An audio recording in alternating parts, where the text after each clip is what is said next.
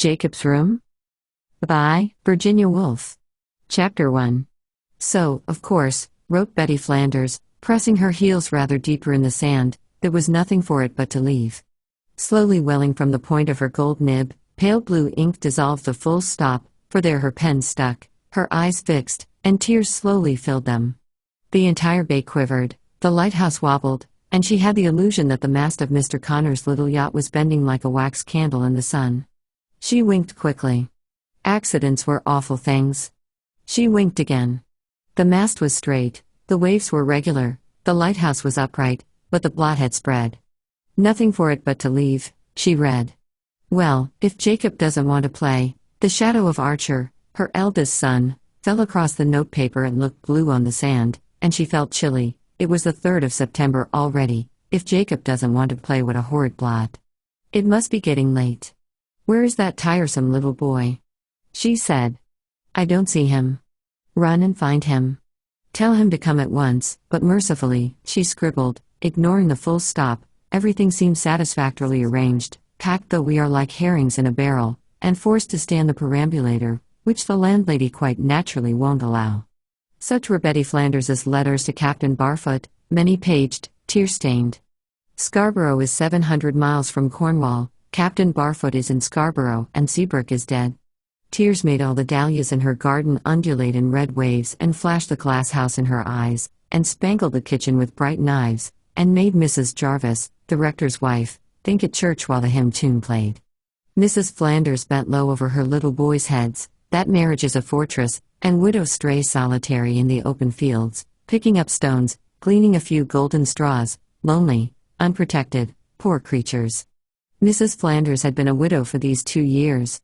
Jacob! Jacob! Archer shouted. Scarborough, Mrs. Flanders wrote on the envelope and dashed a bold line beneath. It was her native town, the hub of the universe. But a stamp? She ferreted in her bag, then held it up mouth downwards, then fumbled in her lap so vigorously that Charles Steele in the Panama hat suspended his paintbrush. Like the antennae of some irritable insect, it positively trembled. Here was that woman moving, actually going to get up, confound her. He struck the canvas a hasty violet-black dab, for the landscape needed it. It was too pale, grays flowing into lavenders, and one star or a white gull suspended just so, too pale as usual. The critics would say it was too pale, for he was an unknown man exhibiting obscurely, a favorite with his landlady's children, wearing a cross on his watch chain, and much gratified if his landladies liked his pictures, which they often did. Jacob! Jacob! Archer shouted. Exasperated by the noise yet loving children, Steele picked nervously at the dark little coils on his palette. I saw your brother, he said, nodding his head as Archer lagged past him, trailing his spade and scowling at the old gentleman in spectacles. Over there, by the rock, Steele muttered, with his brush between his teeth, squeezing out raw sienna and keeping his eyes fixed on Betty Flanders's back. Ja, Cobb! Ja, Cobb! Shouted Archer, lagging on after a second. The voice had an extraordinary sadness. Pure from all body, pure from all passion, going out into the world, solitary, unanswered, breaking against rocks, so it sounded. Steele frowned but was pleased by the effect of the black. It was just that note that brought the rest together. Ah, one may learn to paint at 50. There's Titian. And so, having found the right tint, up he looked and saw, to his horror, a cloud over the bay. Mrs. Flanders rose, slapped her coat this side and that to get the sand off, and picked up her black parasol. The rock was one of those tremendously solid brown, or rather black, rocks that emerged from the sand like something primitive. Rough with crinkled limpet shells and sparsely strewn with locks of dry seaweed, a small boy had to stretch his legs far apart and, indeed, feel rather heroic before he got to the top. But there, on the very top, is a hollow full of water with a sandy bottom, a blob of jelly stuck to the side, and some mussels. A fish darts across. The fringe of yellow-brown seaweed flutters, and out pushes an opal-shelled crab. Oh, a huge crab, Jacob murmured, and began his journey on weakened legs on the sandy bottom. Now. Jacob plunged his hand. The crab was cool and very light. But the water was thick with sand, and so, scrambling down, Jacob was about to jump, holding his bucket in front of him, when he saw, stretched entirely rigid, side by side, their faces very red, an enormous man and woman. An enormous man and woman, it was early closing day, were stretched motionless, with their heads on pocket handkerchiefs, side by side, within a few feet of the sea. At the same time, 2 or 3 gulls gracefully skirted the incoming waves and settled near their boots. The large red faces lying on the bandana handkerchiefs stared up at Jacob. Jacob stared down at them. Holding his bucket very carefully, Jacob then jumped deliberately. He trotted away very casually at first, but faster and faster as the waves came creaming up to him, and he had to swerve to avoid them, and the gulls rose in front of him and floated out and settled again a little farther on. A large black woman was sitting on the sand. He ran towards her. "Nanny! Nanny!" he cried, sobbing the words on the crest of each gasping breath. The waves came round her. She was a rock covered with seaweed, which popped when pressed. He was lost. There he stood, his face composed. He was about to roar when, lying among the black sticks and straw under the cliff, he saw a whole skull, perhaps a cow's skull, perhaps a skull with teeth in it. Sobbing but absent-mindedly, he ran farther and farther away until he held the skull in his arms. "There he is," cried Mrs. Flanders, coming round the rock and covering the whole space of the beach in a few seconds. "What has he got hold of?" "Put it down, Jacob. Drop it this moment." "Something horrid, I know. Why didn't you stay with us? Naughty little boy. Now, put it down. Now come along, both of you." She swept round, holding Archer by one hand and fumbling for Jacob's arm with the other. But he ducked down and picked up the sheep's jaw, which was loose. Swinging her bag, clutching her parasol, holding Archer's hand, and telling the story of the gunpowder explosion in which poor Mr. Curnow had lost his eye, Mrs. Flanders hurried up the steep lane, always aware in the depths of her mind of some very discomfort. On the sand, not far from the lovers, lay the old sheep's skull without its jaw. Clean, white, windswept, sand-rubbed, a more unpolluted piece of bone existed nowhere on the coast of Cornwall. The sea holly would grow through the eye sockets, it would turn to powder, or some golfer, hitting his ball one fine day, would disperse a little dust. No, but not in lodgings, thought Mrs. Flanders. It's a great experiment coming so far with young children. There's no man to help with the perambulator. And Jacob is such a handful, so obstinate already. "Throw it away, dear, do," she said as they got onto the road, but Jacob squirmed away from her, and the wind rising, she took out her bonnet pin, looked at the sea, and stuck it in afresh. The wind was rising. The waves showed that uneasiness, like something alive, restive, expecting the whip of waves before a storm. The fishing boats were leaning to the water's brim. A pale yellow light shot across the purple sea and shut. The lighthouse was lit. "Come along," said Betty Flanders. The sun blazed in their faces and gilded the great blackberries trembling out from the hedge, which Archer tried to strip as they passed. "Don't lag, boys. You've got nothing to change into," said Betty, pulling them along and looking with uneasy emotion at the earth displayed so luridly, with sudden sparks of light from greenhouses and gardens, with a sort of yellow and black mutability, against this blazing sunset, this astonishing agitation and vitality of color, which stirred Betty Flanders and made her think of responsibility and danger. She gripped Archer's hand. On she plodded up the hill. "What did I ask you to remember?" she said. "I don't know," said Archer.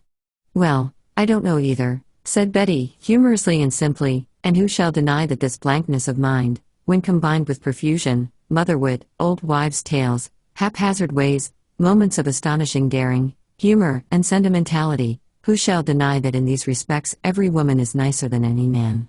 "Well, Betty Flanders, to begin with." She had her hand upon the garden gate. "The meat," she exclaimed, striking the latch down. She had forgotten the meat. There was Rebecca at the window. The bareness of Mrs. Pierce's front room was fully displayed at 10 o'clock at night when a powerful oil lamp stood in the middle of the table. The harsh light fell on the garden, cut straight across the lawn, lit up a child's bucket and a purple aster, and reached the hedge. Mrs. Flanders had left her sewing on the table. There were her large reels of white cotton and her steel spectacles, her needle case, and her brown wool wound around an old postcard. There were the bulrushes and the Strand magazines and the linoleum sandy from the boys' boots. A daddy-long leg shot from corner to corner and hit the lamp globe. The wind blew straight dashes of rain across the window, which flashed silver as they passed through the light. A single leaf tapped hurriedly, persistently, upon the glass. There was a hurricane out at sea. Archer could not sleep. Mrs. Flanders stooped over him. "Think of the fairies," said Betty Flanders. "Think of the lovely, lovely birds settling down on their nests. Now shut your eyes and see the old mother bird with the worm in her beak. Now turn and shut your eyes," she murmured, "and shut your eyes." The lodging house seemed full of gurgling and rushing, the cistern overflowing, water bubbling and squeaking and running along the pipes and streaming down the windows. "What's all that water rushing in?" murmured Archer. "It's only the bath water running away," said Mrs. Flanders. Something snapped out of doors. "I say, won't that steamer sink?"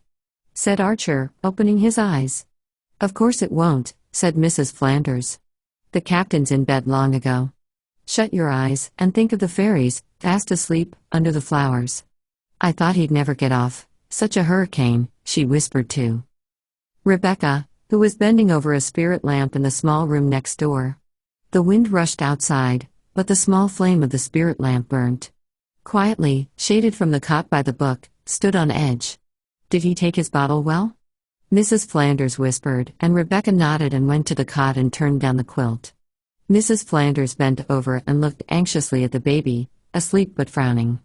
The window shook, and Rebecca stole like a cat and wedged it. The two women murmured over the spirit lamp, plotting the eternal conspiracy of hush and clean bottles while the wind raged and gave a sudden wrench at the cheap fastenings. Both looked round at the cot. Their lips were pursed. Mrs. Flanders crossed over to the cot. "Asleep?" whispered Rebecca, looking at the cot. Mrs. Flanders nodded. "Good night, Rebecca," Mrs. Flanders murmured, and Rebecca called her ma'am, though they were conspirators plotting the eternal conspiracy of hush and clean bottles. Mrs. Flanders had left the lamp burning in the front room. There were her spectacles, her sewing, and a letter with the Scarborough postmark. She had not drawn the curtains either. The light blazed out across the patch of grass, fell on the child's green bucket with a gold line around it, and upon the aster, which trembled violently beside it. For the wind was tearing across the coast, hurling itself at the hills, and leaping, in sudden gusts, on top of its own back. How it spread over the town in the hollow! How the lights seemed to wink and quiver in its fury, lights in the harbor, lights in bedroom windows high up. And rolling dark waves before it, it raced over the Atlantic, jerking the stars above the ships this way and that. There was a click in the front sitting room. Mr. Pierce had extinguished the lamp. The garden went out. It was but a dark patch.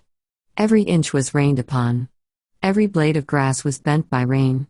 Eyelids would have been fastened down by the rain. Lying on one's back, one would have seen nothing but muddle and confusion, clouds turning and something yellow-tinted and sulphurous in the darkness. The little boys in the front bedroom had thrown off their blankets and lay under the sheets. It was hot, rather sticky, and steamy. Archer lay spread out, with one arm striking across the pillow. He was flushed, and when the heavy curtain blew out a little, he turned and half opened his eyes. The wind actually stirred the cloth on the chest of drawers and let in a little light so that the sharp edge of the chest of drawers was visible, running straight up, until a white shape bulged out and a silver streak showed in the looking-glass. In the other bed by the door, Jacob lay asleep, fast asleep and profoundly unconscious. The sheep's jaw with the big yellow teeth in it lay at his feet. He had kicked it against the iron bed rail. Outside, the rain poured down more directly and powerfully as the wind fell in the early hours of the morning. The aster was beaten to the earth. The child's bucket was half full of rainwater, and the opal-shelled crab slowly circled around the bottom, trying with its weak legs to climb the steep side, trying again and falling back, and trying again and again. Chapter 2. Mrs. Flanders, poor Betty Flanders, dear Betty, she's very attractive still, odd she doesn't marry again. There's Captain Barfoot to be sure, calls every Wednesday as regular as clockwork and never brings his wife. But that's Ellen Barfoot's fault, the ladies of Scarborough said. She doesn't put herself out for no one. A man likes to have a son, that we know. Some tumors have to be cut, but the sort my mother had you bear with for years and years and never even have a cup of tea brought up to you in bed. Mrs. Barfoot was an invalid. Elizabeth Flanders, of whom this and much more than this had been said and would be said, was, of course, a widow in her prime. She was halfway between 40 and 50. Years and sorrow between them, the death of Seabrook, her husband, 3 boys, poverty, a house on the outskirts of Scarborough, her brother, poor Morty's, downfall and possible demise, for where was he? What was he? Shading her eyes, She looked along the road for Captain Barfoot. Yes, there he was, punctual as ever. The attentions of the captain, all ripened Betty Flanders, enlarged her figure, tinged her face with jollity, and flooded her eyes for no reason that anyone could see perhaps 3 times a day. True, there's no harm in crying for one's husband, and the tombstone, though plain, was a solid piece of work, and on summer's days when the widow brought her boys to stand there, one felt kindly towards her. Hats were raised higher than usual, wives tugged their husbands' arms. Seabrook lay 6 feet beneath, dead these many years, enclosed in 3 shells, the crevices sealed with leaves so that, had earth and wood been glass, doubtless his very face lay visible beneath, the face of a young man whiskered, shapely, who had gone out duck shooting and refused to change his boots. Merchant of this city, the tombstone said, though why Betty Flanders had chosen so to call him when, as many still remembered, he had only sat behind an office window for 3 months and, before that, had broken horses, ridden to hounds, farmed a few fields, and run a little wild. Well, she had to call him something. An example is the boys. Had he, then, been nothing? An unanswerable question, since even if it weren't the habit of the undertaker to close the eyes, the light so soon goes out of them. At first, part of herself, now one of a company, he had merged in the grass, the sloping hillside, the 1,000 white stones, some slanting, others upright, the decayed wreaths, the crosses of green tin, the narrow yellow paths, and the lilacs that drooped in April, with a scent like that of an invalid's bedroom, over the churchyard wall. Seabrook was now all that, and when, with her skirt hitched up, feeding the chickens, she heard the bell for service or funeral, that was Seabrook's voice, the voice of the dead. The rooster had been known to fly on her shoulder and peck her neck, so she carried a stick or took one of the children with her when she went to feed the fowls. "Wouldn't you like my knife, Mother?" said Archer. Sounding at the same moment as the bell, her son's voice mixed life and death inextricably, exhilaratingly. "What a big knife for a small boy," she said. She took it to please him. Then the rooster flew out of the henhouse, and, shouting to Archer to shut the door into the kitchen garden, Mrs. Flanders set her meal down, clucked for the hens, went bustling about the orchard, and was seen from over the way by Mrs. Cranch, who, beating her mat against the wall, held it for a moment suspended while she observed to Mrs. Page next door that Mrs. Flanders was in the orchard with the chickens. Mrs. Page, Mrs. Cranch, and Mrs. Garfitt could see Mrs. Flanders in the orchard because the orchard was enclosed by Dodd's Hill, and Dodd's Hill dominated the village. No words can exaggerate the importance of Dodd's Hill. It was the earth, the world against the sky, the horizon of how many glances can best be computed by those who have lived all their lives in the same village, only leaving it once to fight in the Crimea, like old George Garfitt, leaning over his garden gate smoking his pipe. The progress of the sun was measured by it, the tint of the day laid against it to be judged. "Now she's going up the hill with little John," said Mrs. Cranch to Mrs. Garfitt, shaking her mat for the last time and bustling indoors. Opening the orchard gate, Mrs. Flanders walked to the top of Dodd's Hill, holding John by the hand. Archer and Jacob ran in front or lagged behind, but they were in the Roman fortress when she came there and shouted out what ships were to be seen in the bay, for there was a magnificent view moors behind, the sea in front, and the whole of Scarborough from one end to the other laid out flat like a puzzle. Mrs. Flanders, who was growing stout, sat down in the fortress and looked about her. The entire gamut of the view's changes should have been known to her, its winter aspect, spring, summer, and autumn, how storms came up from the sea, how the moors shuddered and brightened as the clouds went over. She should have noted the red spot where the villas were building, and the crisscross of lines where the allotments were cut, and the diamond flash of little glass houses in the sun. Or, if details like these escaped her, she might have let her fancy play upon the gold tint of the sea at sunset and thought how it lapped in coins of gold upon the shingle. Little pleasure boats shoved out into it, the black arm of the pier hoarded it up. The whole city was pink and gold, domed, mist-wreathed, resonant, strident. Banjos strummed, the parade smelt of tar which stuck to the heels, goats suddenly cantered their carriages through crowds. It was observed how well the corporation had laid out the flower beds. Sometimes, a straw hat was blown away. Tulips burnt in the sun. Numbers of sponge-bag trousers were stretched in rows. Purple bonnets fringed soft, pink, querulous faces on pillows in bath chairs. Triangular hoardings were wheeled along by men in white coats. Captain George Bowes had caught a monster shark. One side of the triangular hoarding said so in red, blue, and yellow letters, and each line ended with 3 differently colored notes of exclamation. So that was a reason for going down into the aquarium, where the sallow blinds, the stale smell of spirits of salt, the bamboo chairs, the tables with ashtrays, the revolving fish, the attendant knitting behind 6 or 7 chocolate boxes, often she was quite alone with the fish for hours at a time, remained in mind as part of the monster shark, he himself being only a flabby yellow receptacle, like an empty Gladstone bag in a tank. No one had ever been cheered by the aquarium, but the faces of those emerging quickly lost their dim, chilled expression when they perceived that it was only by standing in a queue that one could be admitted to the pier. Once through the turnstiles, everyone walked for a yard or two very briskly, some flagged at this stall, others at that. But it was the band that drew them all to it finally, even the fishermen on the lower pier taking up their pitch within its range. The band played in the Moorish kiosk. Number 9 went up on the board. It was a waltz tune. The pale girls, the old widow lady, the 3 Jews lodging in the same boarding house, the dandy, the major, the horse dealer, and the gentleman of independent means all wore the same blurred, drugged expression, and through the chinks in the planks at their feet they could see the green summer waves, peacefully, amiably, swaying round the iron pillars of the pier. But there was a time when none of this had any existence, thought the young man leaning against the railings. Fix your eyes upon the lady's skirt, the grey one will do, above the pink silk stockings. It changes, drapes her ankles, the 90s, then it amplifies, the 70s, now it's burnished red and stretched above a crinoline, the 60s, a tiny black foot wearing a white cotton stocking peeps out. Still sitting there? Yes, she's still on the pier. The silk is now sprigged with roses, but somehow, one no longer sees it clearly. There's no pier beneath us. The heavy chariot may swing along the turnpike road, but there's no pier for it to stop at, and how grey and turbulent the sea is in the 17th century. Let's go to the museum. Cannonballs, arrowheads, Roman glass, and a forceps green with verdigris.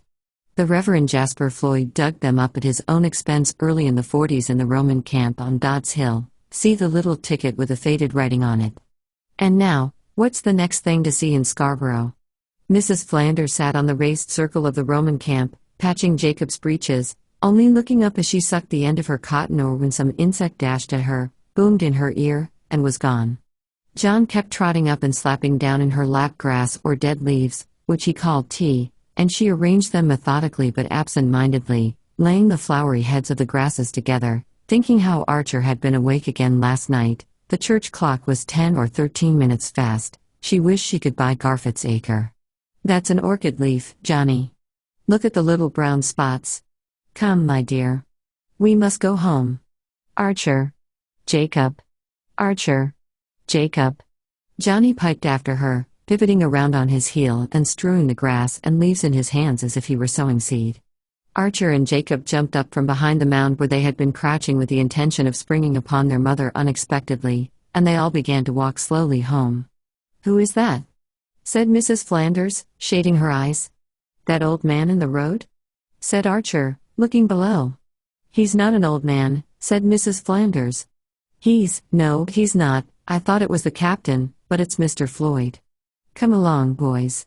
"Oh, bother Mr. Floyd," said Jacob, switching off a thistle's head, for he knew already that Mr. Floyd was going to teach them Latin, as indeed he did for 3 years in his spare time, out of kindness, for there was no other gentleman in the neighborhood whom Mrs. Flanders could have asked to do such a thing, and the elder boys were getting beyond her, and must be got ready for school, and it was more than most clergymen would have done, coming round after tea, or having them in his own room as he could fit it in, for the parish was a very large one, and Mr. Floyd, like his father before him, visited cottages miles away on the moors, and, like old Mr. Floyd, was a great scholar, which made it so unlikely. She had never dreamt of such a thing. Ought she to have guessed? But let alone being a scholar, he was 8 years younger than she was. She knew his mother, old Mrs. Floyd. She had tea there. And it was that very evening when she came back from having tea with old Mrs. Floyd that she found the note in the hall and took it into the kitchen with her when she went to give Rebecca the fish, thinking it must be something about the boys. "Mr. Floyd brought it himself, did he? I think the cheese must be in the parcel in the hall." "Oh, in the hall," for she was reading. No, it was not about the boys. Yes, enough for fish cakes tomorrow certainly, perhaps Captain Barfoot. She had come to the word love. She went into the garden and read, leaning against the walnut tree to steady herself. Up and down went her breast. Seabrook came so vividly before her. She shook her head and was looking through her tears at the little shifting leaves against the yellow sky when 3 geese, half running, half flying, scuttled across the lawn with Johnny behind them brandishing a stick. Mrs. Flanders flushed with anger. "How many times have I told you?" She cried and seized him and snatched his stick away from him. "But they'd escaped," he cried, struggling to get free. "You're a very naughty boy. If I've told you once, I've told you 1,000 times. I won't have you chasing the geese," she said, and crumpling Mr. Floyd's letter in her hand, she held Johnny fast and herded the geese back into the orchard. "How could I think of marriage?" she said to herself bitterly as she fastened the gate with a piece of wire. She had always disliked red hair in men, she thought, thinking of Mr. Floyd's appearance that night when the boys had gone to bed. And pushing her workbox away, she drew the blotting paper towards her and read Mr. Floyd's letter again, and her breast went up and down when she came to the word love, but not so fast this time, for she saw Johnny chasing the geese, and knew that it was impossible for her to marry anyone, let alone Mr. Floyd, who was so much younger than she was, but what a nice man, and such a scholar too. "Dear Mr. Floyd," she wrote, "did I forget about the cheese?" She wondered, laying down her pen. No, she had told Rebecca that the cheese was in the hall. "I am much surprised," she wrote. But the letter which Mr. Floyd found on the table when he got up early next morning did not begin "I am much surprised," and it was such a motherly, respectful, inconsequent, regretful letter that he kept it for many years, long after his marriage with Miss Wimbush, of Andover, long after he had left the village. He asked for a parish in Sheffield, which was given to him, and, sending for Archer, Jacob, and John to say goodbye, he told them to choose whatever they liked in his study to remember him by. Archer chose a paper knife because he did not like to choose anything too good. Jacob chose the works of Byron in 1 volume. John, who was still too young to make a proper choice, chose Mr. Floyd's Kitten, which his brothers thought an absurd choice, but Mr. Floyd upheld him when he said, "It has fur like you." Then Mr. Floyd spoke about the King's Navy, to which Archer was going, and about rugby, to which Jacob was going, and next day, he received a silver salver and went, first to Sheffield, where he met Miss Wimbush, who was on a visit to her uncle, then to Hackney, then to Maresfield House, of which he became the principal, and finally, becoming editor of a well-known series of ecclesiastical biographies, he retired to Hampstead with his wife and daughter, and is often to be seen feeding the ducks on Leg of Mutton Pond. As for Mrs. Flanders's letter, when he looked for it the other day, he could not find it and did not like to ask his wife whether she had put it away. Meeting Jacob in Piccadilly lately, he recognized him after 3 seconds. But Jacob had grown into such a fine young man that Mr. Floyd did not want to stop him in the street. "Dear me," said Mrs. Flanders when she read in the Scarborough and Harrogate Courier that the Reverend Andrew Floyd, etc., etc., had been made principal of Maresfield House. "That must be our Mr. Floyd." A slight gloom fell upon the table. Jacob was helping himself to jam, the postman was talking to Rebecca in the kitchen, there was a bee humming at the yellow flower, which nodded at the open window. They were all alive, that is to say, while poor Mr. Floyd was becoming principal of Maresfield House. Mrs. Flanders got up and went over to the fender and stroked Topaz on the neck behind the ears. "Poor Topaz," she said, for Mr. Floyd's kitten was now a very old cat, a little mangy behind the ears, and one of these days would have to be killed. "Poor old Topaz," said Mrs. Flanders as he stretched himself out in the sun, and she smiled, thinking how she had had him gelded and how she did not like red hair in men. Smiling, she went into the kitchen. Jacob drew rather a dirty pocket handkerchief across his face. He went upstairs to his room.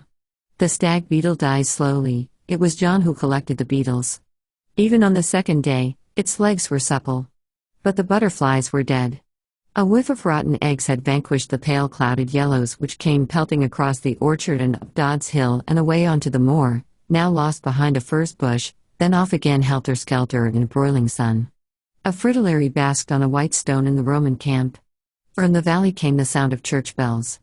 They were all eating roast beef in Scarborough, for it was Sunday when Jacob caught the pale clouded yellows in the clover field 8 miles from home. Rebecca had caught the dead moth in the kitchen. A strong smell of camphor came from the butterfly boxes. Mixed with the smell of camphor was the unmistakable smell of seaweed. Tawny ribbons hung on the door.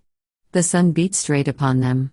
The upper wings of the moth that Jacob held were undoubtedly marked with kidney-shaped spots of a fulvous hue. But there was no crescent upon the underwing. The tree had fallen the night he caught it. There had been a volley of pistol shots suddenly in the depths of the wood. And his mother had taken him for a burglar when he came home late. The only one of her sons who never obeyed her, she said. Morris called it an extremely local insect found in damp or marshy places. But Morris is sometimes wrong. Sometimes Jacob, choosing a very fine pen, made a correction in the margin. The tree had fallen, though it was a windless night, and the lantern, stood upon the ground, had lit up the still green leaves and the dead beech leaves.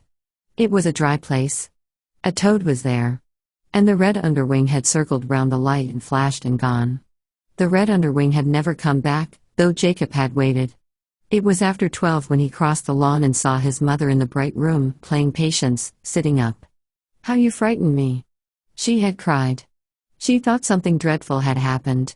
And he woke Rebecca, who had to be up so early. There, he stood pale, coming out of the depths of darkness in the hot room, blinking at the light.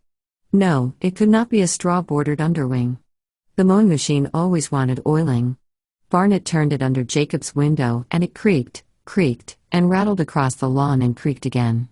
Now, it was clouding over. Back came the sun, dazzlingly.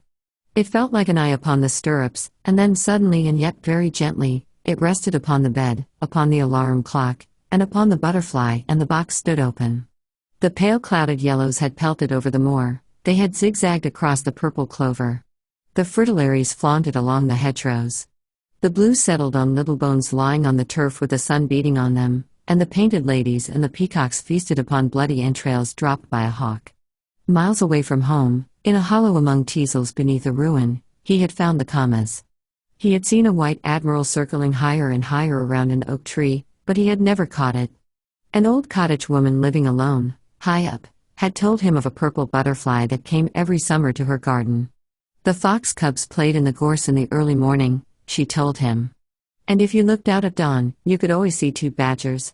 Sometimes they knocked each other over like two boys fighting, she said. "You won't go far this afternoon, Jacob," said his mother, popping her head in at the door, for the captain's coming to say goodbye. It was the last day of the Easter holidays. Wednesday was Captain Barfoot's day.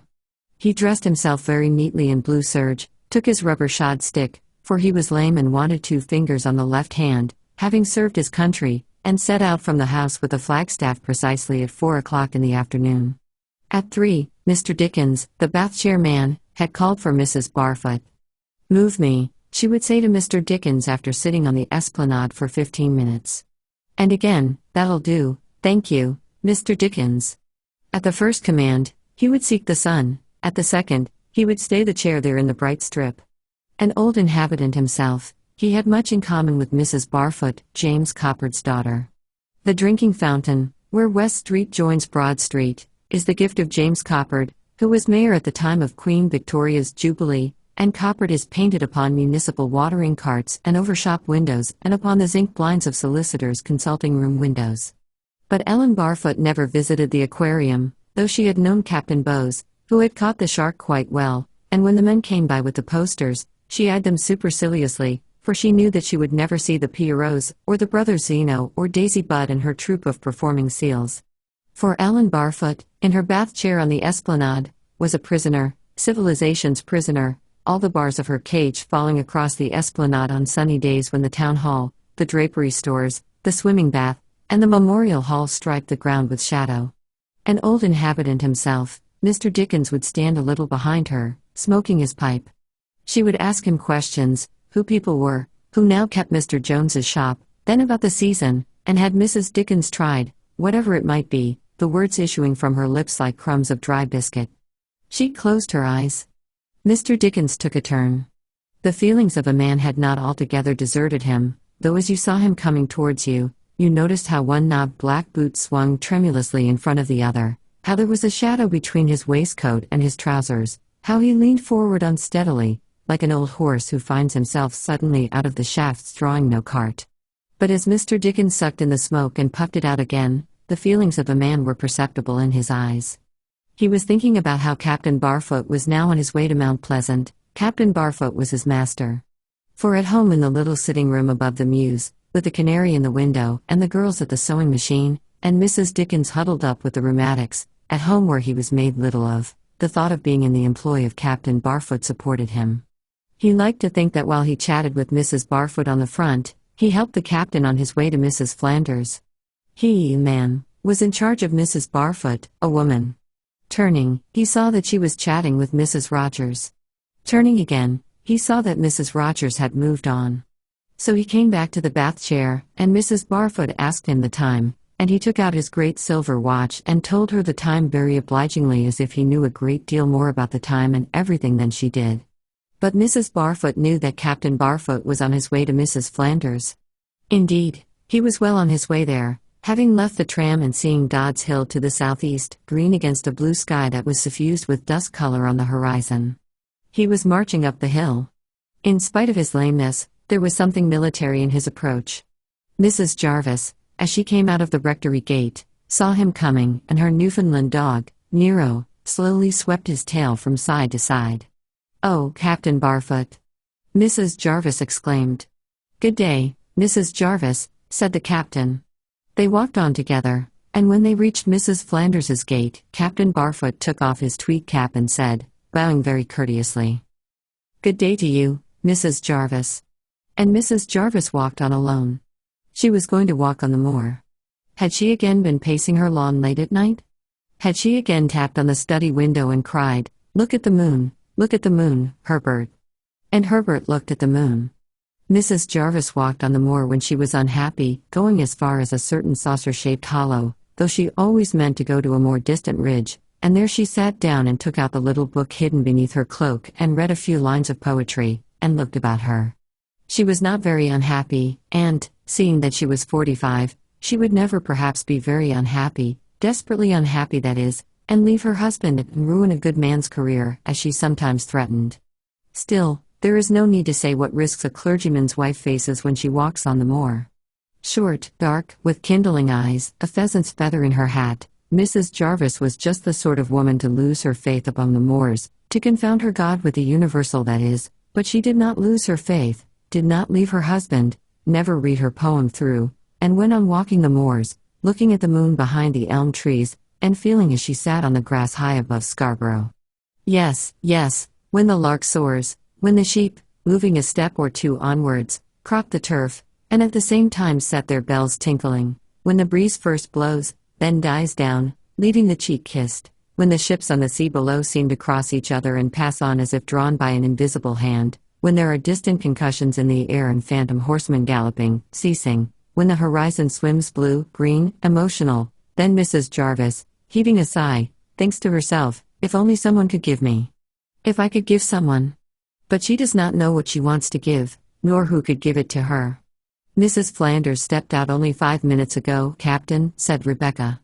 Captain Barfoot sat him down in the armchair to wait. Resting his elbows on the arms, putting one hand over the other, sticking his lame legs straight out, and placing the stick with a rubber ferrule beside it, he sat perfectly still. There was something rigid about him. Did he think? Probably the same thoughts again and again. But were they nice thoughts, interesting thoughts? He was a man with a temper who was tenacious and faithful. Women would have felt, here is law. Here is order. Therefore we must cherish this man. He is on the bridge at night, and, handing him his cup, or whatever it might be, would run on to visions of shipwreck and disaster, in which all the passengers come tumbling from their cabins, and there is the captain, buttoned in his pea jacket, matched with the storm, vanquished by it but by none other.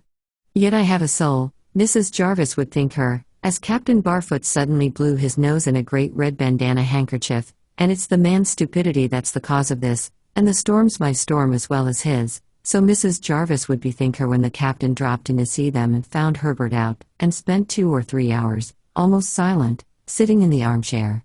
But Betty Flanders thought nothing of the kind. "Oh, Captain," said Mrs. Flanders, bursting into the drawing-room, "I had to run after Barker's man. I hope Rebecca. I hope Jacob."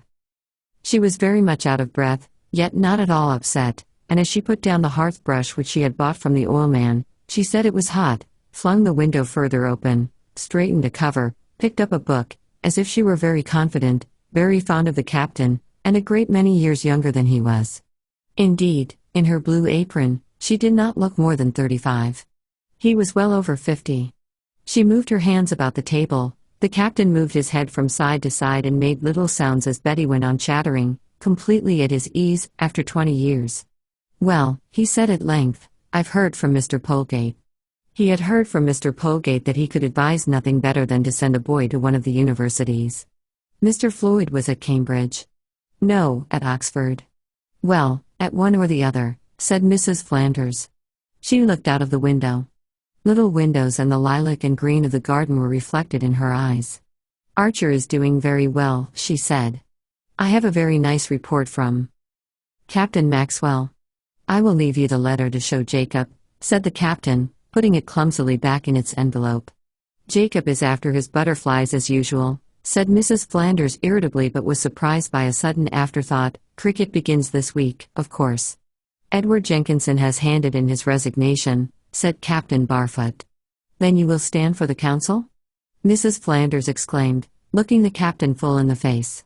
"Well, about that," Captain Barfoot began, settling himself rather deeper in his chair. Jacob Flanders, therefore, went up to Cambridge in October 1906. Chapter 3. "This is not a smoking carriage," Mrs. Norman protested, nervously but very feebly, as the door swung open and a powerfully built young man jumped in. He seemed not to hear her. The train did not stop before it reached Cambridge, and here she was shut up alone in a railway carriage with a young man.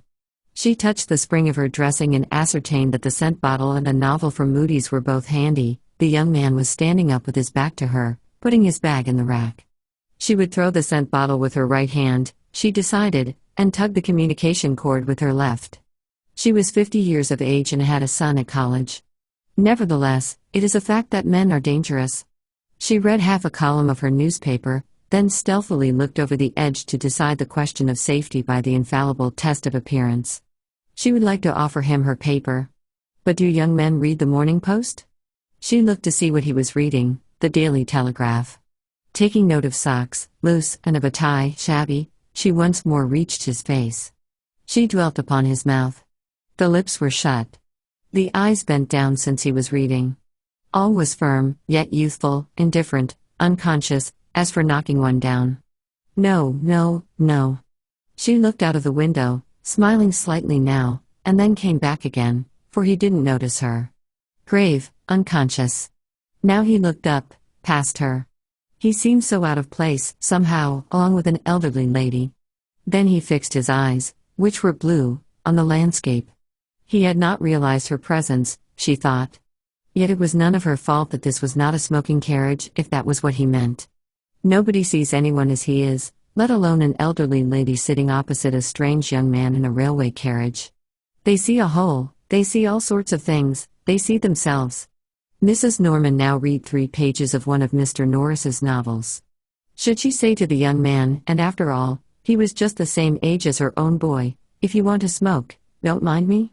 No, he seemed absolutely indifferent to her presence. She did not wish to interrupt. But since, even at her age, she noted his indifference, presumably he was in some way or other, to her at least, nice, handsome, interesting, distinguished, well-built, like her own boy.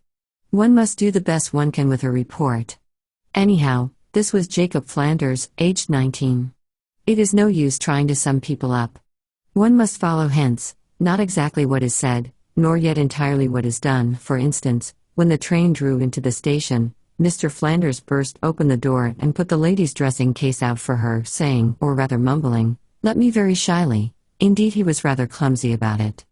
"Who," said the lady, meeting her son, but as there was a great crowd on the platform and Jacob had already gone, she did not finish her sentence.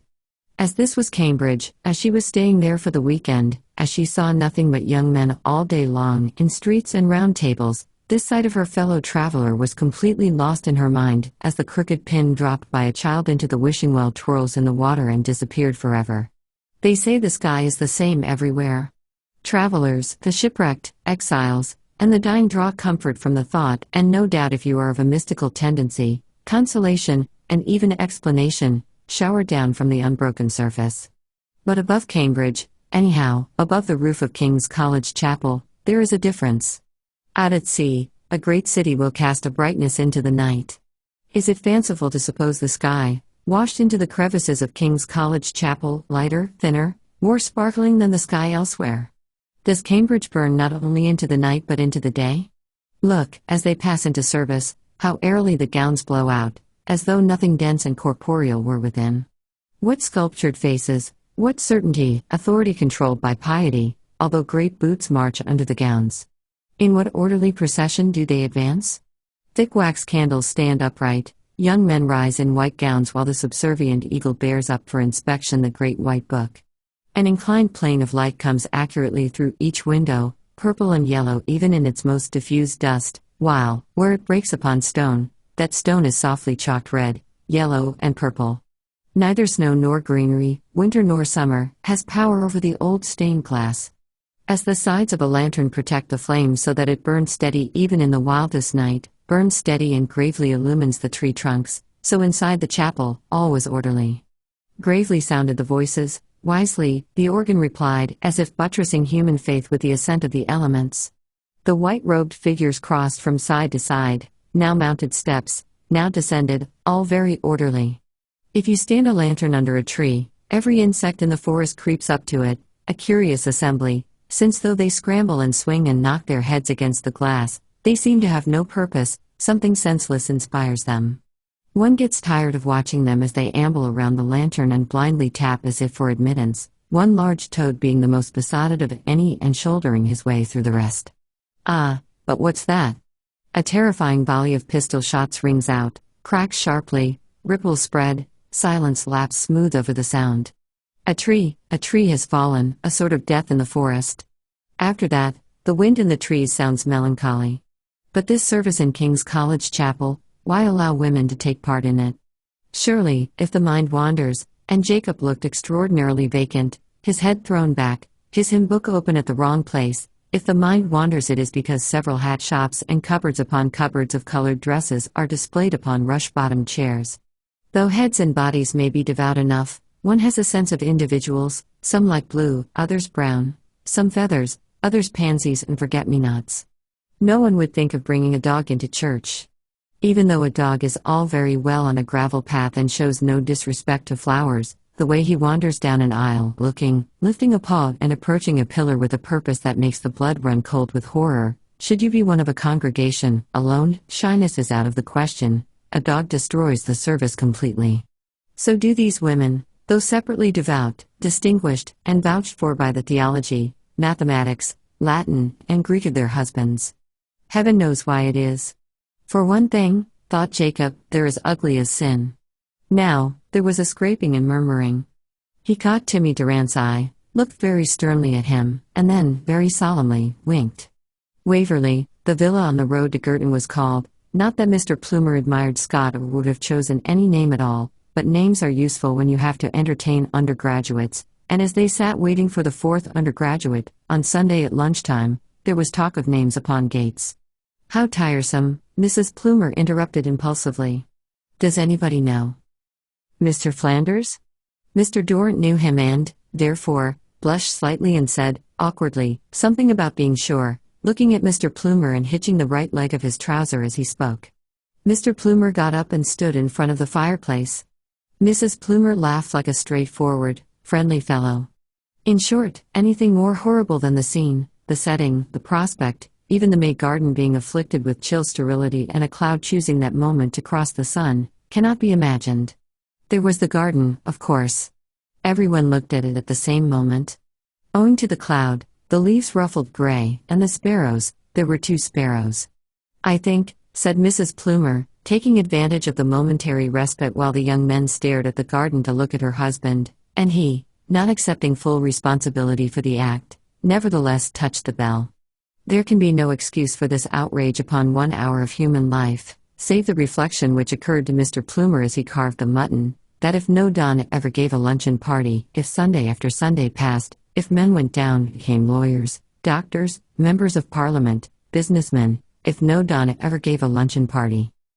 Now, does the lamb make the mint sauce or mint sauce make the lamb? He asked the young man next to him to break a silence that had already lasted 5 minutes and a half. I don't know, sir, said the young man, blushing very vividly. At this moment came Mr. Flanders. He had mistaken the time. Now, though they had finished their meat, Mrs. Plumer took a second helping of cabbage. Jacob determined, of course, that he would eat his meat in the time it took her to finish her cabbage, looking once or twice to measure his speed, only he was infernally hungry. Seeing this, Mrs. Plumer said that she was sure Mr. Flanders would not mind, and the tart was brought in. Nodding in a peculiar way, she directed the maid to give Mr. Flanders a second helping of mutton. She glanced at the mutton. Not much of the leg would be left for luncheon. It was none of her fault, since how could she control her father begetting her 40 years ago in the suburbs of Manchester? And once begotten, how could she do other than grow up cheese-paring, ambitious, with an instinctively accurate notion of the rungs of the ladder and an ant-like assiduity in pushing George Plumer ahead of her to the top of the ladder? What was at the top of the ladder? A sense that all the rungs were beneath one, apparently, since by the time that George Plumer became professor of physics, or whatever it might be, Mrs. Plumer could only be in a condition to cling tight to her eminence, peer down at the ground, and goad her two plain daughters to climb the rungs of the ladder. "I was down at the races yesterday," she said, "with my two little girls. It was none of their fault either. They came to the drawing room in white frocks and blue sashes. They handed the cigarettes. Rhoda had inherited her father's cold grey eyes. George Plumer had cold grey eyes, but in them was an abstract light. He could talk about Persia and the trade winds, the Reform Bill, and the cycle of the harvests. Books were on his shelves by Wells and Shaw, on the table, serious sixpenny weeklies written by pale men in muddy boots, the weekly creak and screech of brains rinsed in cold water and wrung dry, melancholy papers. "I don't feel that I know the truth about anything till I've read them both," said Mrs. Plumer brightly, tapping the table of contents with her bare red hand, upon which the ring looked so incongruous. "Oh God, oh God, oh God," exclaimed Jacob as the 4 undergraduates left the house. "Oh, my God. Bloody beastly," he said, scanning the street for lilac or bicycle, anything to restore his sense of freedom. "Bloody beastly," he said to Timmy Dorrant, summing up his discomfort at the world shown him at lunchtime, a world capable of existing, there was no doubt about that, but so unnecessary, such a thing to believe in, Shaw and Wells and the serious sixpenny weeklies. What were they after, scrubbing and demolishing these elderly people? Had they never read Homer, Shakespeare, or the Elizabethans? He saw it clearly outlined against the feelings he drew from youth and natural inclination. The poor devils had rigged up this meager object. Yet something of pity was in him. Those wretched little girls. The extent to which he was disturbed proves that he was already agog. Insolent he was and inexperienced, but sure enough, the cities that the elderly of the race had built upon the skyline showed brick suburbs, barracks, and places of discipline against a red and yellow flame. He was impressionable, but the word is contradicted by the composure with which he hollowed his hand to screen a match. He was a young man of substance. Anyhow, whether undergraduate or shop boy, man or woman, it must come as a shock about the age of 20, the world of the elderly, thrown up in such black outline upon what we are, upon the reality, the moors and Byron, the sea and the lighthouse, the sheep's jaw with the yellow teeth in it, upon the obstinate irrepressible conviction which makes youth so intolerably disagreeable. I am what I am, and intend to be it, for which there will be no form in the world unless Jacob makes one for himself. The Plumers will try to prevent him from making it. Wells and Shaw and the serious sixpenny weeklies will sit on its head. Every time he lunches out on Sunday, at dinner parties and tea parties, there will be this same shock, horror, discomfort, then pleasure, for he draws into him at every step as he walks by the river such steady certainty, such reassurance from all sides, the trees bowing, the grey spires soft in the blue, voices blowing and seeming suspended in the air, the springy air of May, the elastic air with its particles, chestnut bloom, pollen, whatever it is that gives the May air its potency, blurring the trees, gumming the buds, daubing the green. And the river too runs past, not at the flood, nor swiftly, but cloying the oar that dips in it and drops white drops from the blade, swimming green and deep over the boat rushes, as if lavishly caressing them. Where they moored their boat, the trees showered down so that their topmost leaves trailed in the ripples, and the green wedge that lay in the water being made of leaves shifted in leaf breadths, as the real leaves shifted. Now there was a shiver of wind, instantly an edge of the sky, and as Dorrant ate cherries, he dropped the stunted yellow cherries through the green wedge of leaves, their stalks twinkling as they wriggled in and out, and sometimes one half-bitten cherry would go down red into the green. The meadow was on a level with Jacob's eyes as he lay back, gilt with buttercups, but the grass did not run like the thin green water of the graveyard grass about to overflow the tombstones, but stood juicy and thick. Looking up backward, he saw the legs of children deep in the grass and the legs of cows. Munch, munch, he heard, then a short step through the grass, then again munch, munch, munch, as they tore the grass short at the roots. In front of him, 2 white butterflies circled higher and higher around the elm tree. Jacob's off, thought Dorrant, looking up from his novel. He kept reading a few pages and then looking up in a curiously methodical manner, and each time he looked up, he took a few cherries out of the bag and ate them abstractedly. Other boats passed them, crossing the backwater from side to side to avoid each other, for many were now moored, and there were now white dresses and a flaw in the column of air between 2 trees, round which curled a thread of blue, Lady Miller's picnic party. Still, more boats kept coming, and Dorrant, without getting up, shoved their boat closer to the bank. "Oh, groaned Jacob as the boat rocked, the trees rocked, and the white dresses and the white flannel trousers drew out long and wavering up the bank. Oh, He sat up and felt as if a piece of elastic had snapped in his face. "They're friends of my mother's," said Dorrant. So old Bow took no end of trouble about the boat. And this boat had gone from Falmouth to St. Ives Bay, all round the coast. A larger boat, a 10-ton yacht, about the 20th of June, properly fitted out, Dorrant said. "There's the cash difficulty," said Jacob. "My people see to that," said Dorrant, the son of a banker, deceased. "I intend to preserve my economic independence," said Jacob stiffly. He was getting excited. "My mother said something about going to Harrogate," he said with a little annoyance, feeling the pocket where he kept his letters. "Was that true about your uncle becoming a Mohammedan?" asked Timmy. Dorrant. Jacob had told the story of his Uncle Morty in Durant's room the night before. "I expect he's feeding the sharks if the truth were known," said Jacob. "I say, Dorrant, there's none left," he exclaimed, crumpling the bag, which had held the cherries, and threw them into the river. He saw Lady Miller's picnic party on the island as he threw the bag into the river. A sort of awkwardness, grumpiness, and gloom came into his eyes. "Shall we move on?" "This beastly crowd," he said. So up they went, past the island. The feathery white moon never let the sky grow dark. All night, the chestnut blossoms were white in the green, dim was the cow parsley in the meadows. The waiters at Trinity must have been shuffling china plates like cards from the clatter that could be heard in the great court. Jacob's rooms, however, were in Neville's court, at the top, so that reaching his door, one went in a little out of breath, but he wasn't there. Dining in the hall, presumably.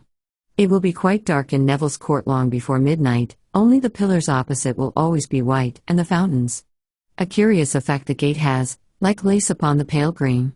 Even in the window, you hear the plates, a hum of talk, too, from the diners, the hall lit up, and the swing doors opening and shutting with a soft thud. Some are late. Jacob's room had a round table and 2 low chairs.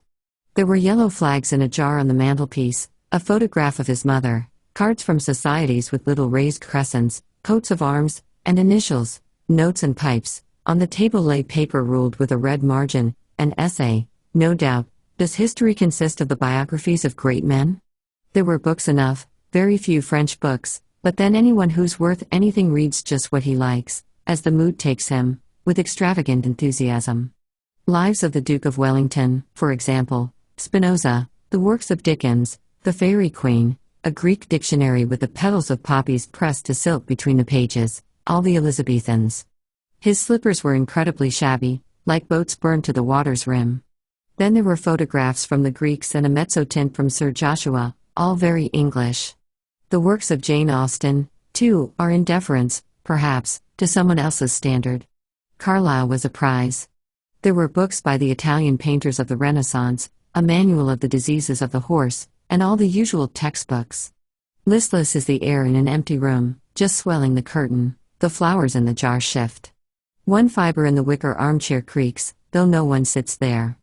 Coming down the steps a little sideways, Jacob sat on the window seat talking to Dorrant. He smoked, and Dorrant looked at the map. The old man, with his hands locked behind him, his gown floating black, lurched, unsteadily, near the wall. Then, upstairs he went into his room. Then another, who raised his hand and praised the columns, the gate, the sky. Another, tripping and smug. Each went up a staircase. 3 lights were lit in the dark windows. If any light burns above Cambridge, it must be from 3 such rooms: Greek burns here, science there, and philosophy on the ground floor. Poor old Huxtable can't walk straight. Sopwith, too, has praised the sky any night these 20 years, and Cowan still chuckles at the same stories. It is not simple, or pure, or wholly splendid, the lamp of learning, since if you see them there under its light, whether Rossetti's on the wall or Van Gogh reproduced, whether there are lilacs in the bowl or rusty pipes, how priestly they look. How about a suburb where you go to see a view and eat a special cake? We are the sole purveyors of this cake. Back you go to London, for the treat is over. Old Professor Huxtable, performing with the method of a clock his change of dress, let himself down into his chair, filled his pipe, chose his paper, crossed his feet, and extracted his glasses. The whole flesh of his face then fell into folds as if props were removed.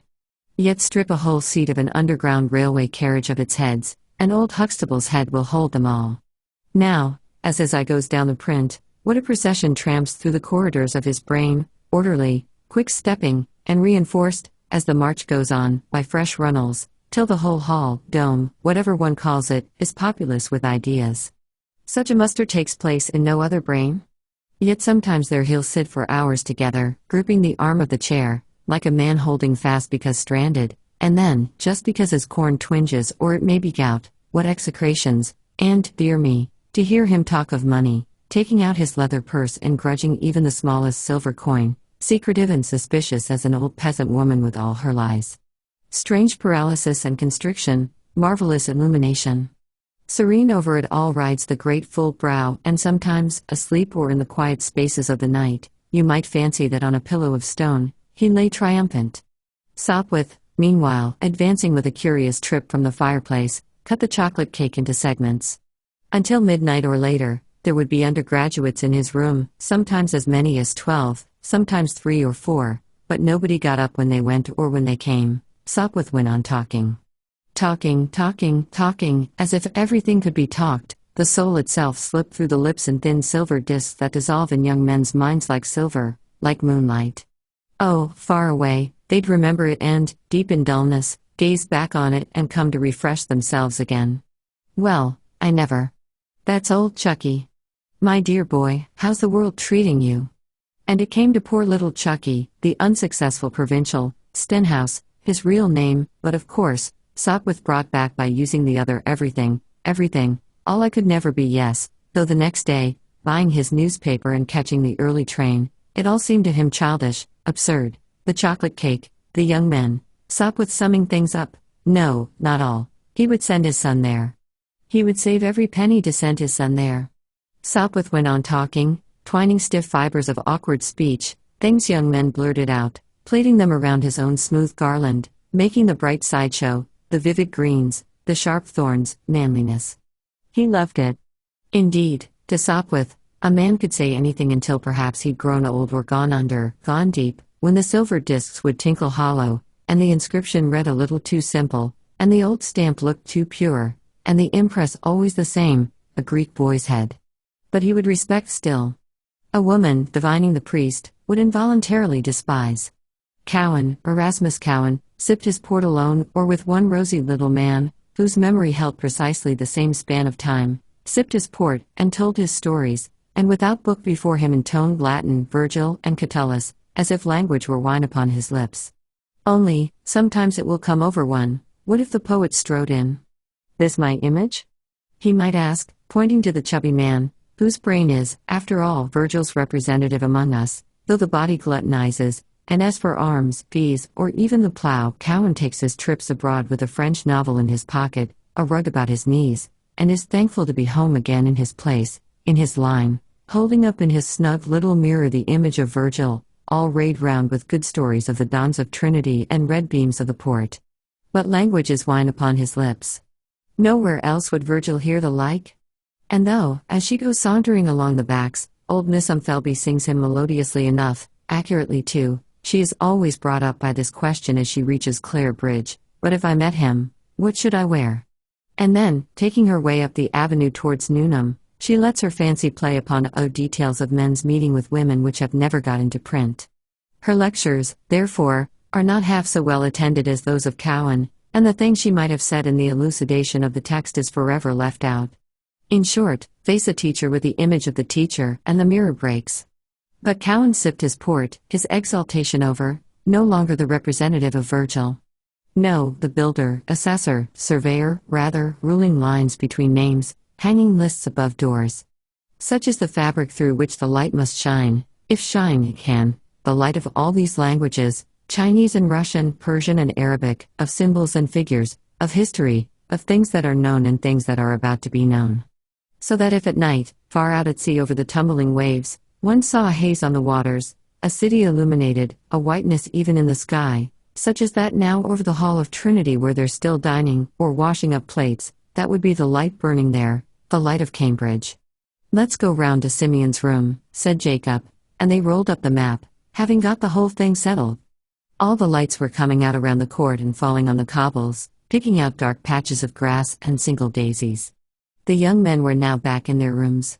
Heaven knows what they were doing. What was it that could drop like that? And leaning down over a foaming window box, one stopped another hurrying past, and upstairs they went, and down they went, until a sort of fullness settled on the court, the hive full of bees, the bees home thick with gold, drowsy, humming, suddenly vocal, the moonlight sonata answered by a waltz. The moonlight sonata tinkled away, the waltz crashed. Although young men still went in and out, they walked as if keeping engagements. Now and then, there was a thud as if some heavy piece of furniture had fallen unexpectedly, of its own accord, not in the general stir of life after dinner. One supposed that young men raised their eyes from their books as the furniture fell. Were they reading? Certainly, there was a sense of concentration in the air. Behind the grey walls sat so many young men, some undoubtedly reading magazines, shilling shockers, no doubt, legs, perhaps, over the arms of chairs, smoking, sprawling over tables, and writing while their heads went round in a circle as the pen moved, simple young men these, who would, but there is no need to think of them grown old, others eating sweets, here they boxed, and, well, Mr. Hawkins must have been mad suddenly to throw up his window and bawl, "Joseph! Joseph!" And then he ran as hard as ever he could across the court, while an elderly man, in a green apron, carrying an immense pile of tin covers, hesitated, balanced, and then went on. But this was a diversion. There were young men who read, lying in shallow armchairs, holding their books as if they had held in their hands something that would see them through, they being all in torment, coming from Midland towns, clergymen's sons. Others read Keats. And those long histories in many volumes, surely someone was now beginning at the beginning in order to understand the Holy Roman Empire, as one must. That was part of the concentration, though it would be dangerous on a hot spring night, dangerous, perhaps, to concentrate too much upon single books, actual chapters, when at any moment the door opened, and Jacob appeared or Richard Bonamy, reading Keats no longer, began making long pink spills from an old newspaper, bending forward, and looking eager and contented no more, but almost fierce. Why? Only perhaps that Keats died young. One wants to write poetry too and to love, oh, the brutes. It's damnably difficult. But, after all, it is not so difficult if on the next staircase, in the large room, there are 2, 3, 5 young men all convinced of this, of brutality, that is, and the clear division between right and wrong. There was a sofa, chairs, a square table, and the window was open. One could see how they sat, legs issuing here, one there crumpled in the corner of the sofa, and, presumably, for you could not see him, somebody stood by the fender, talking. Anyhow, Jacob, who sat astride a chair and 8 gates from a long box, burst out laughing. The answer came from the sofa corner, for his pipe was held in the air, then replaced. Jacob wheeled around. He had something to say to that, though the sturdy red-haired boy at the table seemed to deny it, wagging his head slowly from side to side, and then, taking out his penknife, he dug the point of it again and again into a knot in the table, as if affirming that the voice from the fender spoke the truth, which Jacob could not deny. Possibly, when he had done arranging the date stones, he might find something to say to it. Indeed, his lips opened, only then there broke out a roar of laughter. The laughter died in the air. The sound of it could scarcely have reached anyone standing by the chapel, which stretched along the opposite side of the court. The laughter died out, and only gestures of arms and movements of bodies could be seen shaping something in the room. Was it an argument? A bet on the boat races? Was it nothing of the sort? What was shaped by the arms and bodies moving in the twilight room? A step or two beyond the window, There was nothing at all except the enclosing buildings, chimneys upright, roofs horizontal, too much brick and building for a May night, perhaps. And then before one's eyes would come the bare hills of Turkey, sharp lines, dry earth, colored flowers, and color on the shoulders of the women, standing naked-legged in the stream to beat linen on the stones. The stream made loops of water around their ankles. But none of that could show clearly through the swaddlings and blanketings of the Cambridge night. The stroke of the clock even was muffled, as if intoned by somebody reverend from a pulpit, as if generations of learned men heard the last hour go rolling through their ranks and issued it, already smooth and time-worn, with their blessing, for the use of the living. Was it to receive this gift from the past that the young man came to the window and stood there, looking out across the court? It was Jacob. He stood smoking his pipe while the last stroke of the clock purred softly around him. Perhaps there had been an argument. He looked satisfied, indeed masterly. His expression changed slightly as he stood there, the sound of the clock conveying to him, it may be, a sense of old buildings and time and himself the inheritor, and then tomorrow and friends, at the thought of whom, in sheer confidence and pleasure, it seemed, he yawned and stretched himself. Meanwhile, behind him, the shape they had made, whether by argument or not, the spiritual shape, hard yet ephemeral, as of glass compared with the dark stone of the chapel, was dashed to splinters, young men rising from chairs and sofa corners, buzzing and barging about the room, one driving another against the bedroom door, which gave way, and they fell. Then Jacob was left there, in the shallow armchair, alone with Masham? Anderson? Simeon? Oh, it was Simeon. The others had all gone. Julian the apostate. Which of them said that, and the other words murmured round it. But about midnight, there sometimes rises, like a veiled figure suddenly woken, a heavy wind, and this now flapping through Trinity lifted unseen leaves and blurred everything. Julian the apostate and then the wind. Up to the elm branches, out blow the sails, the old schooners rear and plunge, the grey waves in the hot Indian Ocean tumble sultrily, and then all falls flat again. So, if the veiled lady stepped through the courts of Trinity, she now drowsed once more, all her draperies about her, her head against a pillar. Somehow, it seems to matter. The low voice was Simeon's. The voice was even lower than what answered him. The sharp tap of a pipe on the mantelpiece cancelled the words. And perhaps Jacob only said hum or said nothing at all. True, the words were inaudible. It was the intimacy, a sort of spiritual suppleness when mind prints upon mind indelibly.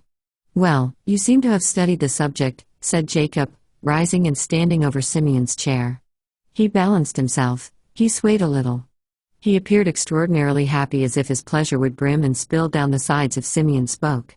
Simeon said nothing. Jacob remained standing. But intimacy, the room was full of it, still, deep, like a pool. Without the need for movement or speech, it rose softly and washed over everything, mollifying, kindling, and coating the mind with the luster of the pearl, so that if you talk of a light of Cambridge burning, it's not languages only. It's Julian the apostate. But Jacob moved. He murmured good night. He went out into the court. He buttoned his jacket across his chest. He went back to his rooms, and being the only man who walked at that moment back to his rooms, his footsteps rang out, and his figure loomed large. Back from the chapel, back from the hall, back from the library, came the sound of his footsteps, as if the old stone echoed with magisterial authority, the young man, the young man, the young man back to his rooms. Chapter 4. What's the use of trying to read Shakespeare, especially in one of those little thin paper editions whose pages get ruffled or stuck together with seawater?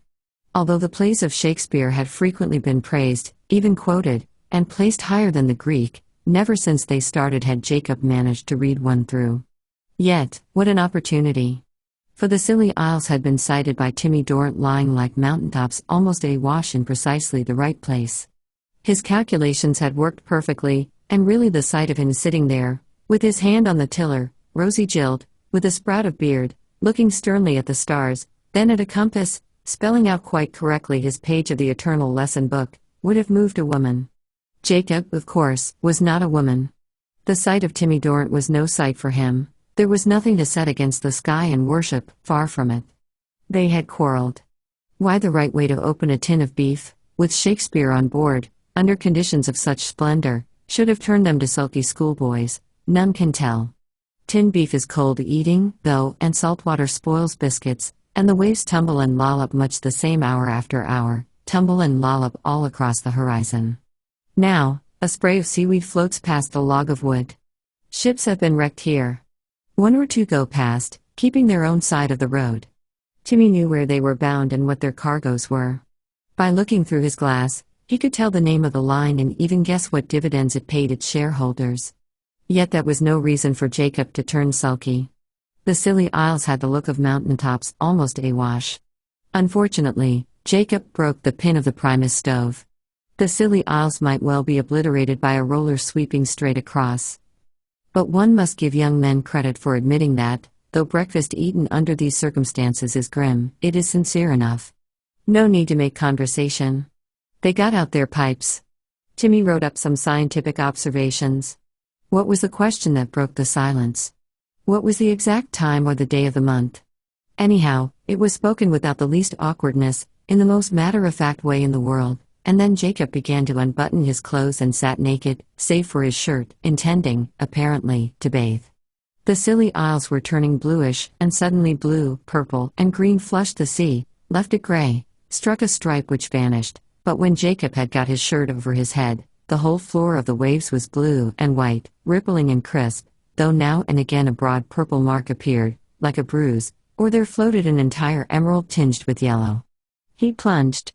He gulped in water, spat it out, struck with his right arm, struck with his left, was towed by a rope, gasped, splashed, and was hauled on board.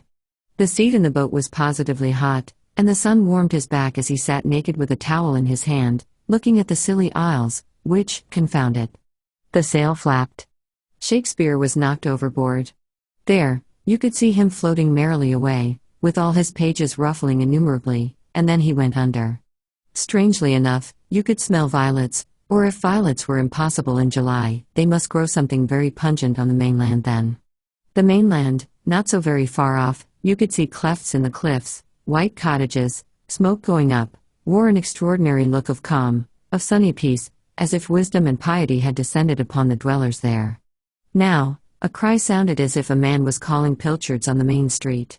It wore an extraordinary look of piety and peace, as if old men were smoking by the door and girls stood, hands on hips, at the well, and horses stood as if the end of the world had come, and cabbage fields and stone walls, and coastguard stations, and, above all, the white sand bays with the waves breaking unseen by anyone, rose to heaven in a kind of ecstasy. But imperceptibly, the cottage smoke droops, which has the look of a mourning emblem, a flag floating its caress over a grave. The gulls, making their broad flight and then riding at peace, seemed to mark the grave. No doubt, if this were Italy, Greece, or even the shores of Spain, sadness would be routed by strangeness, and excitement and the nudge of classical education.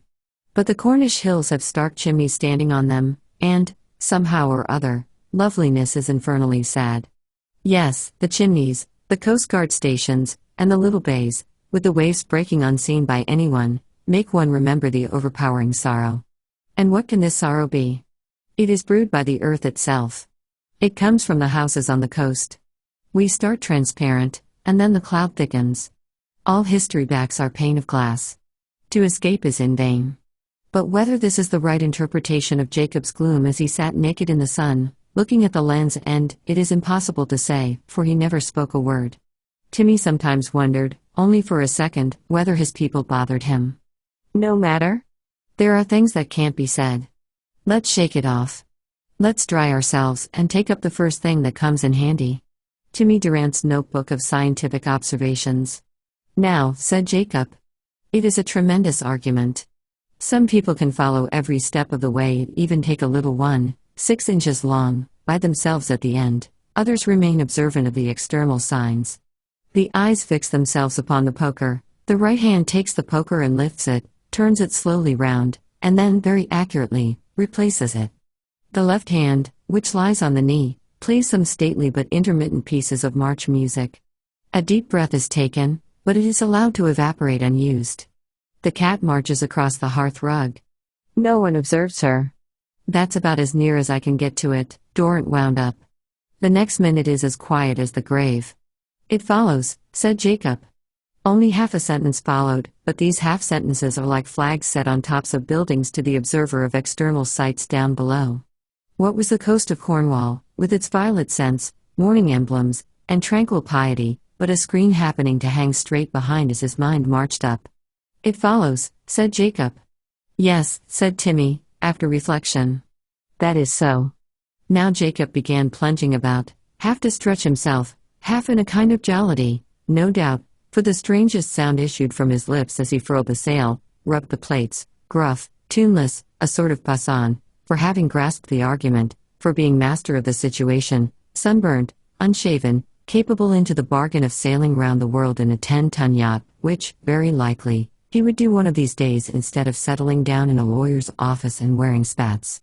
"Our friend Masham," said Timmy Dorrant, "would rather not be seen in our company as we are now." His buttons had come off. "Do you know Masham's aunt?" said Jacob. "Never knew he had one," said Timmy. "Masham has millions of aunts," said Jacob. "Masham is mentioned in the Doomsday Book," said Timmy. "So are his aunts," said Jacob.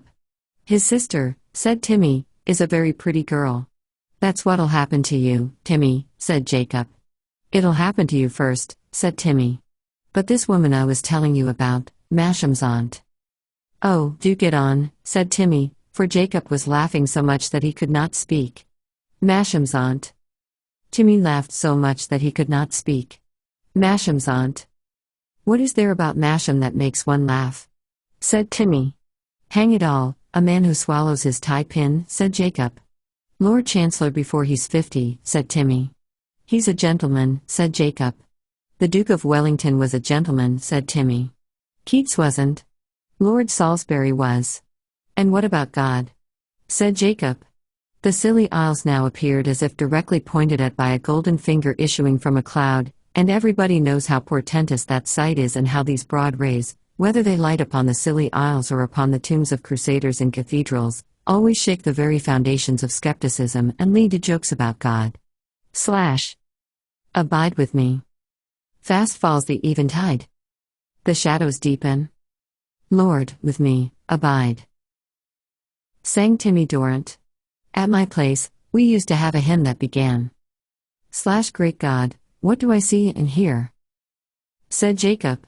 Gulls rode gently swaying in little companies of 2 or 3 quite near the boat. The cormorant, as if following his long strained neck in eternal pursuit, skimmed an inch above the water to the next rock, and the drone of the tide in the caves came across the water, low, monotonous, like the voice of someone talking to himself.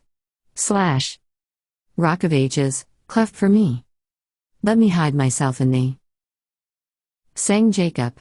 Like the blunt tooth of some monster, a rock broke the surface, brown, overflown with perpetual waterfalls. Rock of ages.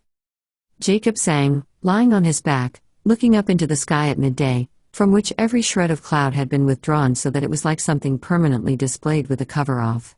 By 6 o'clock, a breeze blew in off an ice field, and by 7, the water was more purple than blue, and by 7:30, there was a patch of rough gold beater's skin around the Scilly Isles, and Durant's face, as he sat steering, was of the color of a red lacquer box polished for generations. By 9, all the fire and confusion had gone out of the sky, leaving wedges of apple green and plates of pale yellow, and by 10, the lanterns on the boat were making twisted colors upon the waves, elongated or squat, as the waves stretched or humped themselves. The beam from the lighthouse strode rapidly across the water. Infinite millions of miles away, powdered stars twinkled, but the waves slapped the boat and crashed, with regular and appalling solemnity, against the rocks. Although it would be possible to knock at the cottage door and ask for a glass of milk, it is only thirst that would compel the intrusion. Yet perhaps Mrs. Pascoe would welcome it. The summer's day may be wearing heavy. Washing in her little scullery, she may hear the cheap clock on the mantelpiece tick, tick, tick, tick, tick, tick. She is alone in the house. Her husband is out helping Farmer Hoskin. Her daughter is married and has gone to America. Her elder son is married, too, but she does not agree with his wife. The Wesleyan minister came along and took the younger boy. She is alone in the house. A steamer, probably bound for Cardiff, now crosses the horizon, while near at hand, one bell of foxglove swings to and fro with a bumblebee for the clapper. These white Cornish cottages are built on the edge of the cliff. The garden grows gorse more readily than cabbages, and for hedge, some primeval man has piled granite boulders. In one of these, to hold, a historian conjectures, the victim's blood, a basin has been hollowed, but in our time, it serves more tamely to seat those tourists who wish for an uninterrupted view of the Gurnard's Head, not that anyone objects to a blue print dress and a white apron in a cottage garden. Look, she has to draw her water from a well in the garden. Very lonely it must be in winter, with the wind sweeping over those hills and the waves dashing on the rocks. Even on a summer's day, you hear them murmuring. Having drawn her water, Mrs. Pascoe went in. The tourists regretted that they had brought no glasses so that they might have read the name of the tramp steamer. Indeed, it was such a fine day that there was no saying what a pair of field glasses might not have fetched into view. 2 fishing luggers, presumably from St. Ives Bay, were now sailing in the opposite direction from the steamer, and the floor of the sea became alternately clear and opaque. As for the bee, having sucked its fill of honey, it visited the teasel and thence made a straight line to Mrs. Pascoe's patch, once more directing the tourist's gaze to the old woman's print dress and white apron, for she had come to the door of the cottage and was standing there. There she stood, shading her eyes and looking out to sea. For the millionth time, perhaps, she looked at the sea. A peacock butterfly now spread himself upon the teasel, fresh and newly emerged, as the blue and chocolate down on his wings testified. Mrs. Pascoe went indoors, fetched a cream pan, came out, and stood scouring it. Her face was assuredly not soft, sensual, or lecherous, but hard, wise, wholesome rather, signifying in a room full of sophisticated people the flesh and blood of life. She would tell a lie, though, as soon as the truth. Behind her, on the wall, hung a large dried skate. Shut up in the parlor, she prized mats, china mugs, and photographs, though the moldy little room was saved from the salt breeze only by the depth of a brick, and between lace curtains, you saw the gannet drop like a stone, and on stormy days the gulls came shuddering through the air, and the steamer's lights were now high, now deep. Melancholy were the sounds on a winter's night. The picture papers were delivered punctually on Sunday, and she pored long over Lady Cynthia's wedding at the Abbey. She, too, would have liked to ride in a carriage with springs. The soft, swift syllables of educated speech often shamed her few rude ones. And then all night to hear the grinding of the Atlantic upon the rocks instead of hansom cabs and footmen whistling for motor cars. So she may have dreamed, scouring her cream pan. But the talkative, nimble-witted people have taken themselves to towns. Like a miser, she has hoarded her feelings within her own breast. Not a penny piece has she changed all these years, and, watching her enviously, it seems as if all within must be pure gold. The wise old woman, having fixed her eyes upon the sea, once more withdrew. The tourists decided that it was time to move on to the Gurnard's Head. 3 seconds later, Mrs. Dorrant rapped upon the door. "Mrs. Pascoe?" she said. Rather haughtily, she watched the tourists cross the field path. She came from a Highland race famous for its chieftains. Mrs. Pascoe appeared. "I envy you that bush, Mrs. Pascoe," said Mrs. Dorrant, pointing the parasol with which she had rapped on the door at the fine clump of St. John's wort that grew beside it. Mrs. Pascoe looked at the bush deprecatingly. "I expect my son in a day or 2, said Mrs. Dorrant. "Sailing from Falmouth with a friend in a little boat. Any news of Lizzie yet, Mrs. Pascoe?" Her long-tailed ponies stood twitching their ears on the road 20 yards away. The boy, Colonel, flicked flies off them occasionally. He saw his mistress go into the cottage, come out again, and pass, talking energetically to judge by the movements of her hands, round the vegetable plot in front of the cottage. Mrs. Pascoe was his aunt. Both women surveyed a bush. Mrs. Dorrant stooped and picked a sprig from it. Next, she pointed, her movements were peremptory, she held herself very upright, at the potatoes. They had the blight. All potatoes that year had the blight.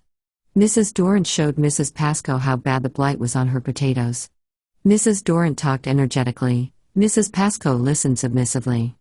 The boy Colonel knew that Mrs. Dorrant was saying that it is perfectly simple. You mix the powder in a gallon of water. I have done it with my own hands in my own garden, Mrs. Dorrant was saying. You won't have a potato left, you won't have a potato left, Mrs. Dorrant was saying in her emphatic voice as they reached the gate. The boy Colonel became as immobile as stone. Mrs. Dorrant took the reins in her hands and settled herself on the driver's seat. "Take care of that leg, or I shall send the doctor to you," she called back over her shoulder, touched the ponies, and the carriage started forward. The boy Colonel had only just time to swing himself up by the toe of his boot. The boy Colonel, sitting in the middle of the back seat, looked at his aunt. Mrs. Pascoe stood at the gate looking after them, stood at the gate till the trap was round the corner, stood at the gate, looking now to the right, now to the left, then went back to her cottage. Soon the ponies attacked the swelling moor road with striving forelegs. Mrs. Dorrant let the reins fall slackly and leaned backward. Her vivacity had left her. Her hawk nose was thin as a bleached bone through which you could almost see the light.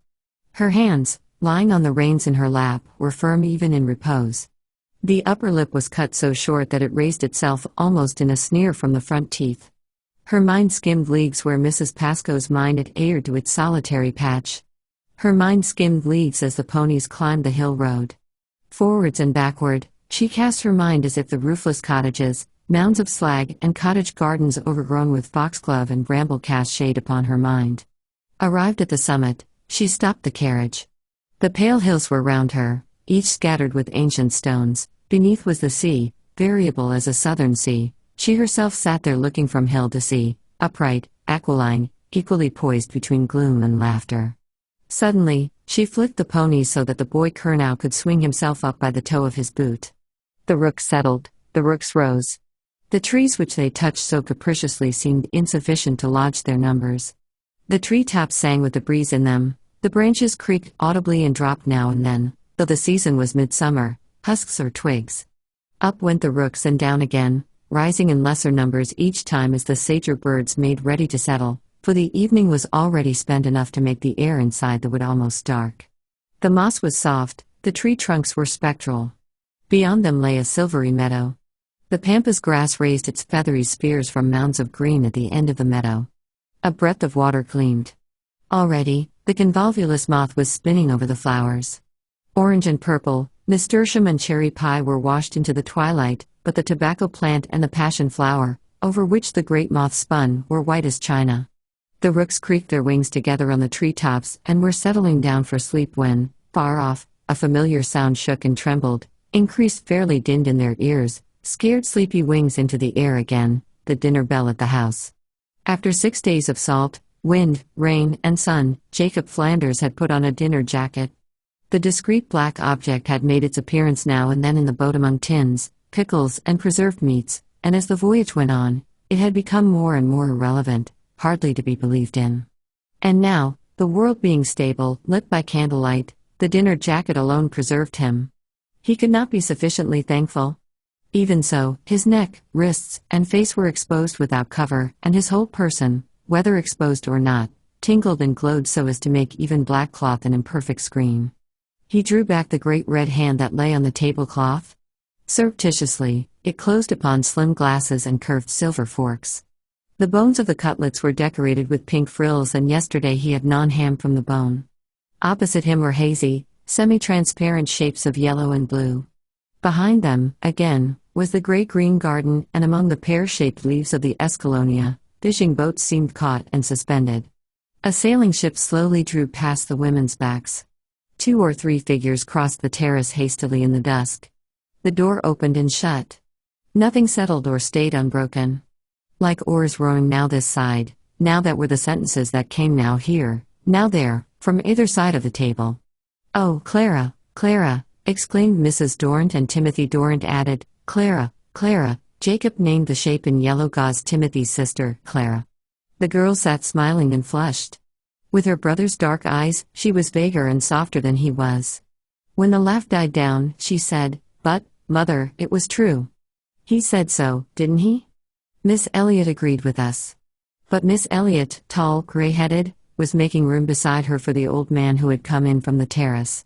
The dinner would never end, Jacob thought, and he did not wish it to end, though the ship had sailed from one corner of the window frame to the other, and a light marked the end of the pier. He saw Mrs. Dorrant gaze at the light. She turned to him. "Did you take command, or Timothy?" She said. "Forgive me if I call you Jacob. I've heard so much of you." Then her eyes went back to the sea. Her eyes glazed as she looked at the view. "A little village once," she said, "and now grown." She rose, taking her napkin with her, and stood by the window. "Did you quarrel with Timothy?" Clara asked shyly. "I should have." Mrs. Dorrant came back from the window. "It gets later and later," she said, sitting upright and looking down at the table. "You ought to be ashamed, all of you." Mr. Clutterbuck, you ought to be ashamed. She raised her voice, for Mr. Clutterbuck was deaf. We are ashamed, said a girl. But the old man with the beard went on eating plum tart. Mrs. Dorrant laughed and leaned back in her chair as if indulging him. We put it to you, Mrs. Dorrant, said a young man with thick spectacles and a fiery mustache. I say the conditions were fulfilled. She owes me a sovereign. Not before the fish, with it, Mrs. Dorrant, said Charlotte Wilding. That was the bet with the fish, said Clara seriously. Begonias, mother. To eat them with his fish. Oh dear, said Mrs. Dorrant. Charlotte won't pay you, said Timothy. How dare you, said Charlotte. That privilege will be mine, said the courtly Mr. Wortley, producing a silver case primed with sovereigns and slipping one coin onto the table. Then Mrs. Dorrant got up and passed down the room, holding herself very straight, and the girls in yellow and blue and silver gauze followed her, and elderly Miss Elliot in her velvet, and a little rosy woman, hesitating at the door, clean, scrupulous, probably a governess. All passed out at the open door. When you are as old as I am, Charlotte, said Mrs. Dorrant, drawing the girl's arm within hers as they paced up and down the terrace. Why are you so sad? Charlotte asked impulsively. Do I seem to you sad? I hope not, said Mrs. Dorrant. Well, just now. You're not old. Old enough to be Timothy's mother. They stopped. Miss Elliot was looking through Mr. Clutterbuck's telescope at the edge of the terrace. The deaf old man stood beside her, fondling his beard and reciting the names of the constellations: Andromeda, Boötes, Sidonia, Cassiopeia. Andromeda, murmured Miss Elliot, shifting the telescope slightly. Mrs. Dorrant and Charlotte looked along the barrel of the instrument and pointed at the skies. There are millions of stars, said Charlotte with conviction. Miss Elliot turned away from the telescope. The young men laughed suddenly in the dining room. Let me look, said Charlotte eagerly. The stars bore me, said Mrs. Dorrant, walking down the terrace with Julia Elliott. I read a book once about the stars. What are they saying? She stopped in front of the dining room window. Timothy, she noted. The silent young man, said Miss Elliot. Yes, Jacob Flanders, said Mrs. Dorrant. Oh, mother. I didn't recognize you, exclaimed Clara Dorrant, coming from the opposite direction with Elspeth. How delicious, she breathed, crushing a verbena leaf. Mrs. Dorrant turned and walked away by herself. Clara. She called. Clara went to her. How unlike they are, said Miss Elliot. Mr. Wortley passed them, smoking a cigar. Every day I live, I find myself agreeing, he said as he passed them. It's so interesting to guess, murmured Julia Elliott.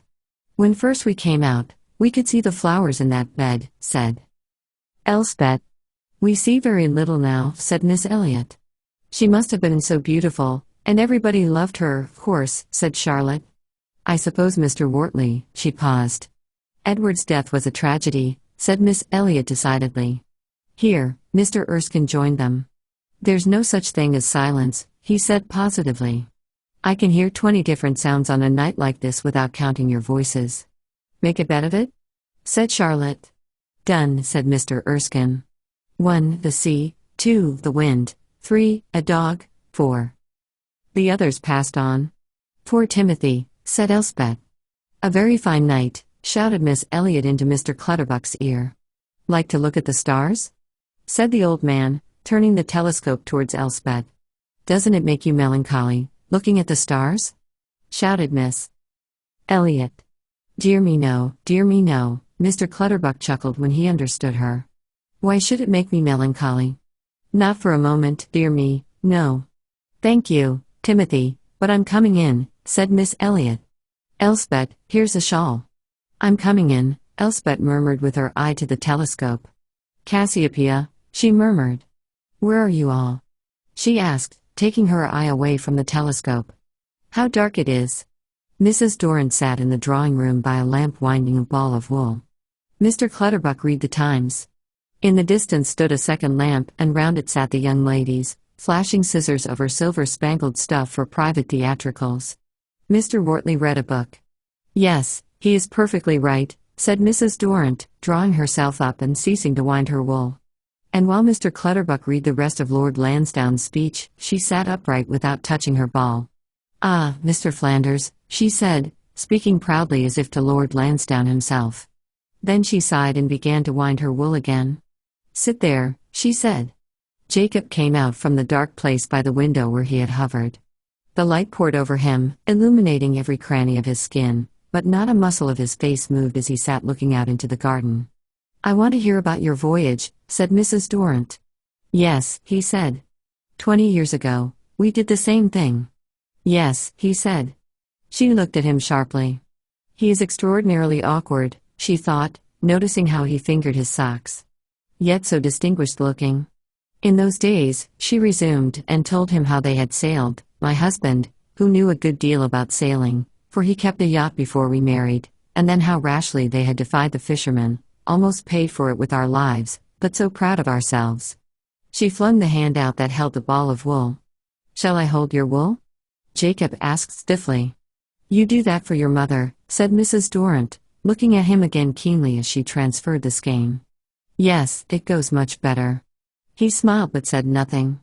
Elspeth Siddons hovered behind them with something silver on her arm. "We want," she said. "I've come," she paused.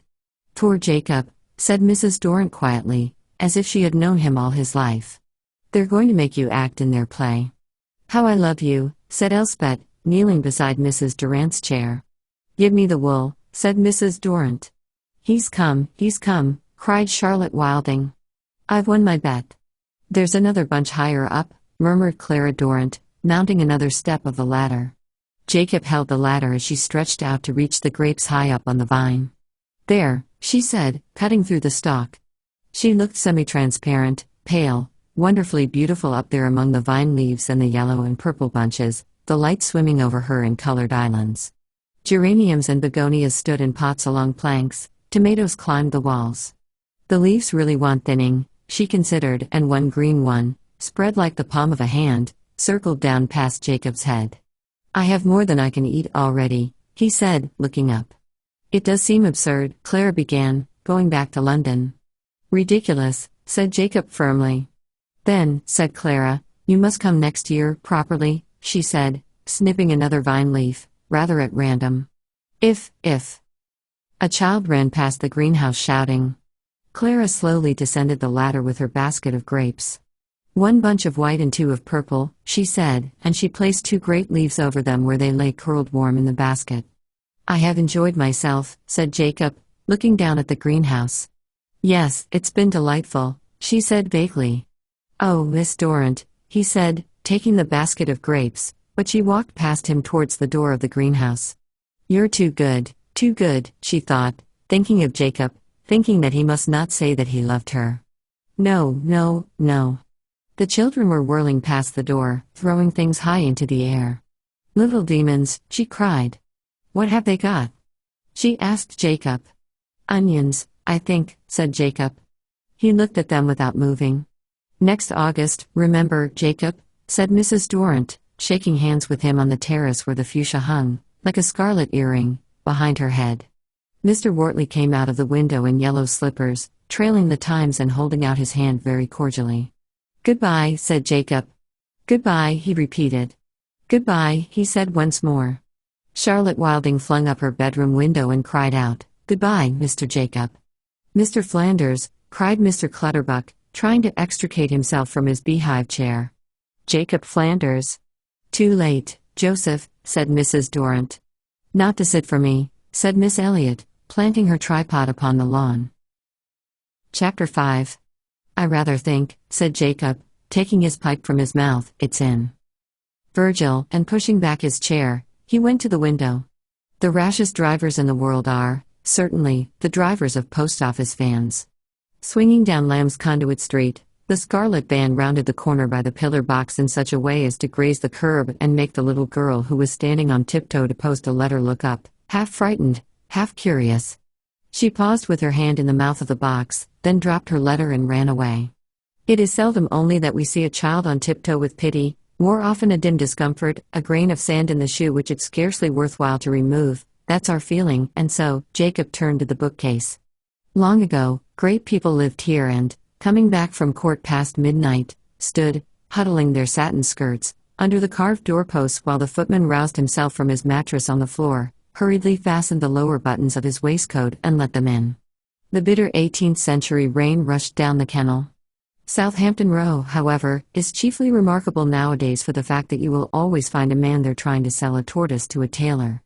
Showing off the tweed, sir. What the gentry wants is something singular to catch the eye, sir, and clean in their habits, sir. So, they display their tortoises. At Moody's Corner on Oxford Street, all the red and blue beads ran together on the string. The motor omnibuses were locked. Mr. Spaulding, going to the city, looked at Mr. Charles Budgeon bound for Shepherd's Bush. The proximity of the omnibuses gave the outside passengers an opportunity to stare into each other's faces. Yet few took advantage of it. Each had his own business to think of. Each had his past shut in him like the leaves of a book known to him by heart, and his friends could only read the title James Spaulding or Charles Budgeon, and the passengers going the opposite way could read nothing at all, save a man with a red mustache, a young man in grey smoking a pipe. The October sunlight rested upon all these men and women sitting immobile, and little Johnny Sturgeon took the chance to swing down the staircase, carrying his large mysterious parcel, and so dodging a zigzag course between the wheels, he reached the pavement, started to whistle a tune and was soon out of sight, forever. The omnibuses jerked on, and every single person felt relief at being a little nearer to his journey's end, though some cajoled themselves past the immediate engagement by promise of indulgence beyond, steak and kidney pudding, drink or a game of dominoes in the smoky corner of a city restaurant. Oh yes, human life is very tolerable on the top of an omnibus in Holborn when the policeman holds up his arm and then the sun beats on your back, and if there is such a thing as a shell secreted by man to fit man himself here, we find it, on the banks of the Thames, where the great streets join and St. Paul's Cathedral, like the volute on the top of the snail shell, finishes it off. Jacob, getting off his omnibus, loitered up the steps, consulted his watch and finally made up his mind to go in. Does it need an effort? Yes. These changes in mood wear us out. Dim it is, haunted by ghosts of white marble, to whom the organ forever chaunts. If a boot creaks, it's awful, then the order, the discipline. The verger with his rod has life ironed out beneath him. Sweet and holy are the angelic choristers. And forever round the marble shoulders, in and out of the folded fingers, go the thin, high sounds of voice and organ. Forever requiem, repose. Tired of scrubbing the steps of the Prudential Society's office, which she did year in and year out, Mrs. Leggett took her seat beneath the great Duke's tomb, folded her hands, and half closed her eyes. A magnificent place for an old woman to rest in, by the very side of the great Duke's bones, whose victories mean nothing to her, whose name she knows not, though she never fails to greet the little angels opposite as she passes out, wishing the like on her own tomb, for the leathern curtain of the heart has flapped wide, and out steal on tiptoe thoughts of rest, sweet melodies. Old Spicer, the jute merchant, thought nothing of the kind, though. Strangely enough, he'd never been in St. Paul's these 50 years, though his office windows looked on the churchyard. So that's all? Well, a gloomy old place. Where's Nelson's tomb? No time now, come again, a coin to leave in the box. Rain or fine, is it? Well, if it would only make up its mind. Idly the children stray in, the verger dissuades them, and another, man, woman, boy, casting their eyes up, pursing their lips, the same shadow brushing the same faces, the leathern curtain of the heart flaps wide. Nothing could appear more certain from the steps of St. Paul's than that each person is miraculously provided with a coat, skirt, and boots, an income, an object. Only Jacob, carrying in his hand Finley's Byzantine Empire, which he had bought in Ludgate Hill, looked a little different, for in his hand he carried a book, which book he would at 9:30 precisely, by his own fireside, open and study, as no one else of all these multitudes would do. They have no houses. The streets belong to them, the shops, the churches, there's the innumerable desks, the stretched office lights, the vans are theirs, and the railway slung high above the street. If you look closer, you will see that 3 elderly men at a little distance from each other run spiders along the pavement as if the street were their parlor, and here, against the wall, a woman stares at nothing, bootlaces extended, which she does not ask you to buy. The posters are theirs, too, and the news is on them. A town was destroyed, a race won. A homeless person circling beneath the sky whose blue or white is held off by a ceiling cloth of steel filings and horse dung shredded to dust. There, under the green shade, with his head bent over white paper, Mr. Sibley transferred figures to folios, and upon each desk, you observe, like provender, a bunch of papers, the day's nutriment, slowly consumed by the industrious pen. Innumerable overcoats of the quality prescribed hung empty all day in the corridors, but as the clock struck 6, each was exactly filled, and the little figures, split apart into trousers or molded into a single thickness, jerked rapidly with angular forward motion along the pavement, then dropped into darkness. Beneath the pavement, sunk in the earth, hollow drains lined with yellow light forever conveyed them this way and that, and large letters upon enamel plates represented in the underworld the parks, squares, and circuses of the upper. Marble arch, shepherd's bush to the majority, the arch and the bush are eternally white letters upon a blue ground. Only at one point, it may be Acton, Holloway, Kensal Rise, Caledonian Road, does the name mean shops where you buy things and houses, in one of which, down to the right, where the pollard trees grow out of the paving stones, there is a square curtained window and a bedroom. Long past sunset, an old blind woman sat on a camp stool with her back to the stone wall of the Union of London and Smith's Bank, clasping a brown mongrel tight in her arms and singing out loud, not for coppers, no, from the depths of her gay wild heart, her sinful, tanned heart, for the child who fetches her is the fruit of sin, and should have been in bed, curtained, asleep, instead of hearing in the lamplight her mother's wild song, where she sits against the bank, singing not for coppers, with her dog against her breast. The home they went to. The great church spires received them, the hoary city, old, sinful, and majestic. One behind another, round or pointed, piercing the sky or massing themselves, like sailing ships, like granite cliffs, spires and offices, wharves, and factories crowd the bank, eternally the pilgrims trudge, barges rest in midstream heavy laden, as some believe, the city loves her prostitutes. But few, it seems, are admitted to that degree.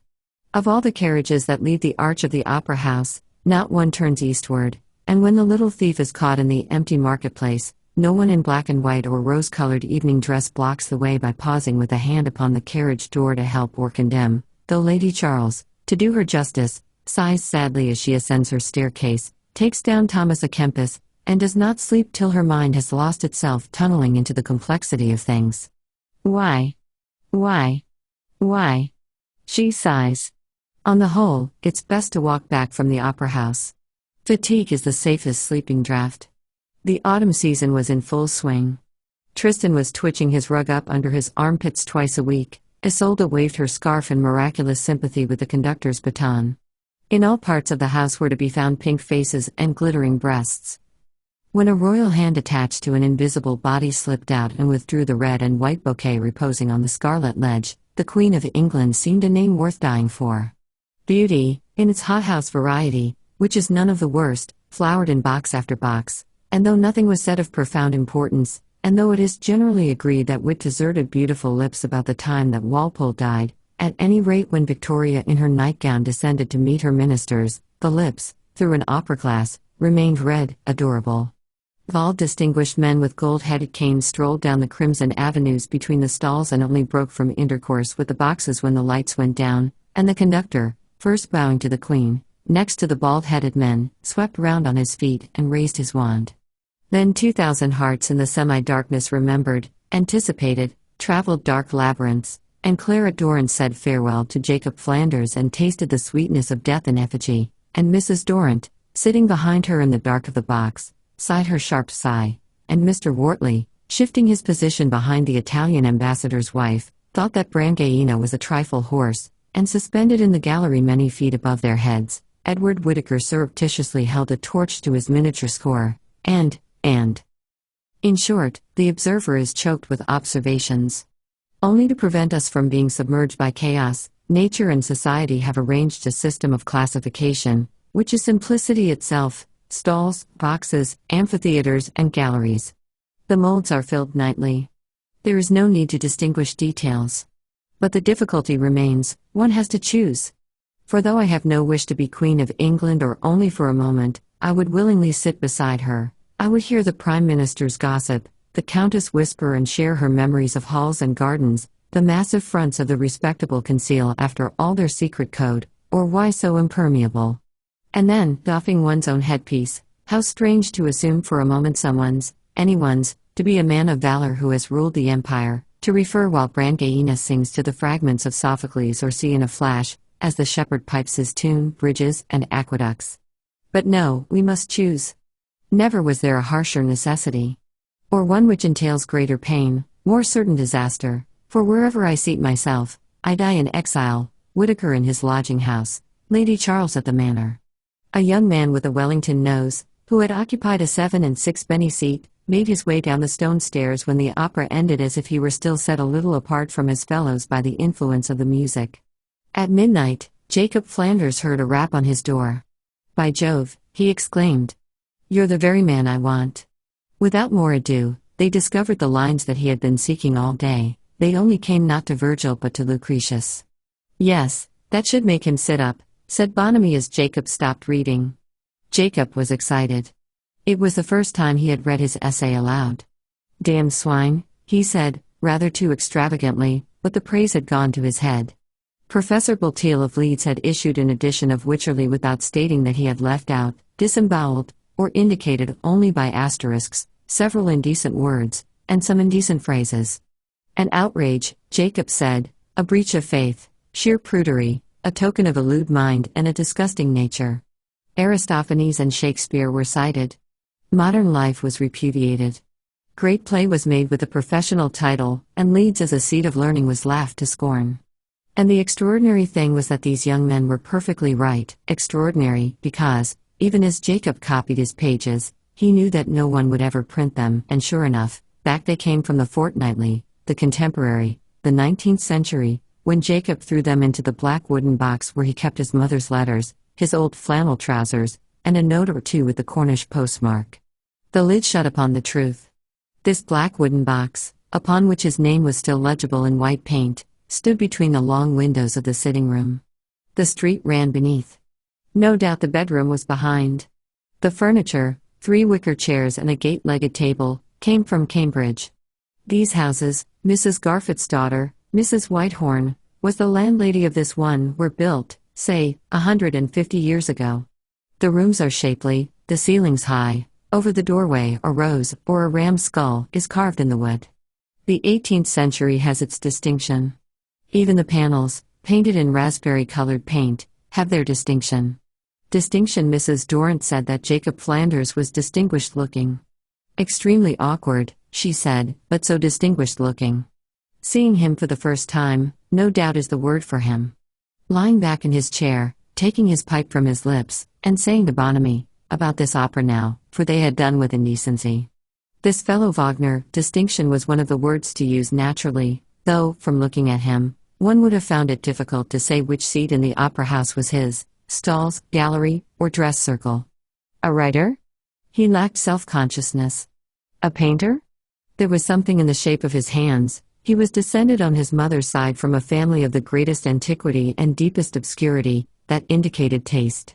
Then his mouth, but surely, of all feudal occupations, this of cataloguing features is the worst. One word is sufficient. But if one cannot find it? I like Jacob Flanders, wrote Clara Dorrant in her diary. He is so unworldly. He gives himself no airs, and one can say what one likes to him, though he's frightening because, but Mr. Letts allows little space in his shilling diaries. Clara was not the one to encroach upon Wednesday. Humblest, most candid of women. No, she sighed, standing at the greenhouse door, don't break, don't spoil what? Something infinitely wonderful. But then, this is only a young woman's language, one, too, who loves or refrains from loving. She wished the moment to continue forever, precisely as it was that morning in July. And moments don't. Now, for instance, Jacob was telling a story about some walking tour he'd taken, and the inn was called the Foaming Pot, which, considering the landlady's name, they shouted with laughter. The joke was indecent. Then Julia Eliot said the silent young man, and as she dined with prime ministers, no doubt she meant, if he is going to get on in the world, he will have to find his tongue. Timothy Dorrant never made any comment at all. The housemaid found herself very liberally rewarded. Mr. Sopwith's opinion was as sentimental as Clara's, though far more skillfully expressed. Betty Flanders was romantic about Archer and tender about John. She was unreasonably irritated by Jacob's clumsiness in the house. Captain Barfoot liked him best of the boys, but as for saying why, It seems then that men and women are equally at fault. It seems that a profound, impartial, and absolutely just opinion of our fellow creatures is utterly unknown. Either we are men, or we are women. Either we are cold, or we are sentimental. Either we are young or growing old. In any case, life is but a procession of shadows, and God knows why it is that we embrace them so eagerly and see them depart with such anguish, being shadows. And why, if this, and much more than this is true, why are we yet surprised in the window corner by a sudden vision that the young man in the chair is, of all things in the world, the most real, the most solid, the best known to us? Why indeed? For the moment after, we know nothing about him. Such is the manner of our seeing. Such the conditions of our love. I'm 22. It's nearly the end of October. Life is thoroughly pleasant, although, unfortunately, there are a great number of fools about it. One must apply oneself to something or another, God knows what. Everything is really very jolly, except getting up in the morning and wearing a tailcoat. I say, Bonamy, what about Beethoven? Bonamy is an amazing fellow. He knows practically everything, not more about English literature than I do, but then he's read all those Frenchmen. I rather suspect you're talking rot, Bonamy. In spite of what you say, poor old Tennyson. The truth is one ought to have been taught French. Now, I suppose old Barfoot is talking to my mother. That's an odd affair, to be sure. But I can't see Bonamy down there. Damn London, for the market, carts were lumbering down the street. What about a walk on Saturday? What's happening on Saturday? Then, taking out his pocketbook, he assured himself that the night of the Durrance party came next week. But though all this may very well be true, so Jacob thought and spoke, so he crossed his legs, filled his pipe, sipped his whiskey, and once looked at his pocketbook, rumpling his hair as he did so. There remains over something which can never be conveyed to a second person save by Jacob himself. Moreover, part of this is not Jacob but Richard Bonamy, the room, the market carts, the hour, the very moment of history. Then consider the effect of sex, how between man and woman it hangs wavy, tremulous, so that here's a valley, there's a peak, when in truth, perhaps, all's as flat as my hand. Even the exact words get the wrong accent on them. But something is always impelling one to hum vibrating, like the hawk moth, at the mouth of the cavern of mystery, endowing Jacob Flanders with all sorts of qualities he had not at all, for though, certainly, he sat talking to Bonamy, half of what he said was too dull to repeat, much unintelligible, about unknown people in Parliament, what remains is mostly a matter of guesswork. Yet over him, we hang, vibrating. Yes, said Captain Barfoot, knocking out his pipe on Betty Flanders's hob and buttoning his coat. It doubles the work, but I don't mind that. He was now a town councillor. They looked at the night, which was the same as the London night, only a good deal more transparent. Church bells down in the town were striking 11 o'clock. The wind was off the sea. And all the bedroom windows were dark, the pages were asleep, the Garfits were asleep, the Cranches were asleep, whereas in London at this hour, they were burning Guy Fawkes on Parliament Hill. Chapter 6. The flames had fairly caught. There's St. Paul's, someone cried. As the wood caught, the city of London was lit up for a second. On the other side of the fire, there were trees. Of the faces that came out fresh and vivid, as though painted in yellow and red, the most prominent was a girl's face. By a trick of the firelight, she seemed to have nobody. The oval of the face and hair hung beside the fire with a dark vacuum for the background. As if dazed by the glare, her green-blue eyes stared at the flames. Every muscle of her face was taut. There was something tragic in her thus staring, her age between 20 and 25. A hand descending from the checkered darkness thrust on her head the conical white hat of a Pierrot. Shaking her head, she still stared. A whiskered face appeared above her. They dropped 2 legs of a table upon the fire and scattering of twigs and leaves. All this blazed up and showed faces far back, round, pale, smooth, bearded, some with billycock hats on, all intent, showed 2 St. Paul's floating on the uneven white mist, and 2 or 3 narrow, paper-white, extinguisher-shaped spires. The flames were struggling through the wood and roaring up when, goodness knows where from, pails flung water in beautiful hollow shapes, as of polished tortoise-shells, flung again and again, until the hiss was like a swarm of bees, and all the faces went out. "Oh, Jacob," said the girl, as they pounded up the hill in the dark, "I'm so frightfully unhappy." Shouts of laughter came from the others, high, low, some before, others after. The hotel dining room was brightly lit. A stag's head in plaster was at one end of the table, at the other, some Roman bust blackened and reddened to represent Guy Fawkes, whose night it was. The diners were linked together by lengths of paper roses so that when it came to singing Auld Lang Syne with their hands crossed, a pink and yellow line rose and fell the entire length of the table. There was an enormous tapping of green wine glasses. A young man stood up, and Florinda, taking one of the purplish globes that lay on the table, flung it straight at his head.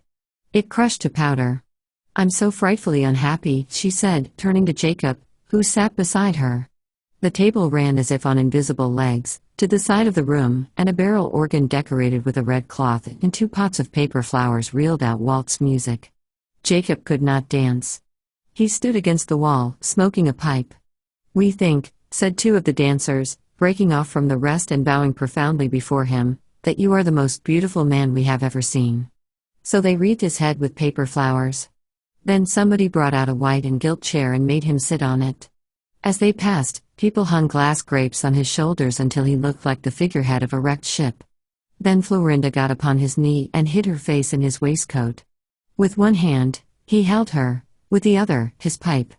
"Now let us talk," said Jacob, as he walked down Haverstock Hill between 4 and 5 o'clock in the morning of November the 6th, arm-in-arm with Timmy Dorrant, about something sensible.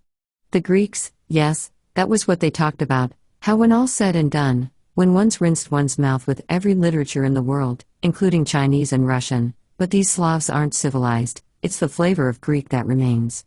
Dorn quoted Aeschylus, Jacob's Sophocles. It is true that no Greek could have understood, or the professor refrained from pointing out, never mind, what is Greek for if not to be shouted on Haverstock Hill in the dawn? Moreover, Dorrant never listened to Sophocles nor Jacob to Aeschylus. They were boastful and triumphant. It seemed to both that they had read every book in the world and known every sin, passion, and joy. Civilization stood around them like flowers ready for picking. Ages lapped at their feet like waves fit for sailing. And surveying all this, looming through the fog, the lamplight, the shades of London, the 2 young men decided in favor of Greece. "Probably," said Jacob, "we are the only people in the world who know what the Greeks meant." They drank coffee at a stall where the urns were burnished and little lamps burnt along the counter. Taking Jacob for a military gentleman, the stallkeeper told him about his boy at Gibraltar, and Jacob cursed the British Army and praised the Duke of Wellington. So on again, they went down the hill talking about the Greeks. A strange thing, when you come to think of it, this love of Greek, flourishing in such obscurity, distorted, discouraged, yet leaping out, all of a sudden, especially on leaving crowded rooms, or after a surfeit of print, or when the moon floats among the waves of the hills, or in hollow, sallow, fruitless London days, like a specific, a clean blade, always a miracle. Jacob knew no more Greek than served him to stumble through a play. Of ancient history, he knew nothing. However, as he tramped into London, it seemed to him that they were making the flagstones ring on the road to the Acropolis, and that if Socrates saw them coming, he would bestir himself and say, "My fine fellows," for the whole sentiment of Athens was entirely after his heart, free, venturesome, high-spirited. She had called him Jacob without asking his leave. She had sat upon his knee. Thus did all good women in the days of the Greeks. At this moment, there shook out into the air a wavering, quavering, doleful lamentation which seemed to lack the strength to unfold itself, and yet flagged on, at the sound of which doors in back streets burst sullenly open, workmen stumped forth. Florinda was sick. Mrs. Dorrant, sleepless as usual, scored a mark by the side of certain lines in the Inferno. Clara slept buried in her pillows, on her dressing table, with disheveled roses and a pair of long white gloves. Still wearing the conical white hat of a Pierrot, Florinda was sick.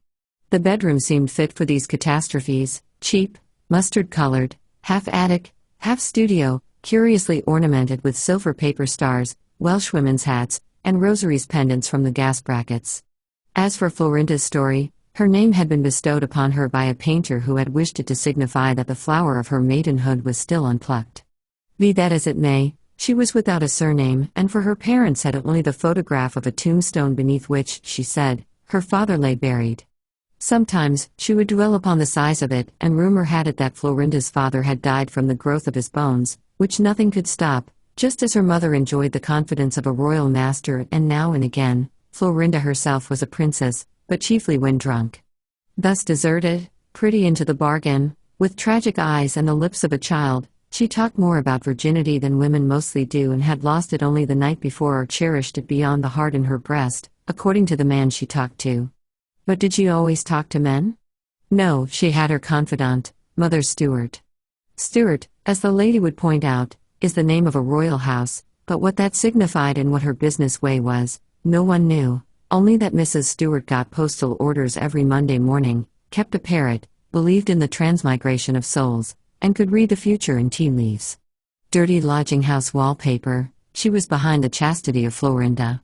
Now Florinda wept and spent the day wandering the streets, stood at Chelsea watching the river swim past, trailed along the shopping streets, opened her bag and powdered her cheeks in omnibuses, read love letters, propping them against the milk pot in the ABC shop, detected glass in the sugar bowl, accused the waitress of wishing to poison her, declared that young men stared at her, and found herself towards evening slowly sauntering down Jacob Street, when it struck her that she liked that man Jacob better than dirty Jews, and sitting at his table, he was copying his essay upon the ethics of indecency, drew off her gloves and told him how Mother Stuart had banged her on the head with a tea cozy. Jacob took her word for it and said that she was chaste. She prattled, sitting by the fireside of famous painters. The tomb of her father was mentioned. Wild and frail and beautiful she looked, and thus, the women of the Greeks were, Jacob thought, and this was life, and himself a man and Florinda is chaste. She left with one of Shelley's poems beneath her arm. Mrs. Stuart, she said, often talked of him. Marvelous are the innocent.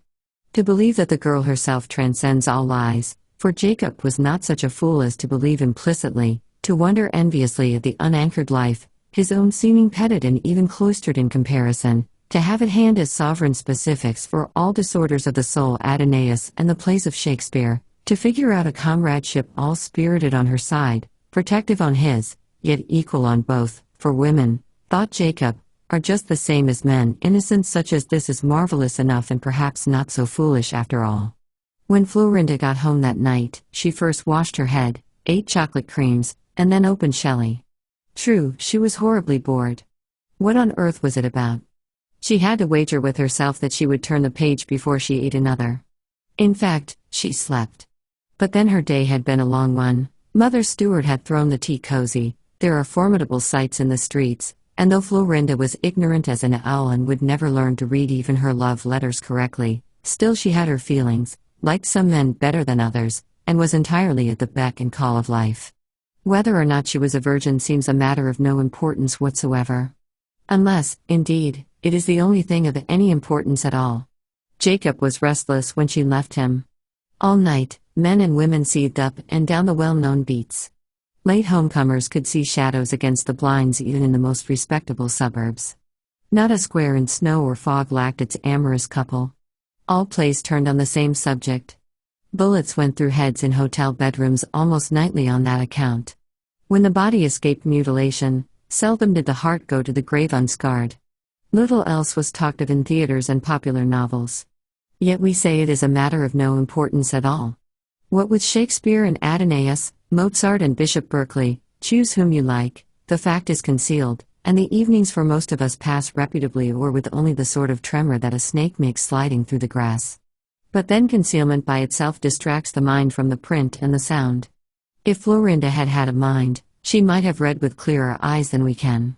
She and her sort of solved the question by turning it to a trifle of washing the hands nightly before going to bed, the only difficulty being whether you prefer your water hot or cold, which is settled, the mind can go about its business unassailed. But it did occur to Jacob, halfway through dinner, to wonder whether she had a mind. They sat at a little table in the restaurant. Florinda leaned the points of her elbows on the table and held her chin in the cup of her hands. Her cloak had slipped behind her. Gold and white with bright beads on her, she emerged, her face flowering from her body, innocent, scarcely tinted, the eyes gazing frankly about her or slowly settling on Jacob and resting there. She talked. You know that big black box the Australian left in my room ever so long ago? I do think furs make a woman look old. That's Bechstein. Come in now. I was wondering what you looked like when you were a little boy, Jacob. She nibbled her roll and looked at him. Jacob. You're like one of those statues. I think there are lovely things in the British Museum, don't you? Lots of lovely things, she spoke dreamily. The room was filling, the heat increasing. Talk in a restaurant is dazed sleepwalkers talk, so many things to look at, so much noise, other people talking. Can one overhear? Oh, but they mustn't overhear the US. That's like Ellen Nagel, that girl, and so on. I'm awfully happy since I've known you, Jacob. You're such a good man. The room got fuller and fuller, talk was louder, and knives were clattering more. Well, you see what makes her say things like that is. She stopped. So did everyone. Tomorrow. Sunday, a beastly, you tell me, go then. Crash. And out she swept. It was at the table next to them that the voice spun higher and higher. Suddenly, the woman dashed the plates to the floor. The man was left there. Everybody stared. Then, well, poor chap, we mustn't sit staring. What a go! Did you hear what she said? By God, he looks a fool. Didn't come up to the scratch, I suppose. All the mustard on the tablecloth? The waiter's laughing. Jacob observed Florinda. In her face, there seemed to him something horribly brainless, as she sat staring. Out, she swept the black woman with the dancing feather in her hat. Yet she had to go somewhere.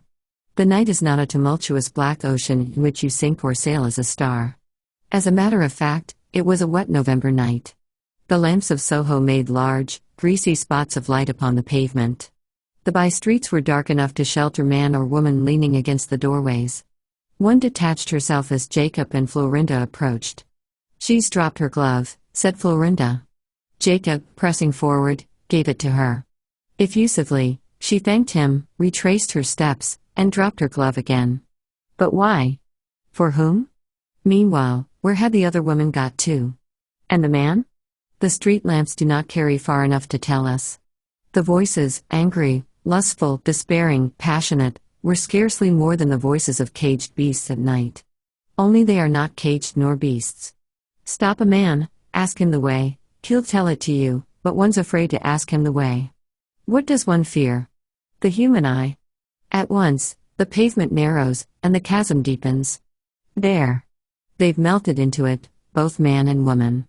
Further on, blatantly advertising its meritorious solidity, a boarding-house exhibit behind uncurtained windows is a testimony to the soundness of London. There they sit, plainly illuminated, dressed like ladies and gentlemen, in bamboo chairs. The widows of businessmen prove laboriously that they are related to judges. The wives of coal merchants instantly retort that their fathers kept coachmen. A servant brings coffee, and the crochet basket has to be moved. And so on again into the dark, passing a girl here for sale, or there an old woman with only matches to offer, passing the crowd from the tube station, the women with veiled hair, passing at length no one but shut doors, carved doorposts, and a solitary policeman, Jacob, with Florinda on his arm, reached his room and, lighting the lamp, said nothing at all. I don't like you when you look like that, said Florinda. The problem is insoluble. The body is harnessed to a brain. Beauty goes hand in hand with stupidity. There she sat, staring at the fire as she had stared at the broken mustard pot. In spite of defending indecency, Jacob doubted whether he liked it in the raw. He had a violent reversion towards male society, cloistered rooms, and the works of the classics, and was ready to turn with wrath upon whoever it was who had fashioned life thus. Then Florinda laid her hand upon his knee. After all, it was none of her fault. But the thought saddened him. It's not catastrophes, murders, deaths, diseases that age and kill us, it's the way people look and laugh and run up the steps of omnibuses. Any excuse, though, serves a stupid woman. He told her his head ached. But when she looked at him, dumbly, half guessing, half understanding, apologizing perhaps, anyhow saying as he had said, it's none of my fault, straight and beautiful in body, her face like a shell within its cap, then he knew that cloisters and classics are no use whatever. The problem is insoluble. Chapter 7. About this time, a firm of merchants dealing with the East put on the market little paper flowers that opened on touching the water. As it was also customary to use finger bowls at the end of dinner, the new discovery was of excellent service.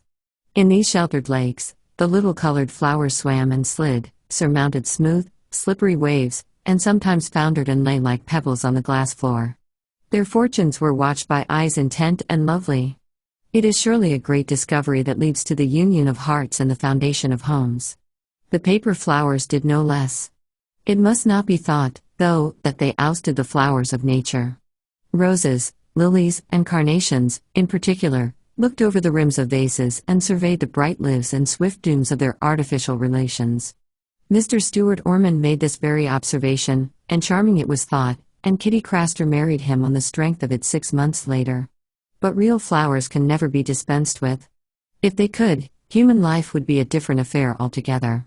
For flowers fade, chrysanthemums are the worst, perfect overnight, yellow and jaded the next morning, not fit to be seen. On the whole, though the price is sinful, carnations pay best. It's a question, however, whether it's wise to have them wired. Some shops advise it. Certainly, it's the only way to keep them at a dance, but whether it is necessary at dinner parties unless the rooms are very hot remains in dispute. Old Mrs. Temple used to recommend an ivy leaf, just one, dropped into the bowl. She said it kept the water pure for days and days. But there is some reason to think that old Mrs. Temple was mistaken. The little cards, however, with names engraved on them, are a more serious problem than the flowers. More horses' legs have been worn out, more coachmen's lives consumed, more hours of sound afternoon time vainly lavished than served to win us the Battle of Waterloo and pay for it into the bargain. The little demons are the source of as many reprieves, calamities, and anxieties as the battle itself. Sometimes Mrs. Bonham has just gone out, at others, she is at home. But, even if the cards should be superseded, which seems unlikely, there are unruly powers blowing life into storms, disordering sedulous mornings, and uprooting the stability of the afternoon, dressmakers, that is to say, and confectioners' shops. 6 yards of silk will cover one body, but if you have to devise 600 shapes for it, and twice as many colors? In the middle of which there is the urgent question of the pudding with tufts of green cream and battlements of almond paste. It has not arrived. The flamingo hours fluttered softly through the sky. But regularly, they dipped their wings in pitch black, Notting Hill, for instance, or the purlieus of Clerkenwell. No wonder that Italian remained a hidden art, and the piano always played the same sonata. In order to buy one pair of elastic stockings for Mrs. Page, widow, age 63, in receipt of 5 shillings outdoor relief, and help from her only son employed in Messrs. Mackey's dye works, suffering in winter with his chest, letters must be written, columns filled up in the same round, simple hand that wrote in Mr. Letz's diary how the weather was fine, the children demons, and Jacob Flanders unworldly. Clara Doran procured the stockings, played the sonata, filled the vases, fetched the pudding, left the cards, and when the great invention of paper flowers to swim in finger bowls was discovered, was one of those who most marveled at their brief lives. Nor did they want poets to celebrate the theme. Edwin Mallet, for example, wrote his verses ending / and read their doom in Chloe's eyes. This caused Clara to blush at the first reading and laugh at the second, saying that it was just like him calling her Chloe when her name was Clara. Ridiculous young man. But when, between 10 and 11 on a rainy morning, Edwin Mallet laid his life at her feet, she ran out of the room and hid in her bedroom, and Timothy below could not get on with his work all that morning on account of her sobs. Which is the result of enjoying yourself, said Mrs. Dorrant severely, surveying the dance program all scored with the same initials, or rather they were different ones this time, RB instead of EM. Richard Bonamy it was now, the young man with the Wellington's nose. But I could never marry a man with a nose like that, said Clara. Nonsense, said Mrs. Dorrant. But I am too severe, she thought to herself. Clara, losing all vivacity, tore up her dance program and threw it in the fender. Such were the very serious consequences of the invention of paper flowers to swim in bowls. Please, said Julia Elliott, taking up her position by the curtain almost opposite the door, don't introduce me. I like to look on. The amusing thing, she went on, addressing Mr. Salvin, who, owing to his lameness, was accommodated with a chair, the amusing thing about a party is to watch the people, coming and going, coming and going. Last time we met, said Mr. Salvin, was at the Farkers. Poor lady. She has much to put up with. Doesn't she look charming? Exclaimed Miss Elliott as Clara Doran passed them. And which of them? Asked Mr. Salvin, dropping his voice and speaking in quizzical tones. There are so many, Miss Elliott replied. 3 young men stood at the doorway looking about for their hostess. You don't remember Elizabeth as I do, said Mr. Salvin, dancing Highland reels at Bankery. Clara lacks her mother's spirit. Clara is a little pale. What different people one sees here, said Miss Elliott. Happily, we are not governed by the evening papers, said Mr. Salvin. I never read them, said Miss Elliot. I know nothing about politics, she added. The piano is in tune, said Clara, passing them, but we may have to ask someone to move it for us. Are they going to dance? Asked Mr. Salvin. Nobody shall disturb you, said Mrs. Dorrant peremptorily as she passed. Julia Elliot. It is Julia Elliot, said old Lady Hibbert, holding out both her hands. And Mr. Salvin? What is going to happen to us, Mr. Salvin? With all my experience of English politics, my dear, I was thinking of your father last night, one of my oldest friends, Mr. Salvin. Never tell me that girls often are incapable of love. I had all Shakespeare by heart before I was in my teens, Mr. Salvin.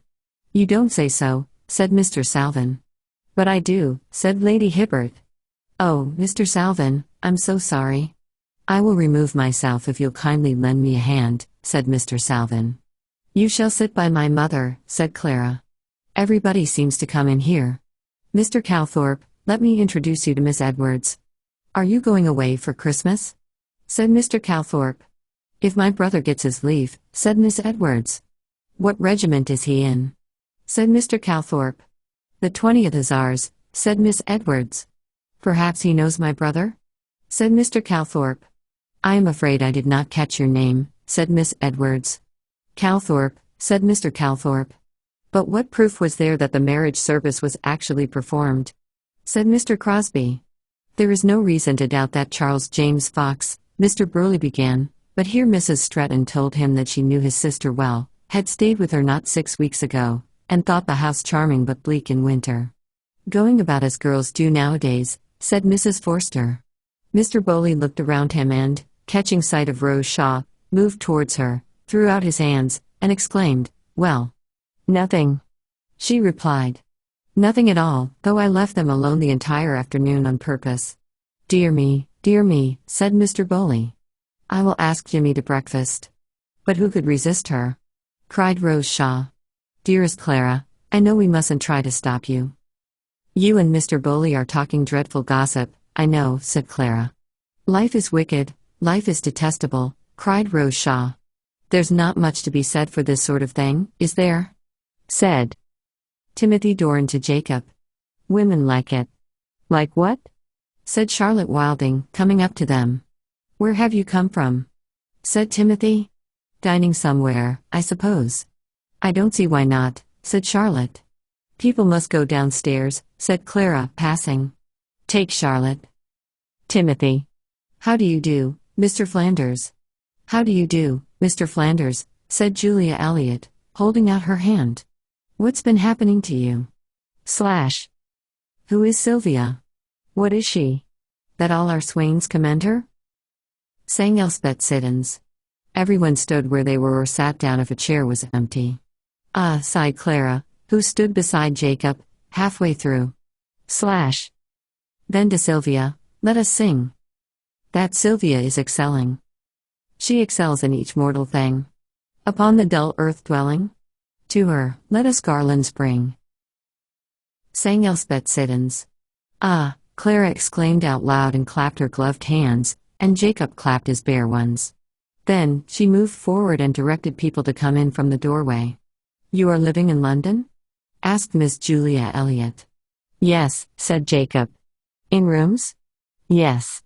There is Mr. Clutterbuck. You always see Mr. Clutterbuck here. I am afraid he is not very happy at home. They say that Mrs. Clutterbuck, she dropped her voice. That's why he stays with the Durrants. Were you there when they acted in Mr. Wortley's play?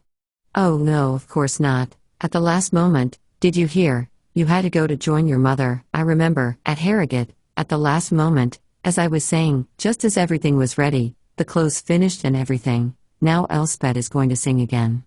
Clara is playing her accompaniment or turning over for Mr. Carter, I think.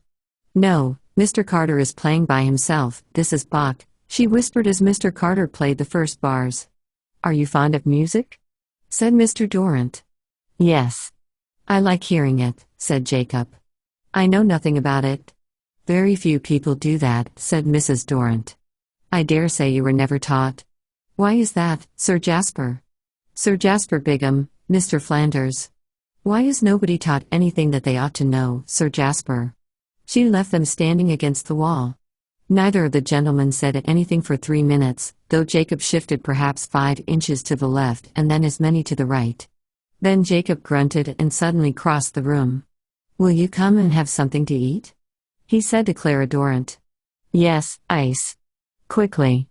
"Now," she said. Downstairs they went.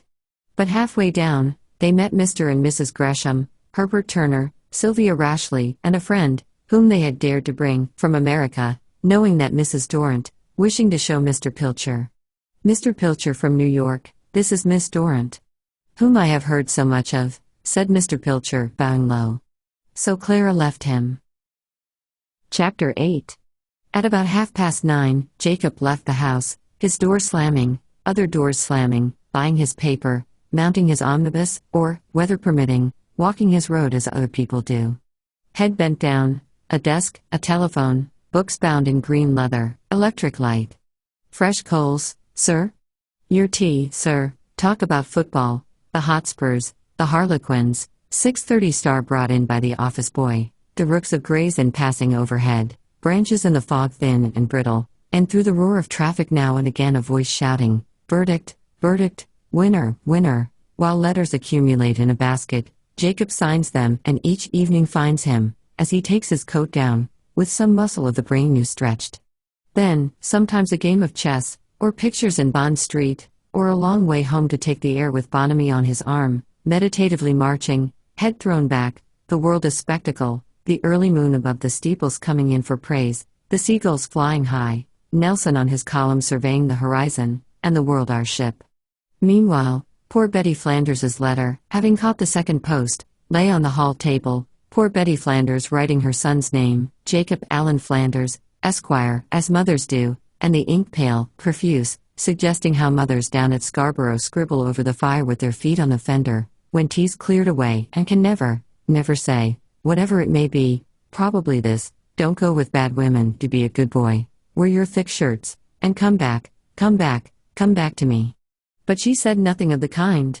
"Do you remember old Miss Wargrave, who used to be so kind when you had whooping cough?" She wrote, "She's dead at last, poor thing. They would like it if you wrote." Ellen came over, and we had a nice day shopping. Old Mouse gets very stiff, and we have to walk him up the smallest hill. Rebecca, at last, after I don't know how long, went into Mr. Adamson's. 3 teeth, he says, must come out.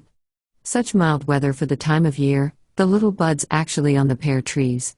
And Mrs. Jarvis tells me, Mrs. Flanders liked Mrs. Jarvis, always said of her that she was too good for such a quiet place, and, though she never listened to her discontent and told her at the end of it, looking up, sucking her thread, or taking off her spectacles, that a little peat wrapped round the iris roots keeps them from the frost, and Parrot's great white sale is Tuesday next, do remember, Mrs. Flanders knew precisely how Mrs. Jarvis felt, and how interesting her letters were about Mrs. Jarvis. Could one read them year in, year out, the unpublished works of women, written by the fireside in pale profusion, dried by the flame, for the blotting papers worn to holes and the nib cleft and clotted. Then Captain Barfoot. Him she called the captain, spoke of frankly, yet never without reserve. The captain was inquiring for her about Garfoot's acre, advised chickens, could promise profit, or had sciatica, or Mrs. Barfoot had been indoors for weeks, or the captain says things look bad, politics that is, for as Jacob knew, the captain would sometimes talk, as the evening waned, about Ireland or India, and then Mrs. Flanders would fall musing about Morty, her brother, lost all these years, had the natives got him, was his ship sunk, would the Admiralty tell her. The captain knocking his pipe out, as Jacob knew, rising to go, stiffly stretching to pick up Mrs. Flanders's wool which had rolled beneath the chair. Talk of the chicken farm came back and back, the women, even at 50, impulsive at heart, sketching on the cloudy future flocks of Leghorns, Cochin Chinas, Orpingtons, like Jacob in the blur of her outline, but powerful as he was, fresh and vigorous, running about the house, scolding Rebecca.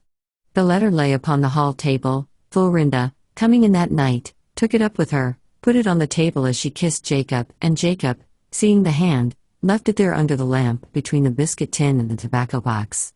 They shut the bedroom door behind them. The sitting room neither knew nor cared. The door was shut, and to suppose that would, when it creaks, transmits anything save that rats are busy and would dry is childish. These old houses are only brick and wood, soaked in human sweat and grained with human dirt. But if the pale blue envelope lying by the biscuit box had the feelings of a mother, the heart was torn by the little creak, the sudden stir. Behind the door was the obscene thing, the alarming presence, and terror would come over her at death or the birth of a child. Better, perhaps, to burst in and face it than sit in the antechamber listening to the little creak, the sudden stir, for her heart was swollen, and pain threaded it. My son, such would be her cry, uttered to hide her vision of him stretched with Florinda, inexcusable, irrational, in a woman with 3 children living at Scarborough. And the fault lay with Florinda. Indeed, when the door opened and the couple came out, Mrs. Flanders would have flounced upon her, only it was Jacob who came first, in his dressing gown, amiable, authoritative, beautifully healthy, like a baby after an airing, with an eye clear as running water. Florinda followed, lazily stretching, yawning a little, arranging her hair at the looking-glass, while Jacob read his mother's letter. Let us consider letters, how they come at breakfast and at night, with their yellow stamps and their green stamps, immortalized by the postmark, for to see one's own envelope on another's table is to realize how soon deeds serve and become alien. Then, at last, the power of the mind to quit the body is manifest, and perhaps we fear or hate or wish to annihilate this phantom of ourselves lying on the table.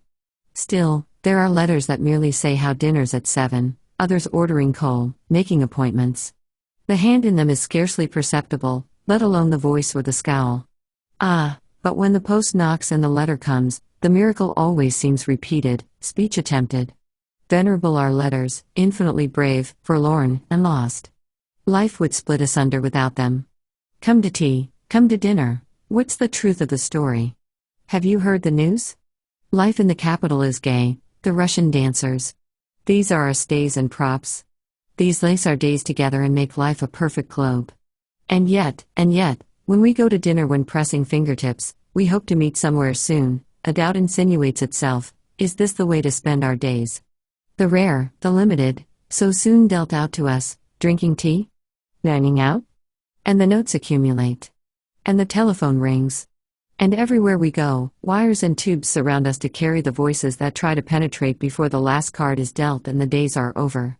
Try to penetrate, for as we lift the cup, shake the hand, and express hope, something whispers, is this all? Can I never know, share, be certain? Am I doomed all my days to write letters, send voices, which fall upon the tea table, fade upon the passage, making appointments, while life dwindles, to come and dine? Yet letters are venerable, and the telephone valiant, for the journey is a lonely one, and if bound together by notes and telephones, we win in company, perhaps, who knows? We might talk by the way. Well, people have tried. Byron wrote letters. So did Cooper. For centuries, the writing desk has contained sheets fit precisely for the communications of friends. Masters of language, poets of long ages, have turned from the sheet that endures to the sheet that perishes, pushing aside the tea tray, drawing close to the fire, for letters are written when the dark presses around a bright red cave, and address themselves to the task of reaching, touching, penetrating the individual heart. Was it possible? But words have been used too often, touched and turned, and left exposed to the dust of the street. The words we seek hang close to the tree. We come at dawn and find them sweet beneath the leaf.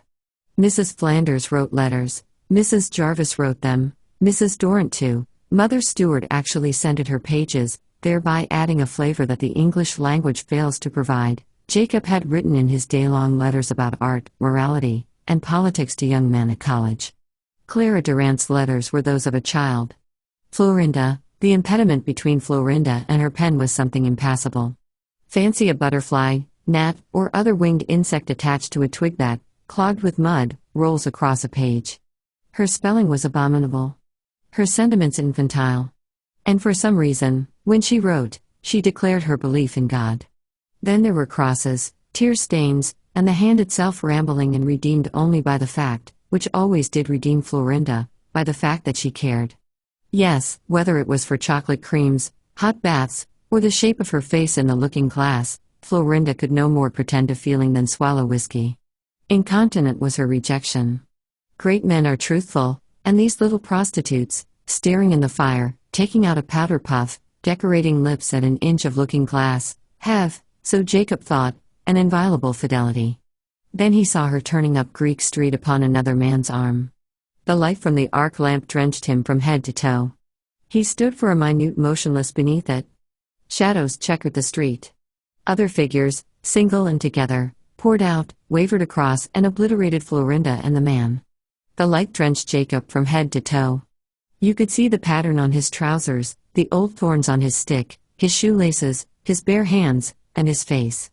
It was as if a stone were ground to dust, as if white sparks flew from a livid whetstone, which was his spine, as if the switchback railway, having swooped to the depths, fell. This was in his face. Whether we know what was in his mind is another question. Granted 10 years seniority and a difference of sex, fear of him comes first. This is swallowed up by a desire to help, overwhelming sense, reason, and the time of night. Anger would follow close on that, with Florinda, with destiny, and then up would bubble an irresponsible optimism. Surely there's enough light in the street at this moment to drown all our cares in gold. Ah, what's the use of saying it? Even while you speak and look over your shoulder towards Shaftesbury Avenue, destiny is chipping a dent in him. He has turned to go. As for following him back to his rooms, no, that we won't do. Yet that, of course, is precisely what one does. He let himself in and shut the door, though it was only striking 10 on one of the city clocks. No one can go to bed at 10. Nobody was thinking of going to bed. It was January and dismal, but Mrs. Wagg stood on her doorstep as if expecting something to happen. A barrel organ played like an obscene nightingale beneath wet leaves. Children ran across the road. Here and there, one could see brown paneling inside the hall door. The march that the mind keeps beneath the windows of others is queer enough. Now distracted by brown paneling, now by a fern in a pot, here improvising a few phrases to dance with a barrel organ, again snatching a detached gaiety from a drunken man, then altogether absorbed by words the poor shout across the street at each other, so outright, so lusty, yet all the while having for the center, for magnet, a young man alone in his room. Life is wicked, life is detestable, cried Rose Shaw. The strange thing about life is that though the nature of it must have been apparent to everyone for hundreds of years, no one has left any adequate account of it. The streets of London have their map, but our passions are uncharted. What are you going to meet if you turn this corner? Holborn straight ahead of you, says the policeman. Ah, but where are you going if instead of brushing past the old man with the white beard, the silver medal, and the cheap violin, you let him go on with his story, which ends in an invitation to step somewhere, to his room, presumably, off Queen Square, and there he shows you a collection of birds' eggs, and a letter from the Prince of Wales's secretary, and this, skipping the intermediate stages, brings you one winter's day to the Essex coast, where the little boat makes off to the ship, and the ship sails and you behold on the skyline the Azores, and the flamingos rise, and there you sit on the verge of the marsh drinking rum punch, an outcast from civilization, for you have committed a crime, are infected with yellow fever as likely as not, and, fill in the sketch as you like. As frequent as street corners in Holborn are these chasms in the continuity of our ways. Yet we keep straight on. Rose Shaw, talking in rather an emotional manner to Mr. Bowley at Mrs. Durant's evening party a few nights back, said that life was wicked because a man called Jimmy refused to marry a woman called, if memory serves, Helen Aitken. Both were beautiful. Both were inanimate. The oval tea table invariably separated them, and the plate of biscuits was all he ever gave her. He bowed, she inclined her head. They danced. He danced divinely. They sat in the alcove, never a word was said. Her pillow was wet with tears. Kind Mr. Bowley and dear Rose Shaw marveled and deplored. Bowley had rooms in the Albany. Rose was reborn every evening precisely as the clock struck 8. All four were civilization's triumphs, and if you persist that a command of the English language is part of our inheritance, one can only reply that beauty is almost always dumb. Male beauty, in association with female beauty, breeds in the onlooker a sense of fear. Often, I have seen them, Helen and Jimmy, and likened them to ships adrift, and I have feared for my own little craft. Or again, have you ever watched fine collie dogs couchant at 20 yards distance? As she passed him his cup, there was that quiver in her flanks. Bowley saw what was up and asked Jimmy to breakfast. Helen must have confided in Rose. For my own part, I find it exceedingly difficult to interpret songs without words. And now Jimmy feeds crows in Flanders, and Helen visits hospitals. Oh, life is damnable, Life is wicked, as Rose Shaw said. The lamps of London uphold the dark as upon the points of burning bayonets. The yellow canopy sinks and swells over the great four-poster.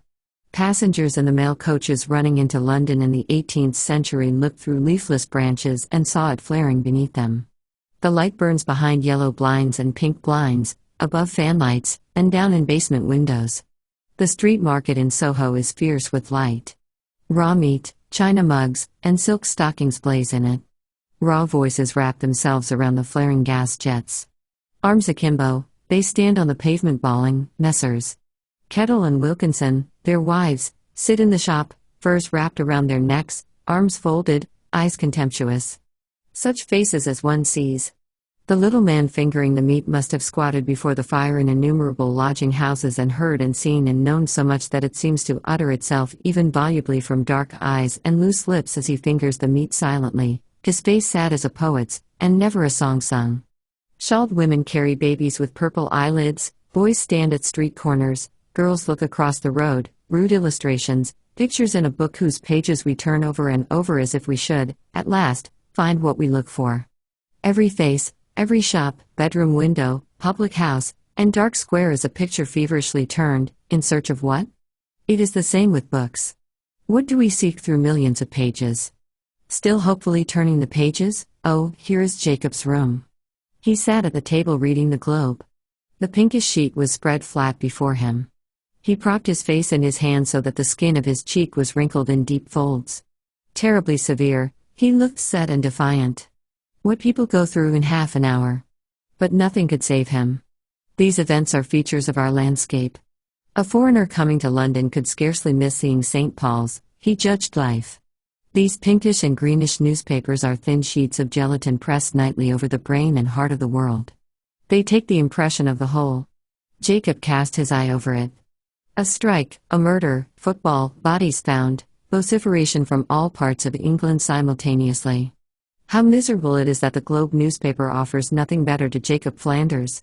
When a child begins to read history, one marvels, sorrowfully, to hear him spell out the ancient words in his new voice. The Prime Minister's speech was reported in something over 5 columns. Feeling in his pocket, Jacob took out a pipe and proceeded to fill it. 5 minutes, 10 minutes, 15 minutes passed. Jacob took the paper over to the fire. The Prime Minister proposed a measure to give Home Rule to Ireland. Jacob knocked out his pipe. He was certainly thinking about the Home Rule in Ireland, which is a very difficult matter. A very cold night.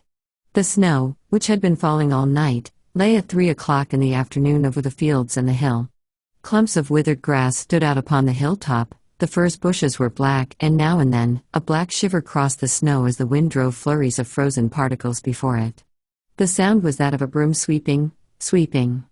The stream crept along by the road unseen by anyone. Sticks and leaves caught in the frozen grass. The sky was sullen gray, and the trees of black iron. Uncompromising was the severity of the country. At 4 o'clock, the snow was again falling. The day had gone out. A window tinged yellow about 2 feet across alone combated the white fields and the black trees. At 6 o'clock, a man's figure carrying a lantern crossed the field. A raft of twigs stayed upon a stone, suddenly detached itself and floated towards the culvert. A load of snow slipped and fell from a fir branch. Later, there was a mournful cry. A motor car came along the road shoving the dark before it. The dark shut down behind it. Spaces of complete immobility separated each of these movements. The land seemed to lie dead. Then the old shepherd returned stiffly across the field.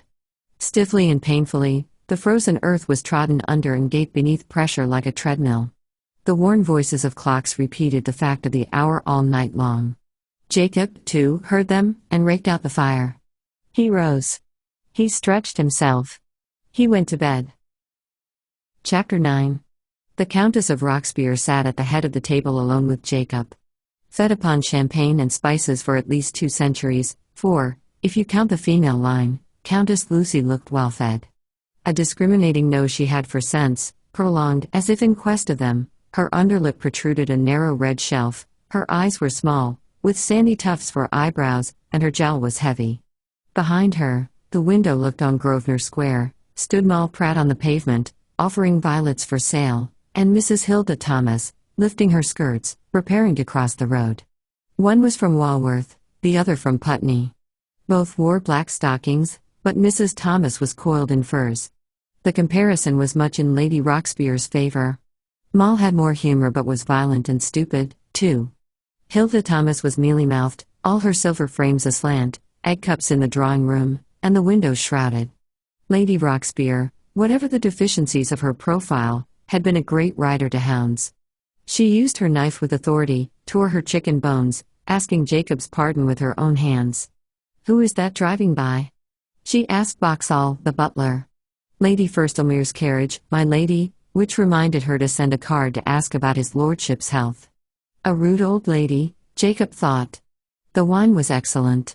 She called herself an old woman, so kind to lunch with an old woman, which flattered him.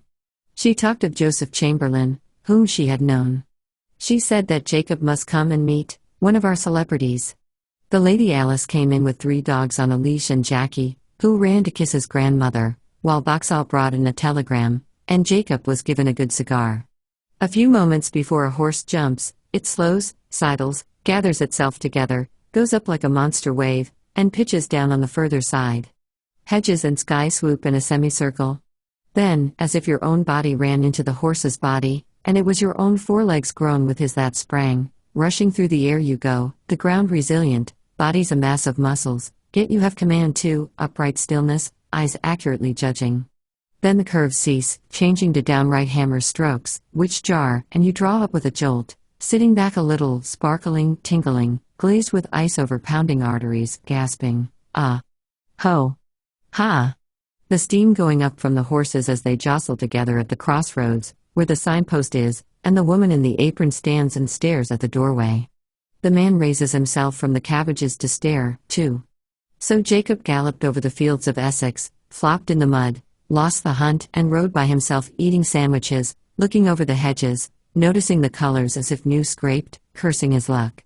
He had tea at the inn, and there they all were, slapping, stamping, saying, "After you," clipped, curt, jocose, red as the wattles of turkeys, using free speech until Mrs. Horsfield and her friend Miss Dudding appeared at the doorway with their skirts hitched up, and hair looping down. Then Tom Dudding rapped at the window with his whip. A motor car throbbed in the courtyard. Gentlemen, feeling for matches, moved out, and Jacob went into the bar with Brandy Jones to smoke with the rustics. There was old Jevons with one eye gone, and his clothes the colour of mud, his bag over his back, and his brains laid feet down in earth among the violet roots and the nettle roots, Mary Sanders with her box of wood, and Tom sent for beer, the half-witted son of the sexton, all this within 30 miles of London. Mrs. Popworth, of Endell Street, Covent Garden, did for Mr. Bonamy in New Square, Lincoln's Inn, and as she washed up the dinner things in the scullery, she heard the young gentleman talking in the room next door.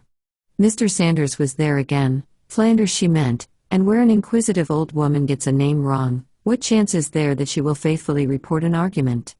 As she held the plates under water and then dealt them on the pile beneath the hissing gas, she listened, heard Sanders speaking in a loud, rather overbearing tone of voice. "Good," he said, "and absolute justice and punishment, and the will of the majority." Then her gentleman piped up. She backed him in the argument against Sanders. Yet Sanders was a fine young fellow. Here all the scraps went swirling round the sink, scoured after by her purple, almost nailless hands. Women, she thought, and wondered what Sanders and her gentleman did in that line, one eyelid sinking perceptibly as she mused, for she was the mother of 9, 3 stillborn and 1 deaf and dumb from birth. Putting the plates in the rack, she heard once more Sanders at it again. "He don't give Bonamy a chance," she thought. "Objective something," said Bonamy, "and common ground and something else, all very long words," she noted. "Book learning does it," she thought to herself, and as she thrust her arms into her jacket, she heard something, might be the little table by the fire, fall, and then stamp, stamp, stamp, as if they were having at each other, round the room, making the plates dance. "Tomorrow's breakfast, sir," she said, opening the door.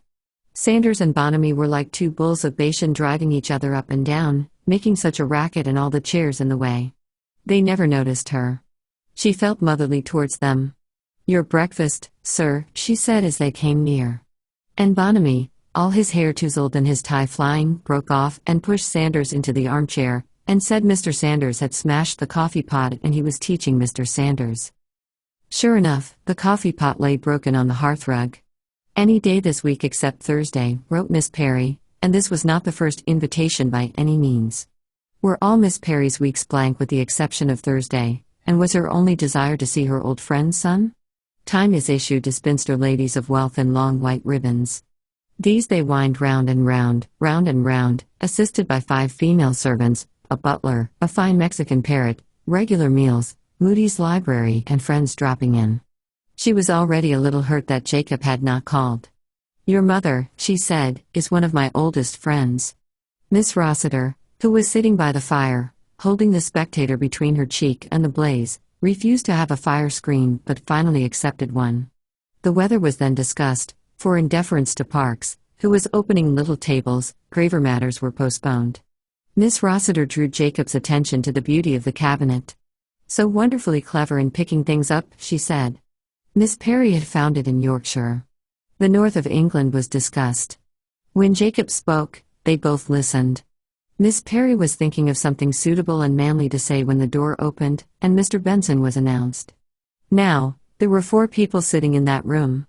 Miss Perry, aged 66, Miss Rossiter, 42, Mr. Benson, 38, and Jacob, 25. "My old friend looks as well as ever," said Mr. Benson, tapping the bars of the parrot's cage. Miss Rossiter simultaneously praised the tea. Jacob handed the wrong plates, and Miss Perry signified her desire to approach more closely. "Your brothers," she began vaguely. "Archer and John," Jacob supplied her. Then, to her pleasure, she recovered Rebecca's name and how one day, when you were all little boys, playing in the drawing room. "But Miss Perry has the kettle holder," said Miss Rossiter, and indeed, Miss Perry was clasping it to her breast. Had she, then, loved Jacob's father? "So clever, not so good as usual. I thought it most unfair," said Mr. Benson and Miss Rossiter, discussing the Saturday Westminster. Did they not compete regularly for prizes? Had not Mr. Benson won a guinea 3 times and Miss Rossiter once 10 and 6pence? Of course, Everard Benson had a weak heart, but still, to win prizes, remember parrots, toady Miss Perry, despise Miss Rossiter, give tea parties in his rooms, which were in the style of Whistler, with pretty books on tables, all this, so Jacob felt without knowing him, made him a contemptible ass. As for Miss Rossiter, she had nursed cancer and now painted watercolors. "Running away so soon?" said Miss Perry vaguely. "At home every afternoon, if you've nothing better to do, except Thursdays." "I've never known you desert your old ladies once," Miss Rossiter was saying, and Mr. Benson was stooping over the parrot's cage, and Miss Perry was moving towards the bell. The fire burnt clear between 2 pillars of greenish marble, and on the mantelpiece, there was a green clock guarded by Britannia leaning on her spear. As for pictures, a maiden in a large hat offered roses over the garden gate to a gentleman in 18th-century costume. A mastiff lay extended against a battered door. The lower panes of the windows were of ground glass, and the curtains, accurately looped, were plush and green, too. Laurette and Jacob sat with their toes in the fender side by side in 2 large chairs covered in green plush. Laurette's skirts were short, her legs long, thin, and transparently covered. Her fingers stroked her ankles. "It's not exactly that I don't understand them," she was saying thoughtfully. "I must go and try again." "What time will you be there?" said Jacob. She shrugged her shoulders. "Tomorrow?" "No, not tomorrow. This weather makes me long for the country," she said, looking over her shoulder at the back view of tall houses through the window. "I wish you'd been with me on Saturday," said Jacob. "I used to ride," she said. She got up gracefully and calmly. Jacob got up. She smiled at him. As she shut the door, he put so many shillings on the mantelpiece. Altogether, a most reasonable conversation, a most respectable room, an intelligent girl. Only Madame herself, seeing Jacob out, had about her that leer, that lewdness, that quake of the surface, visible in the eyes chiefly, which threatens to spill the whole bag of ordure, with difficulty held together, over the pavement. In short, something was wrong. Not so very long ago, the workman had gilt the final Y in Lord Macaulay's name, and the name stretched in unbroken files around the dome of the British Museum. At a considerable depth beneath, many hundreds of the living sat at the spokes of a cartwheel copying from printed books into manuscript books, now and then rising to consult the catalogue, regaining their places stealthily, while from time to time a silent man replenished their compartments. There was a little catastrophe. Miss Marchmont's pile overbalanced and fell into Jacob's compartment. Such things happened to Miss Marchmont. What was she seeking through millions of pages, in her old plush dress and her wig of claret-colored hair, with her gems and her chilblains? Sometimes one thing, sometimes another, to confirm her philosophy that color is sound, or, perhaps, it has something to do with music. She could never quite say, though it was not for lack of trying. And she could not ask you back to her room, for it was not very clean, I'm afraid, so she must catch you in the passage or take a chair in Hyde Park to explain her philosophy.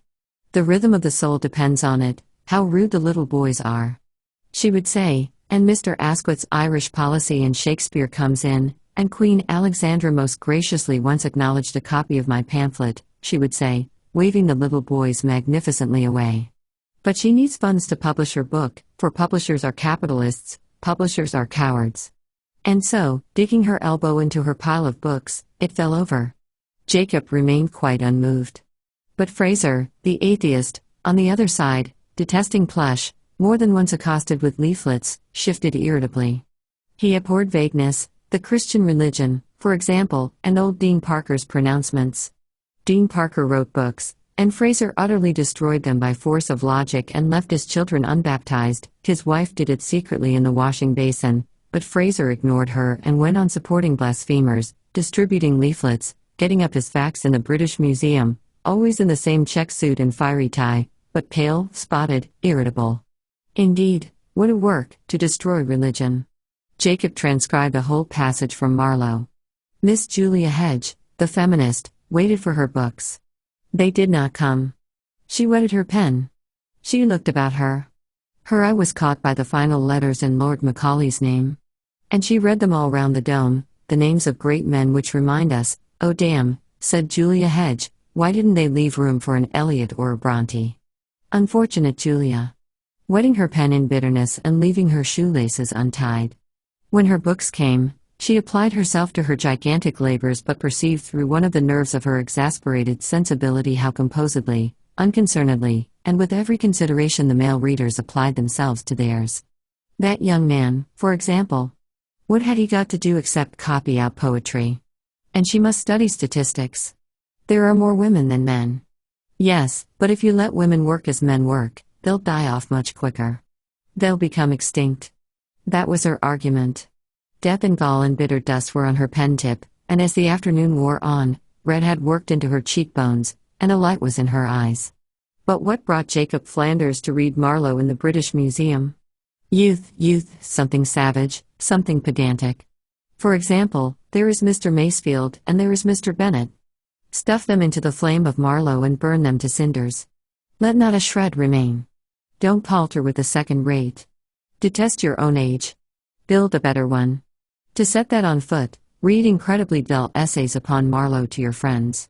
For this purpose, it is one of the most collated editions in the British Museum. One must do the thing oneself. Useless to trust to the Victorians, who disembowel, or to the living, who are mere publicists. The flesh and blood of the future depends entirely upon 6 young men. As Jacob was one of them, there was no doubt that he looked a little regal and pompous as he turned his page, and Julia Hedge disliked him naturally enough. But then a pudding-faced man pushed a note towards Jacob, and Jacob, leaning back in his chair, began an uneasy murmured conversation, and they went off together. Julia Hedge watched them and laughed aloud, she thought, directly they were in the hall. Nobody laughed in the reading room. There were shirtings, murmurings, apologetic sneezes, and sudden, unashamed, devastating coughs. The lesson hour was almost over. Ushers were collecting exercises. Lazy children wanted to stretch. Good ones scribbled assiduously, another day over and so little done. And now and then was to be heard from the whole collection of human beings a heavy sigh, after which the humiliating old man would cough shamelessly, and Miss Marchmont whinnied like a horse. Jacob came back only in time to return his books. The books were now replaced. A few letters of the alphabet were sprinkled round the dome. Closely stood together in a ring round the dome were Plato, Aristotle, Sophocles, and Shakespeare, the literature of Rome, Greece, China, India, Persia. One leaf of poetry was pressed flat against another leaf, one burnished letter laid smooth against another in a density of meaning, a conglomeration of loveliness. "One does want one's tea," said Miss Marchmont, reclaiming her shabby umbrella. Miss Marchmont wanted her tea but could never resist a last look at the Elgin marbles. She looked at them sideways, waving her hand and muttering a word or two of salutation, which made Jacob and the other man turn round. She smiled at them amiably. It all came into her philosophy: that color is sound, or perhaps it has something to do with music. And having done her service, she hobbled off to tea. It was closing time. The public collected in the hall to receive their umbrellas. For the most part, the students wait their turn very patiently. To stand and wait while someone examines white discs is soothing. The umbrella will certainly be found. But the fact leads you on all day through Macaulay, Hobbes, Gibbon, through octavos, quartos, folios, sinks deeper and deeper through ivory pages and morocco bindings into this density of thought, this conglomeration of knowledge. Jacob's walking stick was like all the others. They had muddled the pigeonholes, perhaps. There is an enormous mind in the British Museum. Consider that Plato is there cheek by jowl with Aristotle and Shakespeare with Marlowe. This great mind is hoarded beyond the power of any single mind to possess it. Nevertheless, as they take so long to find one's walking stick, one can't help thinking how one might come with a notebook, sit at a desk, and read it all through. A learned man is the most venerable of all, a man like Huxtable of Trinity, who writes all his letters in Greek, they say, and could have kept his end up with Bentley. And then there is science, pictures, architecture, an enormous mind. They pushed the walking stick across the counter. Jacob stood beneath the porch of the British Museum. It was raining. Great Russell Street was glazed and shining, here yellow, here, outside the chemist's, red and pale blue. People scuttled quickly close to the wall, carriages rattled rather helter-skelter down the streets. Well, but a little rain hurts nobody. Jacob walked off much as if he had been in the country, and late that night, there he was, sitting at his table with his pipe and his book. The rain poured down. The British Museum stood in one solid immense mound, very pale, very sleek in the rain, not a quarter of a mile from him. The vast mind was sheeted with stone, and each compartment in its depths was safe and dry. The night watchmen, flashing their lanterns over the backs of Plato and Shakespeare, saw that on the 22nd of February, neither flame, rat, nor burglar was going to violate these treasures. Poor, highly respectable men, with wives and families at Kentish Town, do their best for 20 years to protect Plato and Shakespeare and then are buried at Highgate. The stone lies solid over the British Museum, as bone lies cool over the visions and heat of the brain. Only here the brain is Plato's brain and Shakespeare's. The brain has made pots and statues, great bulls and little jewels, and crossed the river of death this way and that incessantly, seeking some landing, now wrapping the body well for its long sleep, now laying a penny piece on the eyes, now turning the toes scrupulously to the east. Meanwhile, Plato continues his dialogue in spite of the rain, in spite of the cab whistles, in spite of the woman in the mews behind Great Ormond Street who has come home drunk and cries all night long, "Let me in. Let me in." In the street below Jacob's room, voices were raised. But he read on. For, after all, Plato continues imperturbably. And Hamlet utters his soliloquy. And there the Elgin marbles lie, all night long, old Jones's lantern sometimes recalling Ulysses, or a horse's head, or sometimes a flash of gold, or a mummy's sunk yellow cheek. Plato and Shakespeare continue, and Jacob, who was reading the Phaedrus, heard people vociferating around the lamp-post, and the woman battering at the door and crying, "Let me in." As if coal had dropped from the fire, or a fly, falling from the ceiling, had lain on its back, too weak to turn over. The Phaedrus is very difficult. And so, when at length one reads straight ahead, falling into step, marching on, becoming, so it seems, momentarily part of this rolling, imperturbable energy, which has driven darkness before it since Plato walked the Acropolis, it is impossible to see to the fire. The dialogue draws to its close. Plato's argument is done. Plato's argument is stowed away in Jacob's mind, and for 5 minutes, Jacob's mind continues alone, onwards into the darkness. Then, getting up, he parted the curtains and saw, with astonishing clearness, how the spring its opposite had gone to bed, how it rained, how the Jews and the foreign woman, at the end of the street, stood by the pillar box, arguing. Every time the door opened and fresh people came in, those already in the room shifted slightly, those who were standing looked over their shoulders, those who were sitting stopped in the middle of sentences. What with the light, the wine, the strumming of a guitar, something exciting happened each time the door opened. Who was coming in? That's Gibson. The painter? But go on with what you were saying. They were saying something that was far, far too intimate to be said outright. But the noise of the voices served like a clapper in little Mrs. Withers's mind, scaring into the air blocks of small birds, and then they'd settle, and then she'd feel afraid, put one hand to her hair, bind both round her knees, and look up at Oliver Skelton nervously, and say, "Promise, promise, you'll tell no one." So considerate he was, so tender. It was her husband's character that she discussed. He was cold, she said. Down upon them came the splendid Magdalen, brown, warm, voluminous, scarcely brushing the grass with her sandaled feet. Her hair flew, pins seemed scarcely to attach the flying silks. An actress, of course, is a line of light perpetually beneath her. It was only my dear that she said, but her voice went jodeling between alpine passes. And down she tumbled on the floor and sang since there was nothing to be said, round ahs and ohs. Mangan, the poet, coming up to her, stood looking down at her, drawing at his pipe. The dancing began. Grey-haired Mrs. Kamer asked Dick Graves to tell her who Mangan was and said that she had seen too much of this sort of thing in Paris. Magdalen had got upon his knees, now his pipe was in her mouth, to be shocked. "Who is that?" she said, staying her glasses when they came to Jacob, for indeed he looked quiet, not indifferent, but like someone on a beach, watching. "Oh, my dear, let me lean on you," gasped Helen Askew, hopping on one foot, for the silver cord round her ankle had worked loose. Mrs. Kamer turned and looked at the picture on the wall. "Look at Jacob," said Helen, they were binding his eyes for some game. And Dick Graves, being a little drunk, very faithful, and very simple-minded, told her that he thought Jacob the greatest man he had ever known. And down they sat cross-legged upon cushions and talked about Jacob, and Helen's voice trembled, for they both seemed heroes to her and the friendship between them so much more beautiful than women's friendships. Anthony Powlett now asked her to dance, and as she danced, she looked at them, over her shoulder, standing at the table, drinking together. The magnificent world, the live, sane, vigorous world. These words refer to the stretch of wood pavement between Hammersmith and Holborn in January between 2 and 3 in the morning. That was the ground beneath Jacob's feet. It was healthy and magnificent because one room, above a mews, somewhere near the river, contained 50 excited, talkative, friendly people.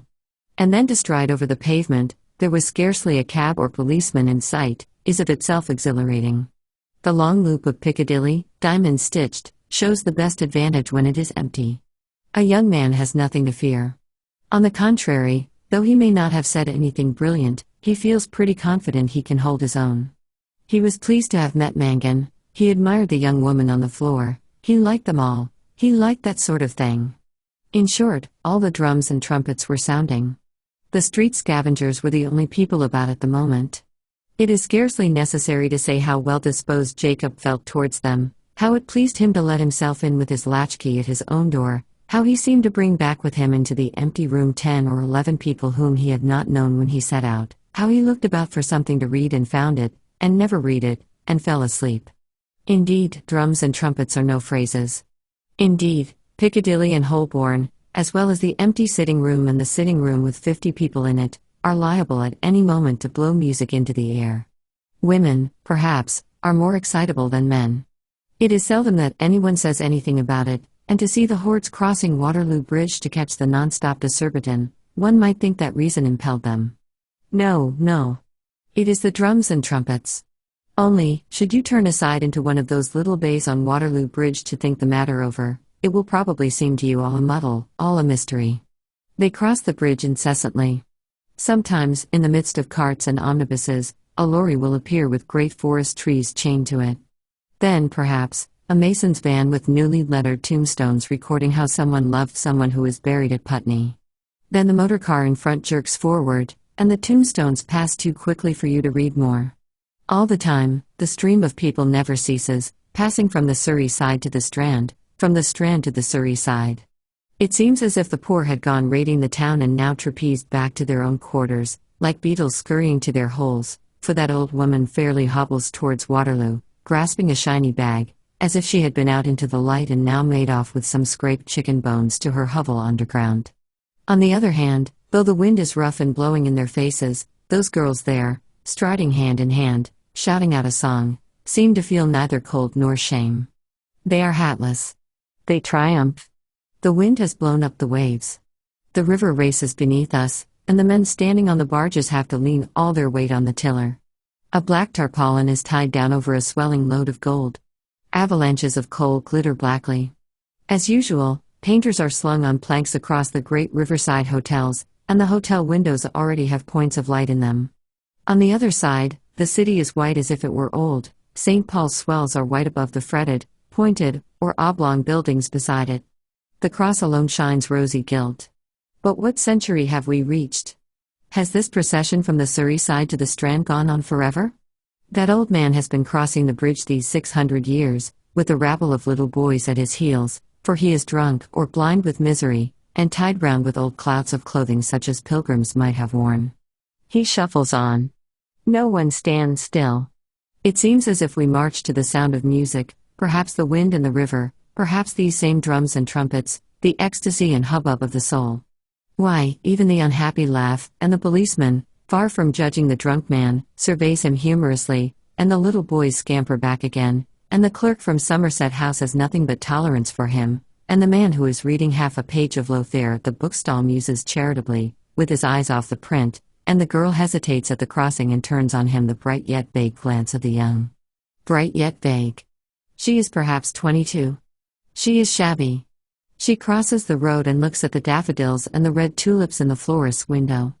She hesitates, and makes off in the direction of Temple Bar. She walks fast, and yet anything distracts her. Now she seems to see, and now to notice nothing. Chapter 10. Through the disused graveyard in the parish of St. Pancras, Fanny Elmer strayed between the white tombs that lean against the wall, crossing the grass to read a name, hurrying on when the gravekeeper approached, hurrying into the street, pausing now by a window with blue china, now quickly making up for lost time, abruptly entering a baker's shop, buying rolls, adding cakes, going on again so that anyone wishing to follow must fairly trot. She was not drably shabby, though. She wore silk stockings and silver-buckled shoes, only the red feather in her hat drooped, and the clasp of her bag was weak, for out fell a copy of Madame Tussaud's programme as she walked.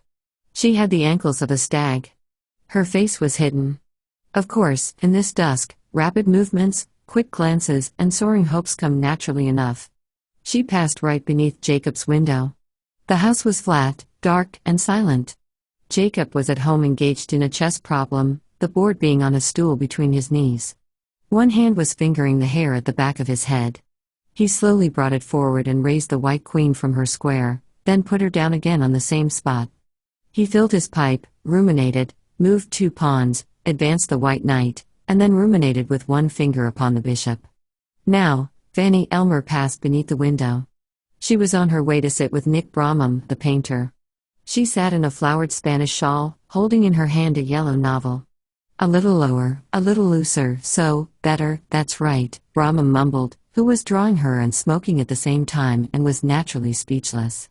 His head might have been the work of a sculptor, who had squared the forehead, stretched the mouth, and left marks of his thumbs and streaks from his fingers in the clay. But the eyes had never been shut. They were rather prominent and rather bloodshot as if from staring and staring, and when he spoke, they looked for a second disturbed but went on staring. An unshaded electric light hung above her head. As for the beauty of women, it is like the light on the sea, never constant to a single wave. They all have it, they all lose it. Now she is dull and thick as bacon, now transparent as a hanging glass. The fixed faces are the dull ones. Here comes Lady Venice, which is displayed like a monument for admiration but carved in alabaster, to be set on the mantelpiece and never dusted. A dapper brunette complete from head to foot serves only as an illustration to lie upon the drawing-room table.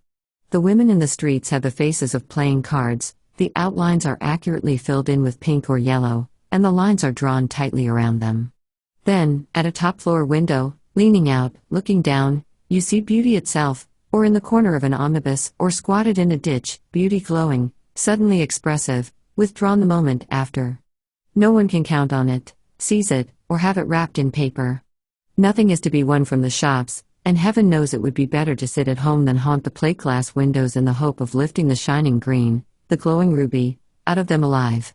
Sea glass in a saucer loses its luster no sooner than silks do.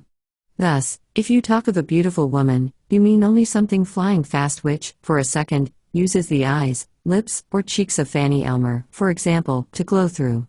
She was not beautiful, as she sat stiffly. Her underlip was too prominent, her nose was too large, her eyes were too near together. She was a thin girl with brilliant cheeks and dark hair, sulky just now or stiff with sitting. When Brahman snapped his stick of charcoal, she started. Brahman was out of temper. He squatted before the gas fire warming his hands. Meanwhile, she looked at his drawing. He grunted. Fanny threw on a dressing gown and boiled a kettle. "By God, it's bad," said Brahman. Fanny dropped onto the floor, clasped her hands around her knees and looked at him. Her beautiful eyes, yes, beauty, flying through the room, shone there for a second. Fanny's eyes seemed to question, to commiserate, to be, for a second, love itself. But she exaggerated. Brahman noticed nothing. And when the kettle boiled up, she scrambled, more like a colt or a puppy than a loving woman. Now Jacob walked over to the window and stood with his hands in his pockets. Mr. Springett opposite came out, looked at his shop window, and went in again. The children drifted past, eyeing the pink sticks of sweet stuff. Pickford's van swung down the street. A small boy twirled from a rope. Jacob turned away. 2 minutes later, he opened the front door and walked off in the direction of Holborn. Fanny Elmer took down her cloak from the hook. Nick Brahman unpinned his drawing and rolled it under his arm. They turned out the lights and set off down the street, holding on their way through all the people, motor cars, omnibuses, and carts until they reached Leicester Square, 5 minutes before Jacob reached it, for his way was slightly longer, and he had been stopped by a block in Holborn waiting to see the King drive by, so that Nick and Fanny were already leaning over the barrier in the promenade at the Empire when Jacob pushed through the swing doors and took his place beside them. "Hello, never noticed you," said Nick 5 minutes later. "Bloody rot," said Jacob. "Miss Elmer," said Nick. Jacob took his pipe out of his mouth very awkwardly. Very awkward he was. And when they sat upon a plush sofa and let the smoke go up between them and the stage and heard far off the high-pitched voices and the jolly orchestra breaking in opportunely, he was still awkward, only Fanny thought, what a beautiful voice. She thought how little he said yet how firm it was. She thought about how young men are dignified and aloof, how unconscious they are, and how quietly one might sit beside Jacob and look at him. And how childlike he would be, come in tired of an evening, she thought, and how majestic, a little overbearing perhaps, but I wouldn't give way, she thought. He got up and leaned over the barrier. The smoke hung about him. And forever, the beauty of young men seems to be set in smoke. However, lustily, they chase footballs, drive cricket balls, dance, run, or stride along roads. Possibly, they will soon lose it. Possibly, they look into the eyes of faraway heroes and take their station among us half contemptuously, she thought, vibrating like a fiddle string to be played on and snapped. Anyhow, they love silence and speak beautifully, each word falling like a disc new cut, not a hubble-bubble of small smooth coins such as girls use, and they move decidedly, as if they knew how long to stay and when to go. Oh, but Mr. Flanders was only gone to get a program. "The dancers come right at the end," he said, coming back to them. "And isn't it pleasant?" Fanny went on thinking, how can young men bring out lots of silver coins from their trouser pockets and look at them instead of having just so many in a purse? Then there she was herself, whirling across the stage in white flounces, and the music was the dance and fling of her own soul, and the whole machinery, rock, and gear of the world was spun smoothly into those swift eddies and falls, she felt, as she stood rigid leaning over the barrier 2 feet from Jacob Flanders. Her screwed-up black glove dropped to the floor. When Jacob gave it her, she started angrily. For never was there a more irrational passion. And Jacob was afraid of her for a moment, so violent, so dangerous is it when young women stand rigid, grasp the barrier, and fall in love. It was the middle of February. The roofs of Hampstead Garden suburb lay in a tremulous haze. It was too hot to walk. A dog barked down in the hollow. The liquid shadows went over the plain. The body, after a long illness, is languid, passive, and receptive to sweetness but too weak to contain it. The tears well and fall as the dog barks in the hollow, the children skim after hoops, and the country darkens and brightens. Beyond a veil, it seems. Ah, but draw the veil thicker lest I faint with sweetness, Fanny Elmer sighed as she sat on a bench in Judge's Walk looking at Hampstead Garden suburb. But the dog went on barking. The motor cars hooted on the road. She heard a faraway rush and humming.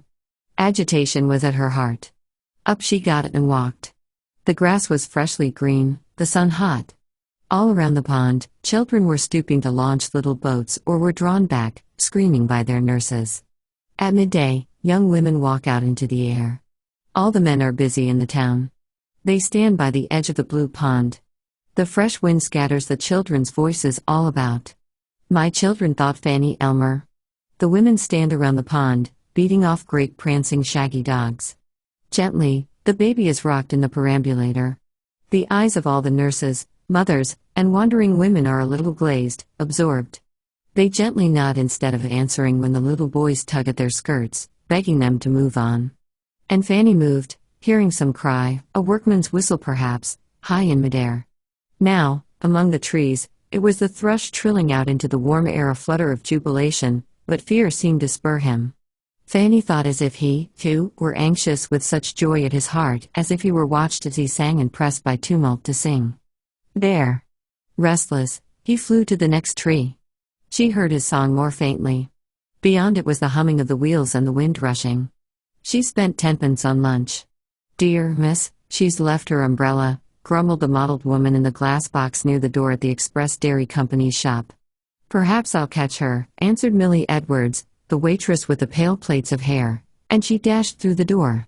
No good, she said, coming back a moment later with Fanny's cheap umbrella. She put her hand to her plaits. Oh, that door, grumbled the cashier. Her hands were cased in black mittens, and the fingertips that drew in the paper slips were swollen as sausages. Pie and greens for one. Large coffee and crumpets. Eggs on toast. 2 fruit cakes. Thus, the sharp voices of the waitresses snapped. The lunchers heard their orders repeated with approval and saw the next table served with anticipation.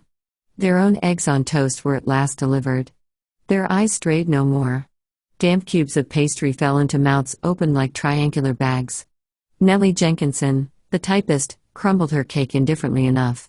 Every time the door opened, she looked up. What did she expect to see?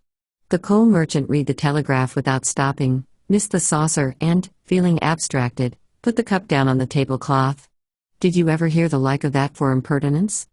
Mrs. Parsons wound up, brushing the crumbs from her furs. Hot milk and scone, for one. Pot of tea. Roll and butter, cried the waitresses. The door opened and shut. Such is the life of the elderly. It is curious to lie in a boat and watch the waves. Here are 3 coming regularly, one after another, all much of a size. Then, hurrying after them comes a 4th, very large and menacing. It lifts the boat, on it goes, somehow merges without accomplishing anything, flattens itself out with the rest. What can be more violent than the fling of boughs in a gale, the tree yielding itself all up the trunk, to the very tip of the branch, streaming and shuddering the way the wind blows, yet never flying in dishevelment away. The corn squirms and abases itself as if preparing to tug itself free from the roots, and yet is tied down. Why, from the very windows, even in the dusk, you see a swelling run through the street, an aspiration, as with arms outstretched, eyes desiring, mouths agape. And then we peaceably subside. If the exaltation lasted, we should have been blown like foam into the air. The stars would shine through us. We should go down the gale in salt drops, as sometimes happens. For the impetuous spirits will have none of this cradling. Never any swaying or aimlessly lolling for them. Never any making believe, or lying cozily, or genially supposing that one is much like another, fire warm, wine pleasant, extravagance a sin. People are so nice once you know them. I couldn't think ill of her. One must remember, but Nick perhaps, or Fanny Elmer, believing implicitly in the truth of the moment, fling off, sting the cheek, are gone like sharp hail. Oh, said Fanny, bursting into the studio 3/4 of an hour late because she had been hanging about the neighborhood of the Foundling Hospital merely for the chance of seeing Jacob walk down the street, take out his latchkey, and open the door. I'm afraid I'm late, upon which Nick said nothing, and Fanny grew defiant. I'll never come again, she cried at length. Don't, then, Nick replied, and off she ran without so much as good night. How exquisite it was, that dress in Evelina's shop off Shaftesbury Avenue. It was 4 o'clock on a fine day early in April, and was Fanny the one to spend 4 o'clock on a fine day indoors? Other girls in that very street sat over ledgers or drew long threads wearily between silk and gauze or, festooned with ribbons in Swan and Edgar's, rapidly added up pence and farthings on the back of the bill and twisted the yard and 3/4 in tissue paper and asked your pleasure? Of the next comer. In Evelina's shop off Shaftesbury Avenue, the parts of a woman are shown separately. In the left hand was her skirt. Twining round a pole in the middle was a feather boa. Ranged like the heads of malefactors on Temple Bar were hats, emerald and white, lightly wreathed or drooping beneath deep-dyed feathers. And on the carpet were her feet, pointed gold or patent leather slashed with scarlet. Feasted upon by the eyes of women, the clothes by 4 o'clock were flyblown like sugar cakes in a baker's window. Fanny eyed them, too. But coming along Gerrard Street was a tall man in a shabby coat. A shadow fell across Evelina's window, Jacob's shadow, though it was not Jacob. And Fanny turned and walked along Gerrard Street and wished that she had read books. Nick never read books, never talked of Ireland or the House of Lords, and as for his fingernails, she would learn Latin and read Virgil. She had been a great reader. She had read Scott, she had read Dumas. At the Slade no one read. But no one knew Fanny at the Slade or guessed how empty it seemed to her, the passion for earrings, for dances, for tonks and steer, when it was only the French who could paint, Jacob said. For the moderns, painting was futile, it was the least respectable of the arts. Why read anything but Marlowe and Shakespeare, Jacob said, and Fielding if you must read novels. Fielding, said Fanny when the man in Charing Cross Road asked her what book she wanted. She bought Tom Jones. At 10 o'clock in the morning, in a room that she shared with a school teacher, Fanny Elmer read Tom Jones, that mystic book. For this dull stuff, Fanny thought, about people with odd names is what Jacob likes. Good people like it. Dowdy women who don't mind how they cross their legs read Tom Jones, a mystic book, for there is something, Fanny thought, about books which if I had been educated I could have liked, much better than earrings and flowers, she sighed, thinking of the corridors at the Slade and the fancy dress dance next week. She had nothing to wear. They are real, thought Fanny Elmer, setting her feet on the mantelpiece. Some people are. Nick, perhaps, was the only one who was so stupid. And women never, except Miss Sargent, but she went off at lunchtime and gave herself airs. There they sat quietly, listening to a night reading, she thought. Not going to music halls, not looking in at shop windows, not wearing each other's clothes, like Robertson, who had worn her shawl, and she had worn his waistcoat, which Jacob could only do very awkwardly, for he liked Tom Jones. There it lay on her lap, in double columns, priced 3 and 6pence, the mystic book in which Henry Fielding ever so many years ago rebuked Fanny Elmer for feasting on scarlet, in perfect prose, Jacob said. For he never read modern novels. He liked Tom Jones. I do like Tom Jones, said Fanny, at 5:30 that same day early in April when Jacob took out his pipe in the armchair opposite. Alas, women lie. But not Clara Dorrant. A flawless mind, a candid nature, a virgin chained to a rock, somewhere off Lowndes Square, eternally pouring out tea for old men in white waistcoats, blue-eyed, looking you straight in the face, playing Bach. Of all women, Jacob honored her most.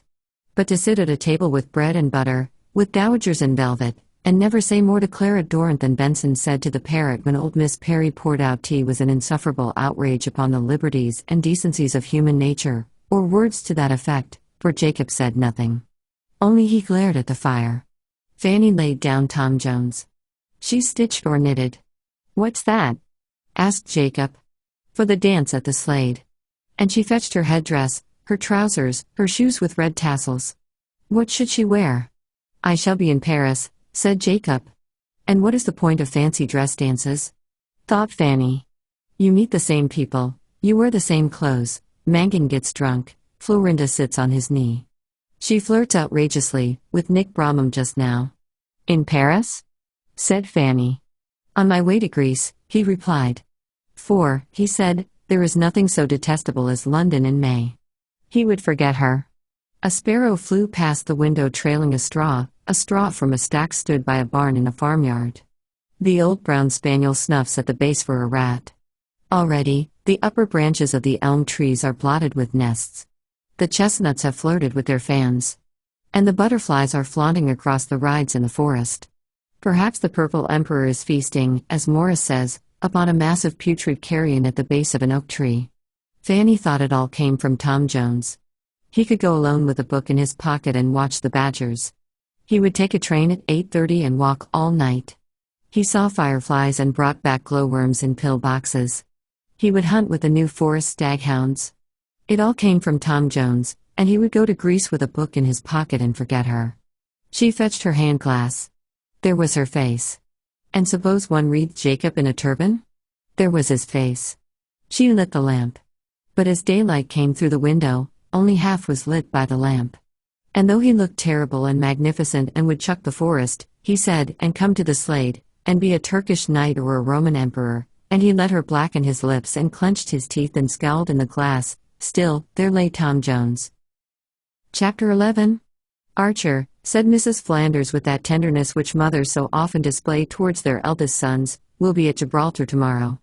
The post for which she was waiting, strolling up Dodd's Hill while the random church bells swung a hymn tune about her head, the clock striking 4 straight through the circling notes, the glass purpling under a storm cloud, and the 24 houses of the village cowering, infinitely humble, in company under a leaf of shadow, the post, with all its variety of messages, envelopes addressed in bold hands, in slanting hands, stamped now with English stamps, again with colonial stamps, or sometimes hastily dabbed with a yellow bar, the post was about to scatter a myriad messages over the world.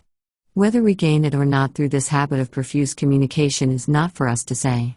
But that letter writing is practiced mendaciously nowadays, particularly by young men traveling in foreign parts, seems likely enough. For example, take this scene. Here was Jacob Flanders went abroad and stayed to break his journey in Paris. Old Miss Birkbeck, his mother's cousin, had died last June and left him £100. You needn't repeat the whole damn thing over again, Cruttendon, said Mallinson, the little bulk painter who was sitting at a marble table, splashed with coffee and ringed with wine, talking very fast and undoubtedly more than a little drunk. Well, Flanders, finished writing to your lady? Said Cruttendon as Jacob came and took his seat beside them, holding in his hand an envelope addressed to Mrs. Flanders near Scarborough, England. Do you uphold Velasquez? Said Cruttendon. By God, he does, said Mallinson. He always gets like this, said Cruttendon irritably. Jacob looked at Mallinson with excessive composure. I'll tell you the 3 greatest things that were ever written in the whole of literature, Cruttendon burst out. Hang there like fruit, my soul. He began. Don't listen to a man who doesn't like Velasquez, said Mallinson. Adolphe, don't give Mr. Mallinson any more wine, said Cruttendon. Fair play, said Jacob judicially. Let a man get drunk if he likes. That's Shakespeare, Cruttendon. I'm with you there. Shakespeare had more guts than all these damned frogs put together. Hang there like fruit, my soul, he began quoting, in a musical rhetorical voice, flourishing his wine glass. The devil damn you black, you cream-faced loon, he exclaimed as the wine washed over the rim. Hang there like fruit, my soul, Cruttendon and Jacob both began again at the same moment, and both burst out laughing. Curse these flies, said Mallinson, flicking at his bald head. What do they take me for? Something sweet-smelling, said Cruttendon. Shut up, Cruttendon, said Jacob. The fellow has no manners, he explained to Mallinson very politely. Wants to cut people off their drink. Look here. I want grilled bone. What's the French for grilled bone? Grilled bone, Adolphe. Now you juggins, don't you understand? And I'll tell you, Flanders, the second most beautiful thing in the whole of literature, said Cruttendon, bringing his feet down onto the floor and leaning right across the table so that his face almost touched Jacob's face. Hey diddle diddle, the cat and the fiddle, Mallinson interrupted, strumming his fingers on the table. The most extremely beautiful thing in the whole of literature. Cruttendon is a very good fellow, he remarked confidentially. But he's a bit of a fool. And he jerked his head forward. Well, not a word of this was ever told to Mrs. Flanders nor what happened when they paid the bill and left the restaurant and walked along the boulevard Raspail. Then there is another scrap of conversation, the time about 11 in the morning, the scene a studio, and the day Sunday. I tell you, Flanders, said Cruttendon, I'd as soon have one of Mallinson's little pictures as a Chardin. And when I say that, he squeezed the tail of an emaciated tube, Chardin was a great swell. He sells 'em to pay his dinner now? But wait till the dealers get hold of him. A great swell? Oh, very great swell. It's an awfully pleasant life, said Jacob, messing away up here. Still, it's a stupid art, Cruttendon. He wandered off across the room. There's this man, Pierre Louis, now. He took up a book. Now, my good sir, are you going to settle down? Said Cruttendon. That's a solid piece of work, said Jacob, standing a canvas on a chair. Oh, that I did ages ago, said Cruttendon, looking over his shoulder. You're a pretty competent painter, in my opinion, said Jacob after a time. Now, if you'd like to see what I'm after at the present moment, said Cruttendon, putting a canvas before Jacob. There. That's it. That's more like it. He squirmed his thumb in a circle around a lamp globe painted white. A pretty solid piece of work, said Jacob, straddling his legs in front of it. But what I wish you'd explain. Miss Ginny Carslake, pale, freckled, and morbid, came into the room. Oh, Ginny, here's a friend. Flanders. An Englishman. Wealthy. Highly connected. Go on, Flanders. Jacob said nothing. That's not right, said Ginny Carslake. No, said Cruttendon decidedly. Can't be done. He took the canvas off the chair and stood it on the floor with its back to them. Sit down, ladies and gentlemen. Miss Carslake comes from your part of the world, Flanders. From Devonshire. Oh, I thought you said Devonshire. Very well. She's a daughter of the church too. The black sheep of the family. Her mother writes her such letters. I say, have you one about you? It's generally Sundays they come. Sort of church bell effect, you know. Have you met all the painter men? Said Ginny. Was Mallinson drunk? If you go to his studio, he'll give you one of his pictures. I say, Teddy. Half a jiff, said Cruttendon. What's the season of the year? He looked out of the window.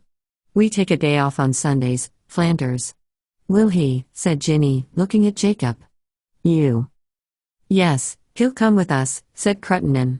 And then, here is Versailles.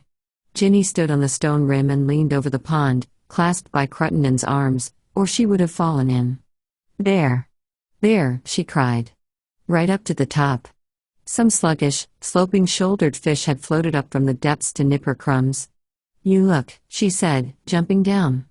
And then the dazzling white water, rough and throttled, shot up into the air. The fountain spread itself. Through it came the sound of military music far away. All the water was puckered with drops. A blue airball gently bumped the surface. How all the nurses and children and old men and young crowded to the edge, leaned over, and waved their sticks. The little girl ran, stretching her arms towards her airball, but it sank beneath the fountain. Edward Cruttendon, Ginny Carslake, and Jacob Flanders walked in a row along the yellow gravel path, got onto the grass passed under the trees, and came out to the summer house where Marie Antoinette used to drink chocolate. Edward and Ginny went in, but Jacob waited outside, sitting on the handle of his walking stick. Out, they came again. Well? Said Cruttendon, smiling at Jacob. Ginny waited, Edward waited, and both looked at Jacob. Well? Said Jacob, smiling and pressing both hands on his stick. Come along, he decided and started off. The others followed him, smiling. Then they went to the little cafe in the by-street where people sat drinking coffee, watching the soldiers, and meditatively knocking ashes into trays. But he's quite different, said Ginny, folding her hands over the top of her glass. I don't suppose you know what Ted means when he says a thing like that, she said, looking at Jacob. But I do. Sometimes I could kill myself. Sometimes he lies in bed all day long, just lies there. I don't want you right on the table, she waved her hands. Swollen iridescent pigeons were waddling round their feet. Look at that woman's hat, said Cruttendon. How did they come to think of it? No, Flanders, I don't think I could live like you. When one walks down that street opposite the British Museum, what's it called? That's what I mean. It's all like that. Those fat women, and the man standing in the middle of the road as if he were going to have a fit. Everybody feeds them, said Ginny, waving the pigeons away. They're stupid old things. Well, I don't know, said Jacob, smoking his cigarette. There's street Paul's. I mean going to an office, said Cruttendon. Hang it all, Jacob expostulated. But you don't count, said Ginny, looking at Cruttendon. You're mad. I mean, you just think of painting. Yes, I know. I can't help it.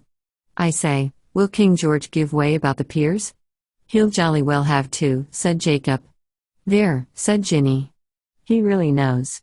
You see, "I would if I could," said Cruttendon, "but I simply can't." "I think I could," said Ginny. "Only, it's all the people one dislikes who do it. At home, I mean. They talk of nothing else. Even people like my mother. Now, if I came and lived here," said Jacob. "What's my share, Cruttendon?" "Oh, very well. Have it your own way. Those silly birds, directly one wants them, they've flown away."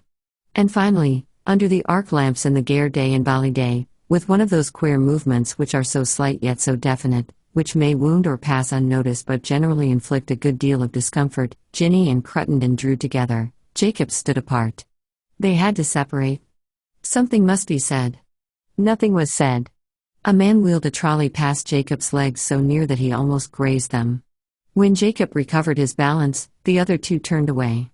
Ginny looked over her shoulder, and Cruttendon, waving his hand, disappeared like the very great genius that he was. No, Mrs. Flanders was told none of this, though Jacob felt, it is safe to say, that nothing in the world was of greater importance, and as for Cruttendon and Ginny, he thought them the most remarkable people he had ever met, being of course, unable to foresee how it fell out in the course of time that Cruttendon took to painting orchards, had therefore to live in Kent, and must, one would think, see through apple blossom by this time, since his wife, for whose sake he did it, eloped with a novelist. But no, Cruttendon still paints orchards, savagely, in solitude. Then Ginny Carslake, after her affair with Lefanu, the American painter, frequented Indian philosophers, and now you find her in pensions in Italy cherishing a little jeweler's box containing ordinary pebbles picked off the road. But if you look at them steadily, she says, multiplicity becomes unity, which is somehow the secret of life, though it does not prevent her from following the macaroni as it goes round the table, and sometimes, on spring nights, she makes the strangest confidences to shy young Englishmen. Jacob had nothing to hide from his mother. It was only that he could make no sense himself of his extraordinary excitement, and as for writing it down. "Jacob's letters are so like him," said Mrs. Jarvis, folding the sheet.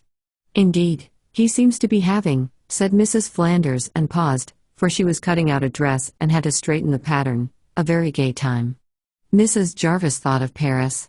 At her back, the window was open, for it was a mild night, a calm night, when the moon seemed muffled, and the apple trees stood perfectly still. "I never pity the dead," said Mrs. Jarvis, shifting the cushion at her back and clasping her hands behind her head. Betty Flanders did not hear, for her scissors made so much noise on the table. "They are at rest," said Mrs. Jarvis. "And we spend our days doing foolish, unnecessary things without knowing why." Mrs. Jarvis was not liked in the village. "You never walk at this time of night?" she asked Mrs. Flanders. "It is certainly wonderfully mild," said Mrs. Flanders. Yet it was years since she had opened the orchard gate and gone out on Dod's Hill after dinner. "It is perfectly dry," said Mrs. Jarvis as they shut the orchard door and stepped onto the turf. "I shan't go far," said Betty Flanders. "Yes, Jacob will leave Paris on Wednesday." "Jacob was always my friend of the three," said Mrs. Jarvis. "Now, my dear, I am going no further," said Mrs. Flanders. They had climbed the dark hill and reached the Roman camp. The rampart rose at their feet, the smooth circle surrounding the camp or the grave. How many needles Betty Flanders had lost there, and her garnet brooch. "It is much clearer than this sometimes," said Mrs. Jarvis, standing upon the ridge. There were no clouds, and yet there was a haze over the sea and over the moors. The lights of Scarborough flashed as if a woman wearing a diamond necklace turned her head this way and that. "How quiet it is," said Mrs. Jarvis. Mrs. Flanders rubbed the turf with her toe, thinking of her garnet brooch. Mrs. Jarvis found it difficult to think of herself tonight. It was so calm. There was no wind, nothing racing, flying, escaping. Black shadows stood still over the silver moors. The furze bushes stood perfectly still. Neither did Mrs. Jarvis think of God. There was a church behind them, of course. The church clock struck 10. Did the strokes reach the furze bush, or did the thorn tree hear them? Mrs. Flanders was stooping down to pick up a pebble. Sometimes people do fine things, Mrs. Jarvis thought, and yet, in this hazy moonlight, it was impossible to see anything except bones and little pieces of chalk. "Jacob bought it with his own money, and then I brought Mr. Parker up to see the view, and it must have dropped," Mrs. Flanders murmured. "Did the bones stir, or the rusty swords?" Was Mrs. Flanders's tuppenny-halfpenny brooch forever part of the rich accumulation? And if all the ghosts flocked thick and rubbed shoulders with Mrs. Flanders in the circle, would she not have seemed perfectly in her place, a live English matron growing stout? The clock struck the quarter. The frail waves of sound broke among the stiff gorse and the hawthorn twigs as the church clock divided time into quarters. Motionless and broad-backed, the Moors received the statement, "It is 15 minutes past the hour," but made no answer unless a bramble stirred. Yet even in this light, the legends on the tombstones could be read, with brief voices saying, "I am Bertha Ruck and I am Tom Gage." They say which day of the year they died, and the New Testament says something for them, very proud, very emphatic, or consoling. The Moors accept all that, too. The moonlight falls like a pale page upon the church wall and illumines the kneeling family in the niche, and the tablet set up in 1780 to the squire of the parish who relieved the poor, and believed in God, so the measured voice goes on down the marble scroll, as though it could impose itself upon time in the open air. Now, a fox steals out from behind the gorse bushes. Often, even at night, the church seems full of people. The pews are worn and greasy, the cassocks in place, and the hymn books on the ledges. It is a ship with all its crew aboard. The timbers strain to hold the dead and the living, the ploughmen, the carpenters, the fox-hunting gentlemen, and the farmers smelling mud and brandy. Their tongues join together in syllabling the sharp-cut words, which forever slice asunder time and the broad-backed moors. Plaint and belief and elegy, despair and triumph, but for the most part good sense and jolly indifference, go trampling out of the windows any time these 500 years. Still, as Mrs. Jarvis said, stepping out onto the moors, how quiet it is. Quiet at midday, except when the hunt scatters across it, quiet in the afternoon, save for the drifting sheep, at night, the moor is perfectly quiet. A garnet brooch has dropped into its grass. A fox pads stealthily. A leaf turns on its edge. Mrs. Jarvis, who is 50 years of age, reposes in the camp in the hazy moonlight. "And," said Mrs. Flanders, straightening her back, "I never cared for Mr. Parker." "Neither did I," said Mrs. Jarvis. They began to walk home. But their voices floated for a little above the camp. The moonlight destroyed nothing. The Moor accepted everything. Tom Gage cries aloud so long as his tombstone endures. The Roman skeletons are in safekeeping. Betty Flanders's darning needles are safe, too, as is her garnet brooch. And sometimes, at midday, in the sunshine, the Moor seems to hoard these little treasures like a nurse. But at midnight, when no one speaks or gallops, and the thorn tree is perfectly still, it would be foolish to vex the Moor with questions, what? And why? The church clock, however, strikes 12. Chapter 12. The water fell off a ledge-like lead, like a chain with thick white links. The train ran out into a steep green meadow, and Jacob saw striped tulips growing and heard a bird singing in Italy. A motor car full of Italian officers ran along the flat road and kept up with the train, raising dust behind it. There were trees laced together with vines, as Virgil said. Here was a station and a tremendous leave-taking going on, with women in high yellow boots and odd pale boys in ringed socks. Virgil's bees had gone about the plains of Lombardy. It was the custom of the ancients to train vines between elms. Then, at Milan, there were sharp-winged hawks of a bright brown, cutting figures over the roofs. These Italian carriages get damnably hot with the afternoon sun on them, and the chances are that before the engine has pulled to the top of the gorge, the clanking chain will have broken. Up, up, up, it goes, like a train on a scenic railway. Every peak is covered with sharp trees, and amazing white villages are crowded on ledges. There is always a white tower on the very summit, flat red frilled roofs, and a sheer drop beneath. It is not a country in which one walks after tea. For one thing, there is no grass. A whole hillside will be ruled by olive trees. Already in April, the earth is clotted into dry dust between them. And there are neither stiles nor footpaths, nor lanes checkered with the shadows of leaves, nor 18th-century inns with bow windows, where one eats ham and eggs.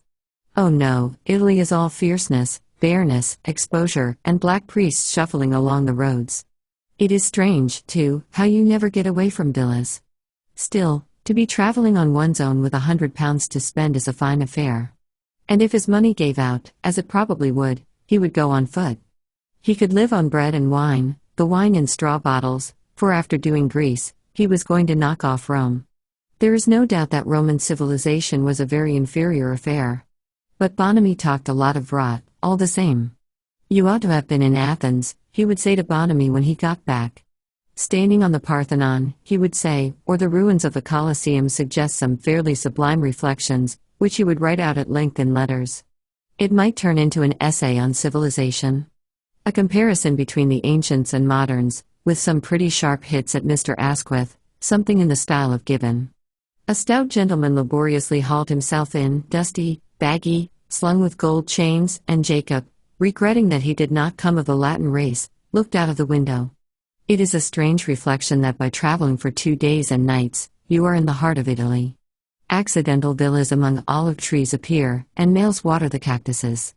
Black Victorias drive in between pompous pillars with plaster shields stuck to them. It is at once momentary and astonishingly intimate, to be displayed before the eyes of a foreigner. And there is a lonely hilltop where no one ever comes, and yet it is seen by me who was lately driving down Piccadilly on an omnibus. And what I should like would be to get out among the fields, sit down and hear the grasshoppers, and take up a handful of earth, Italian earth, as this is Italian dust upon my shoes. Jacob heard them crying strange names at railway stations through the night.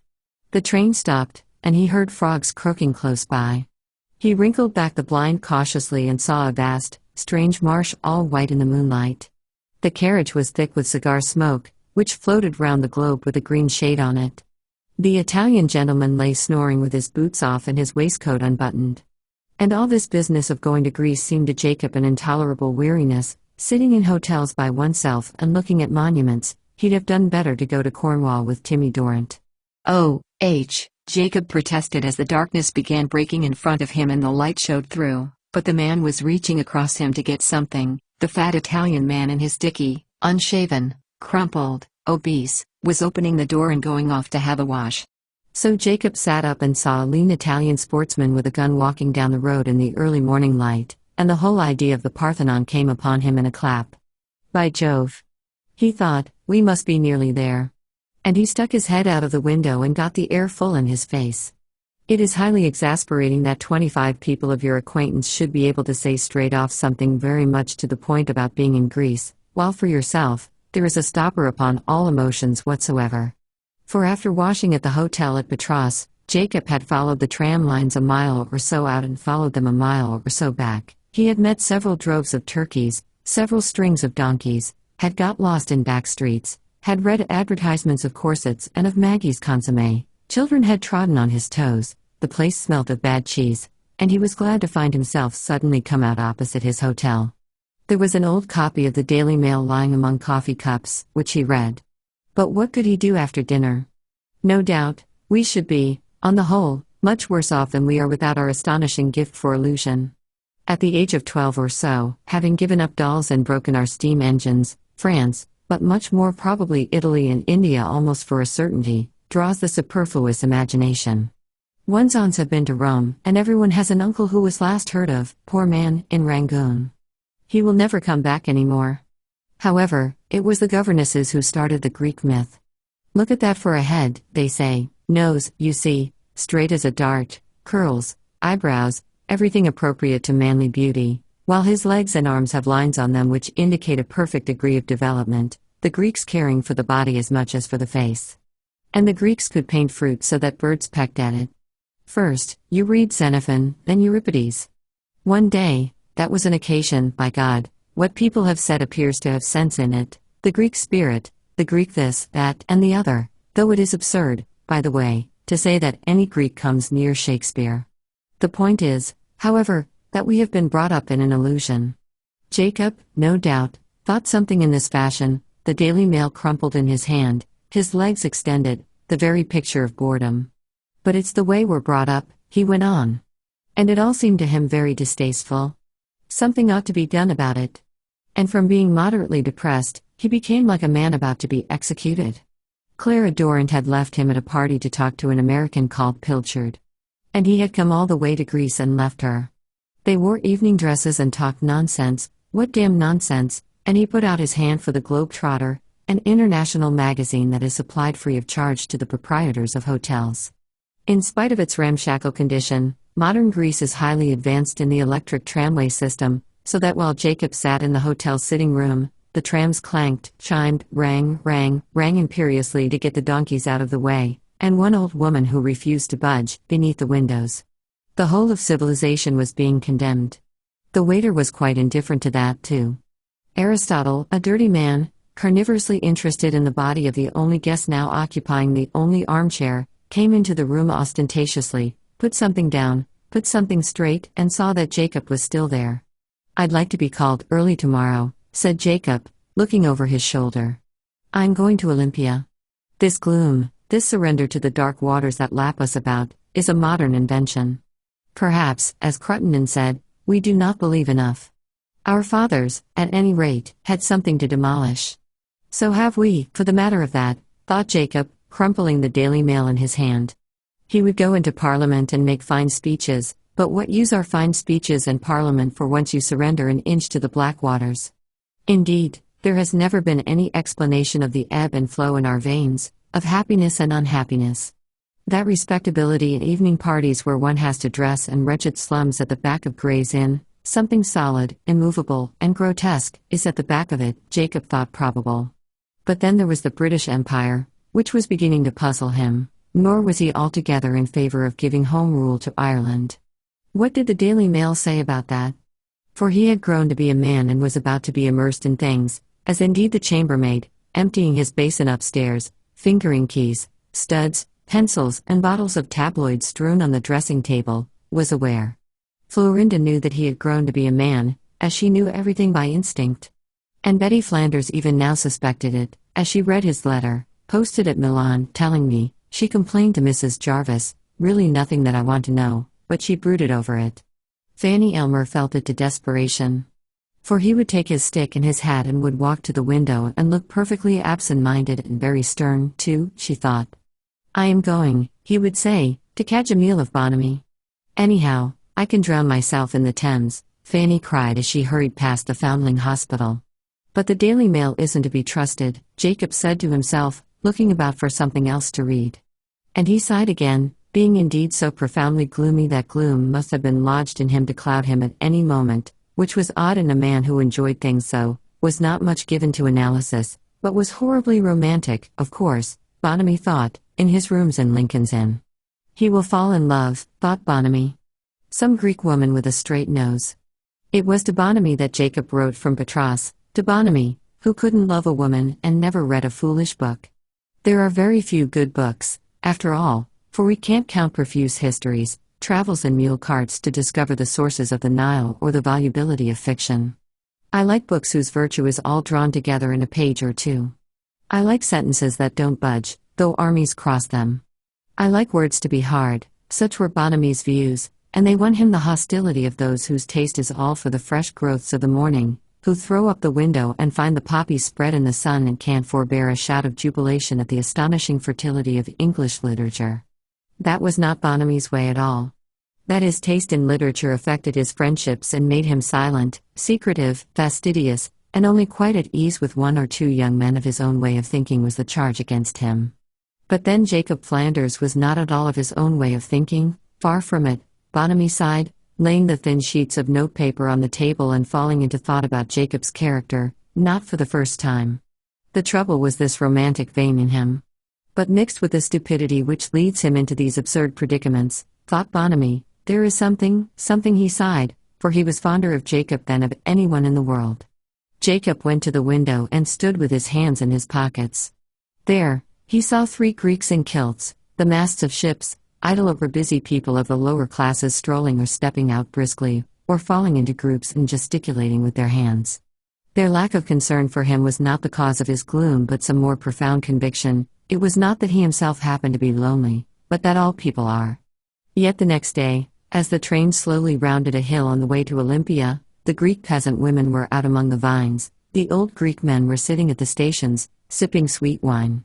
And though Jacob remained gloomy, he had never suspected how tremendously pleasant it is to be alone, out of England, on one's own, cut off from the whole thing. There are very sharp bare hills on the way to Olympia, and between them, blue sea in triangular spaces. A little like the Cornish coast.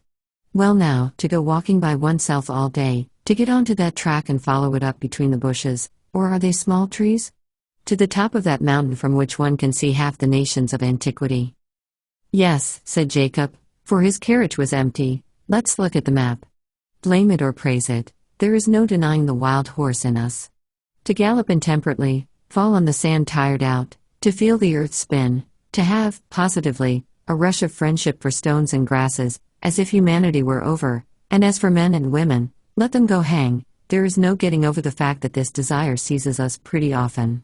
The evening air slightly moved the dirty curtains in the hotel window at Olympia. I am full of love for everyone, thought Mrs. Wentworth Williams, for the poor, most of all, for the peasants coming back in the evening with their burdens.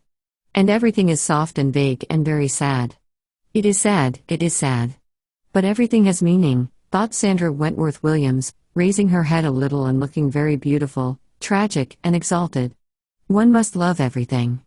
She held in her hand a little book convenient for traveling, Stories by Chekhov, as she stood, veiled, in white, in the window of the hotel at Olympia. How beautiful the evening was. And her beauty was its beauty.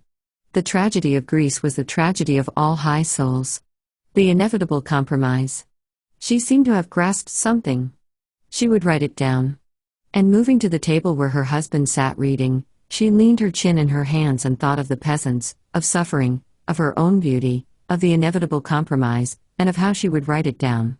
Nor did Evan Williams say anything brutal, banal, or foolish when he shut his book and put it away to make room for the plates of soup that were now being placed before them. Only his drooping bloodhound eyes and his heavy, sallow cheeks expressed his melancholy tolerance, his conviction that though forced to live with circumspection and deliberation, he could never possibly achieve any of those objects which, as he knew, are the only ones worth pursuing. His consideration was flawless, his silence unbroken. Everything seems to mean so much, said Sandra.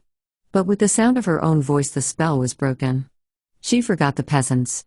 Only there remained with her a sense of her own beauty, and in front, luckily, there was a looking-glass.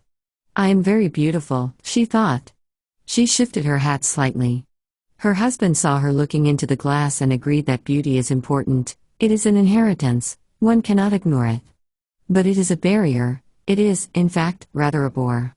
So he drank his soup and kept his eyes fixed upon the window. Quails, said Mrs. Wentworth Williams languidly. And then a goat, I suppose, and then caramel custard, presumably, said her husband in the same cadence, with his toothpick out already. She laid her spoon upon her plate, and her soup was taken away half-finished. Never did she do anything without dignity, for hers was the English type which is so Greek, save that villagers have touched their hats to it, the vicarage reveres it, and upper gardeners and under gardeners respectfully straighten their backs if she comes down the broad terrace on Sunday morning, dallying at the stone urns with the Prime Minister to pick a rose, which, perhaps, she was trying to forget, as her eye wandered round the dining room of the inn at Olympia, seeking the window where her book lay, where a few minutes ago she had discovered something very profound it had been, about love and sadness and the peasants. But it was Evan who sighed, not in despair nor indeed in rebellion. But, being the most ambitious of men and temperamentally the most sluggish, he had accomplished nothing, had the political history of England at his finger ends, and living much in company with Chatham, Pitt, Burke, and Charles James Fox could not help contrasting himself and his age with them and theirs. Yet there never was a time when great men are more needed, he was in the habit of saying to himself with a sigh. Here he was, picking his teeth in an inn at Olympia. He had done. But Sandra's eyes wandered. Those pink melons are sure to be dangerous, he said gloomily.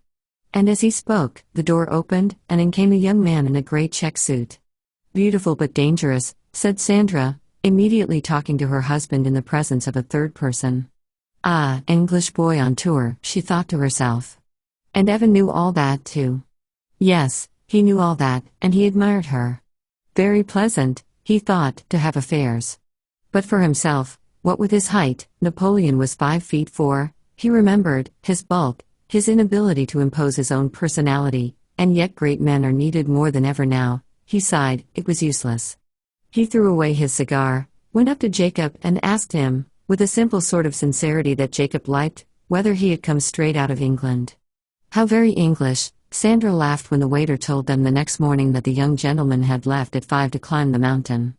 I am sure he asked you for a bath? The waiter shook his head and said that he would ask the manager. You do not understand, laughed Sandra. Never mind. Stretched on the top of the mountain, quite alone, Jacob enjoyed himself immensely. Probably, he had never been so happy in the whole of his life. But at dinner that night, Mr. Williams asked him whether he would like to see the paper, then Mrs. Williams asked him, as they strolled on the terrace smoking, and how could he refuse that man's cigar? Whether he'd seen the theatre by moonlight, whether he knew Everard Sherborne, whether he read Greek and whether Evan rose silently and went in, if he had to sacrifice one it would be the French literature or the Russian? And now, wrote Jacob in his letter to Bonamy, I shall have to read her cursed book her Chekhov, he meant, for she had lent it to him. Though the opinion is unpopular, it seems likely enough that bare places, fields too thick with stones to be ploughed, and tossing sea meadows halfway between England and America suit us better than cities. There is something absolute in us that despises qualification. It is this that is teased and twisted in society. People come together in a room. So delighted, says somebody, to meet you, and that is a lie. And then, I enjoy the spring more than the autumn now. One does, I think, as one gets older. Women are always talking about what they feel, and if they say as one gets older, they mean you to reply with something quite off the point. Jacob sat himself down in the quarry where the Greeks had cut marble for the theatre. It is hot work walking up Greek hills at midday. The wild red cyclamen was out. He had seen the little tortoises hobbling from clump to clump, the air smelt strong and suddenly sweet, and the sun, striking on jagged splinters of marble, was very dazzling to the eyes.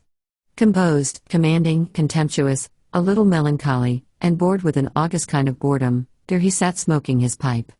Bonamy would have said that this was the sort of thing that made him uneasy. When Jacob got into the doldrums, he looked like a Margate fisherman out of a job or a British admiral. You couldn't make him understand a thing when he was in a mood like that. One had better leave him alone. He was dull. He was apt to be grumpy. He was up very early, looking at the statues with his Baedeker. Sandra Wentworth Williams, ranging the world before breakfast in quest of adventure or a point of view, all in white, not so very tall perhaps, but uncommonly upright. Sandra Williams got Jacob's head exactly on a level with the head of the Hermes of Praxiteles. The comparison was all in his favor. But before she could say a single word, he had gone out of the museum and left her. Still, a lady of fashion travels with more than one dress, and if white suits the morning hour, perhaps sandy yellow with purple spots on it, a black hat, and a volume of Balzac suit the evening. Thus, she was arranged on the terrace when Jacob came in. Very beautiful she looked. With her hands folded, she mused, seemed to listen to her husband, seemed to watch the peasants coming down with brushwood on their backs, seemed to notice how the hill changed from blue to black, seemed to discriminate between truth and falsehood, Jacob thought, and crossed his legs suddenly, observing the extreme shabbiness of his trousers. But he is very distinguished looking, Sandra decided. And Evan Williams, lying back in his chair with the paper on his knees, envied them. The best thing he could do would be to publish, with Macmillan's, his monograph on the foreign policy of Chatham. But confound this tumid, queasy feeling, this restlessness, swelling, and heat, it was jealousy. Jealousy. Jealousy. Which he had sworn never to feel again. Come with us to Corinth, Flanders, he said with more than his usual energy, stopping by Jacob's chair. He was relieved by Jacob's reply, or rather by the solid, direct, if shy manner in which he said that he would like very much to come with them to Corinth. Here is a fellow, thought Evan Williams, who might do very well in politics. I intend to come to Greece every year so long as I live, Jacob wrote to Bonamy.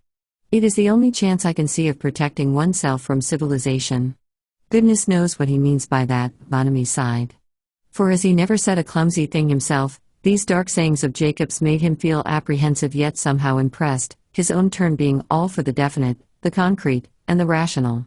Nothing could be much simpler than what Sandra said as she descended the Acro-Corinth, keeping to the little path, while Jacob strode over rougher ground by her side. She had been left motherless at the age of 4, and the park was vast. One never seemed able to get out of it, she laughed. Of course, there was the library, and dear Mr. Jones, and notions about things. I used to stray into the kitchen and sit upon the butler's knees, she laughed, sadly though. Jacob thought that if he had been there, he would have saved her, for she had been exposed to great dangers, he felt, and he thought to himself, people wouldn't understand a woman talking as she talks. She made little of the roughness of the hill and wore breeches, He saw, under her short skirts. Women like Fanny Elmer don't, he thought. What's her name? Carslake didn't, yet they pretend. Mrs. Williams said things straight out. He was surprised by his own knowledge of the rules of behavior, how much more can be said than one thought, how open one can be with a woman, and how little he had known himself before. Evan joined them on the road, and as they drove along uphill and downhill, for Greece is in a state of effervescence, yet astonishingly clean-cut, a treeless land, where you see the ground between the blades, each hill cut and shaped and outlined as often as not against sparkling deep blue waters, islands white as sand floating on the horizon, occasional groves of palm trees standing in the valleys, which are scattered with black goats, spotted with little olive trees and sometimes have white hollows, rayed and crisscrossed, in their flanks. As they drove up the hill and down, he scowled in the corner of the carriage, with his paw so tightly closed that the skin was stretched between the knuckles and the little hairs stood upright. Sandra rode opposite, dominant, like a victory prepared to fling into the air. Heartless? Thought Evan, which was untrue. Brainless? He suspected, and that was not true either. Still, he envied her. When bedtime came, Jacob found it difficult to write to Bonamy. Yet he had seen Salamis and Marathon in the distance. Poor old Bonamy. No, there was something queer about it. He could not write to Bonamy. I shall go to Athens all the same, he resolved, looking very set, with his hook dragging in his side. The Williamses had already been to Athens. Athens is still quite capable of striking a young man as the oddest combination, the most incongruous assortment. Now it is suburban, now immortal. Now, cheap continental jewelry is laid upon plush trays. Now, the stately woman stands naked, save for a wave of drapery above the knee. No form can he set on his sensations as he strolls, one blazing afternoon, along the Parisian boulevard and skips out of the way of the royal landau which, looking indescribably ramshackle, rattles along the pitted roadway, saluted by citizens of both sexes cheaply dressed in bowler hats and continental costumes, though a shepherd in kilt, cap, and gaiters very nearly drives his herd of goats between the royal wheels, and all the time the Acropolis surges into the air, raises itself above the town, like a large immobile wave with the yellow columns of the Parthenon firmly planted upon it. The yellow columns of the Parthenon are to be seen at all hours of the day firmly planted upon the Acropolis, though at sunset, when the ships and the Piraeus fire their guns, a bell rings, a man in uniform, the waistcoat unbuttoned, appears, and the women roll up the black stockings which they are knitting in the shadow of the columns, call to the children, and troop off down the hill back to their houses. There they are again, the pillars, the pediment, the Temple of Victory, and the Erechtheum, set on a tawny rock cleft with shadows. Directly, you unlatch your shutters in the morning and, leaning out, hear the clatter, the clamor, the whip cracking in the street below. There they are. The extreme definiteness with which they stand, now a brilliant white, again yellow, and in some lights red, imposes ideas of durability, of the emergence through the earth of some spiritual energy elsewhere dissipated in elegant trifles. But this durability exists quite independently of our admiration. Although the beauty is sufficiently humane to weaken us, to stir the deep deposit of mud, memories, abandonments, regrets, sentimental devotions, the Parthenon is separate from all that, and if you consider how it has stood out all night, for centuries, you begin to connect the blaze. At midday the glare is dazzling and the frieze almost invisible, with the idea that perhaps it is beauty alone that is immortal. Added to this, compared with the blistered stucco, the new love songs rasped out to the strum of guitar and gramophone, and the mobile yet insignificant faces of the street, the Parthenon is really astonishing in its silent composure, which is so vigorous that, far from being decayed, the Parthenon appears, on the contrary, likely to outlast the entire world. And the Greeks, like sensible men, never bothered to finish the backs of their statues, said Jacob, shading his eyes and observing that the side of the figure which is turned away from view is left in the rough. He noted the slight irregularity in the line of the steps, which the artistic sense of the Greeks preferred to mathematical accuracy, he read in his guidebook. He stood on the exact spot where the great statue of Athena used to stand and identified the more famous landmarks of the scene beneath. In short, he was accurate and diligent, but he was profoundly morose. Moreover, he was pestered by guides. This was on Monday. But on Wednesday he wrote a telegram to Bonamy, telling him to come at once. And then he crumpled it in his hand and threw it in the gutter. For one thing, he wouldn't come, he thought. And then I dare say this sort of thing wears off. This sort of thing being that uneasy, painful feeling, something like selfishness, one wishes almost that the thing would stop. It is getting more and more beyond what is possible. If it goes on much longer, I shan't be able to cope with it, but if someone else were seeing it at the same time. Bonamy is stuffed in his room in Lincoln's Inn. Oh, I say, damn it all, I say. The sight of Hymettus, Pentelicus, Lycabettus on one side, and the sea on the other, as one stands in the Parthenon at sunset, the sky pink-feathered, the plain all colors, the marble tawny in one's eyes, is thus oppressive.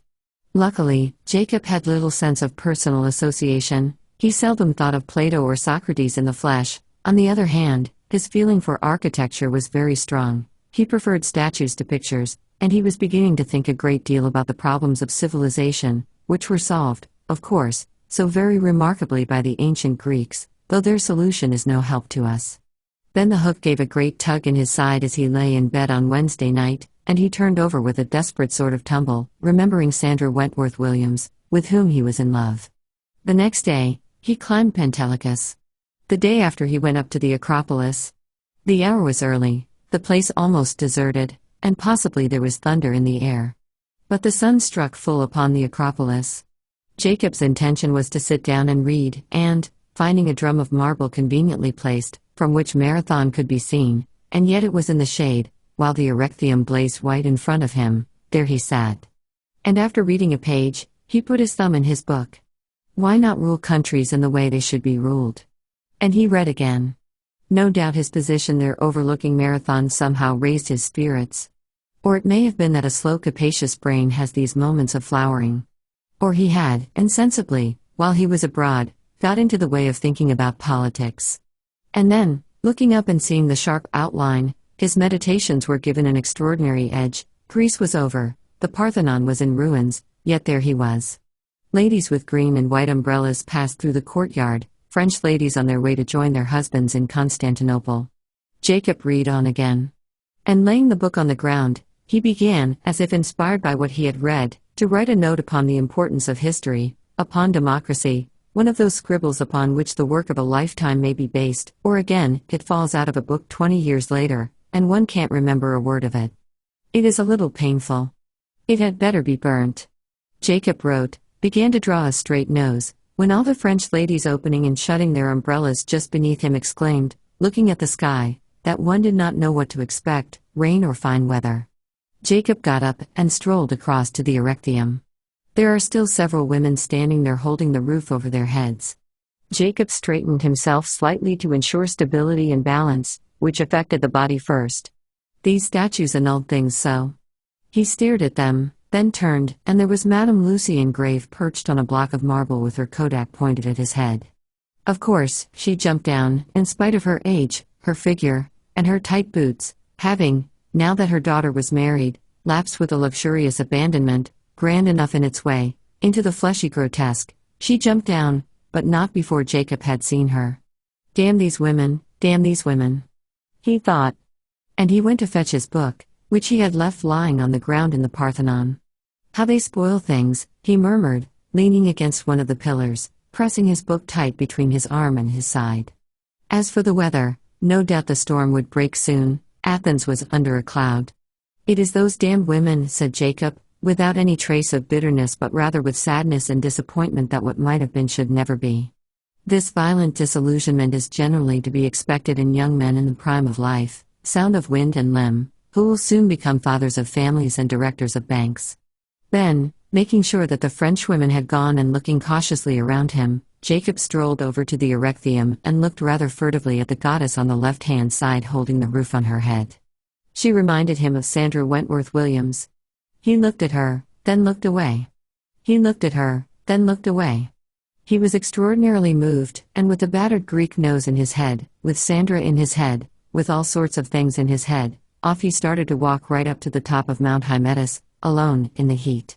That very afternoon Bonamy went expressly to talk about Jacob to tea with Clara Dorrant in the square behind Sloane Street where, on hot spring days, there are striped blinds over the front windows, single horses pawing the macadam outside the doors, and elderly gentlemen in yellow waistcoats ringing bells and stepping in very politely when the maid demurely replies that Mrs. Dorrant is at home.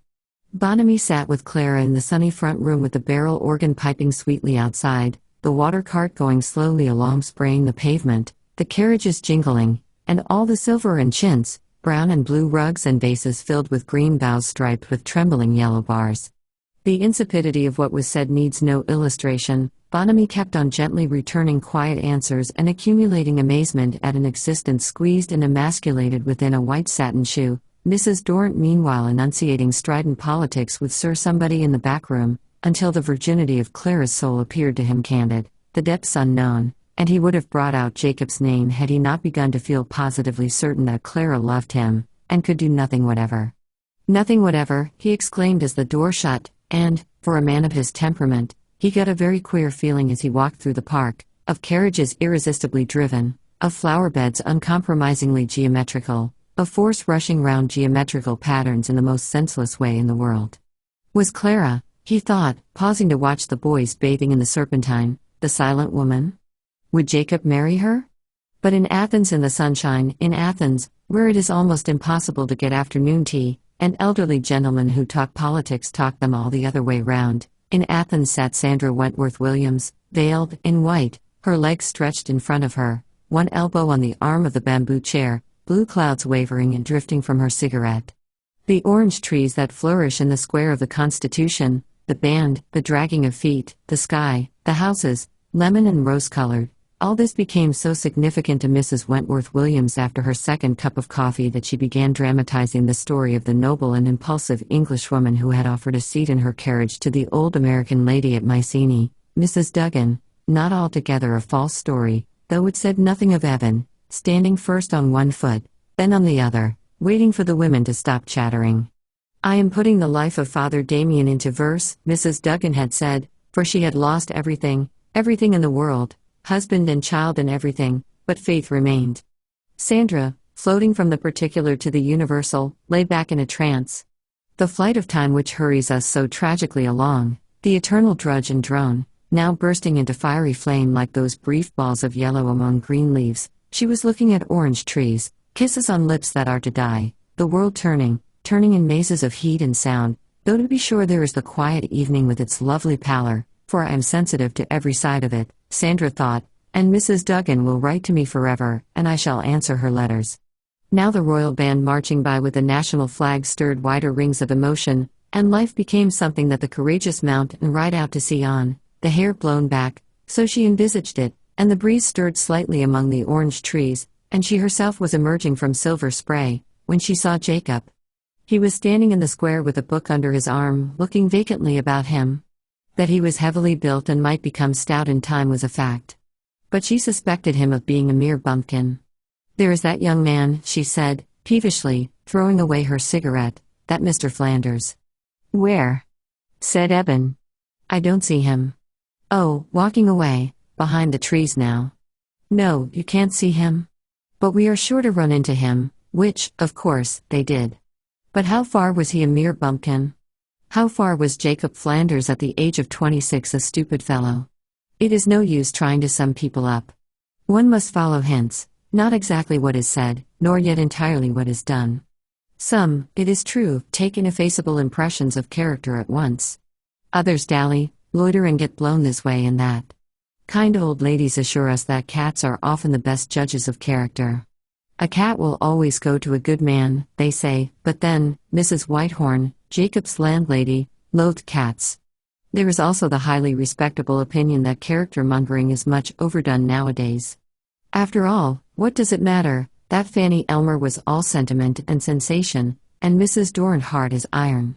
That Clara, owing, so the character-mongers said, largely to her mother's influence, never yet had the chance to do anything off her own bat, and only to very observant eyes displayed deeps of feeling which were positively alarming, and would certainly throw herself away upon someone unworthy of her one of these days unless, so the character-mongers said, she had a spark of her mother's spirit in her, was somehow heroic. But what a term to apply to Clara Dorrant. Simple to a degree, others thought her. And that is the very reason, so they said, why she attracts Dick Bonamy, the young man with the Wellington nose. Now he's a dark horse if you like. And there, these gossips would suddenly pause. Obviously, they meant to hint at his peculiar disposition, long rumored among them. But sometimes it is precisely a woman like Clara that men of that temperament need. Miss Julia Elliot would hint. Well, Mr. Bowley would reply, it may be so. For however long these gossips sit, and however they stuff out their victims' characters till they are swollen and tender as the livers of geese exposed to a hot fire, they never come to a decision. That young man, Jacob Flanders, they would say, so distinguished-looking, and yet so awkward. Then, they would apply themselves to Jacob and vacillate eternally between the two extremes. He rode to hounds, after a fashion, for he hadn't a penny. Did you ever hear who his father was? Asked Julia Elliot. His mother, they say, is somehow connected with the Rock Spears, replied Mr. Bowley. He doesn't overwork himself anyhow. His friends are very fond of him. Dick Bonamy, you mean? No, I didn't mean that. It's evidently the other way around with Jacob. He is precisely the young man to fall headlong in love and repent it for the rest of his life. Oh, Mr. Bowley, said Mrs. Dorrant, sweeping down upon them in her imperious manner, you remember Mrs. Adams? Well, that is her niece. And Mr. Bowley, getting up, bowed politely and fetched strawberries. So we are driven back to see what the other side means, the men in clubs and cabinets, when they say that character drawing is a frivolous fireside art, a matter of pins and needles, exquisite outlines enclosing vacancy, flourishes, and mere scrawls. The battleships ray out over the North Sea, keeping their stations accurately apart. At a given signal, all the guns are trained on a target, which, the master gunner counts the seconds, watch in hand, at the sixth, he looks up, flames into splinters. With equal nonchalance, a dozen young men in the prime of life descend with composed faces into the depths of the sea, and there impassively, though with perfect mastery of machinery, suffocate uncomplainingly together. Like blocks of tin soldiers, the army covers the cornfield, moves up the hillside, stops, reels slightly this way and that, and falls flat, save that, through field glasses, it can be seen that one or two pieces still agitate up and down like fragments of broken matchstick. These actions, together with the incessant commerce of banks, laboratories, chancelleries, and houses of business, are the strokes that are the world forward, they say. And they are dealt with by men as smoothly sculptured as the impassive policeman at Ludgate Circus. But you will observe that far from being padded to rotundity, his face is stiff from the force of will and lean from the efforts of keeping it so. When his right arm rises, all the force in his veins flows straight from shoulder to fingertips, not an ounce is diverted into sudden impulses, sentimental regrets, wire-drawn distinctions. The buses punctually stop. It is thus that we live, they say, driven by an unseizable force. They say that the novelists never catch it, that it goes hurtling through their nets and leaves them torn to ribbons. This, they say, is what we live by, this unseizable force. Where are the men? Said old General Gibbons, looking around the drawing-room, full as usual on Sunday afternoons of well-dressed people. Where are the guns? Mrs. Dorrant looked, too. Clara, thinking that her mother wanted her, came in and then went out again. They were talking about Germany at the Durrants, and Jacob, driven by this unseizable force, walked rapidly down Hermes Street and ran straight into the Williamses. Oh, cried Sandra, with a cordiality which she suddenly felt. And Evan added, what luck! The dinner that they gave him in the hotel, which looks onto the square of the Constitution, was excellent.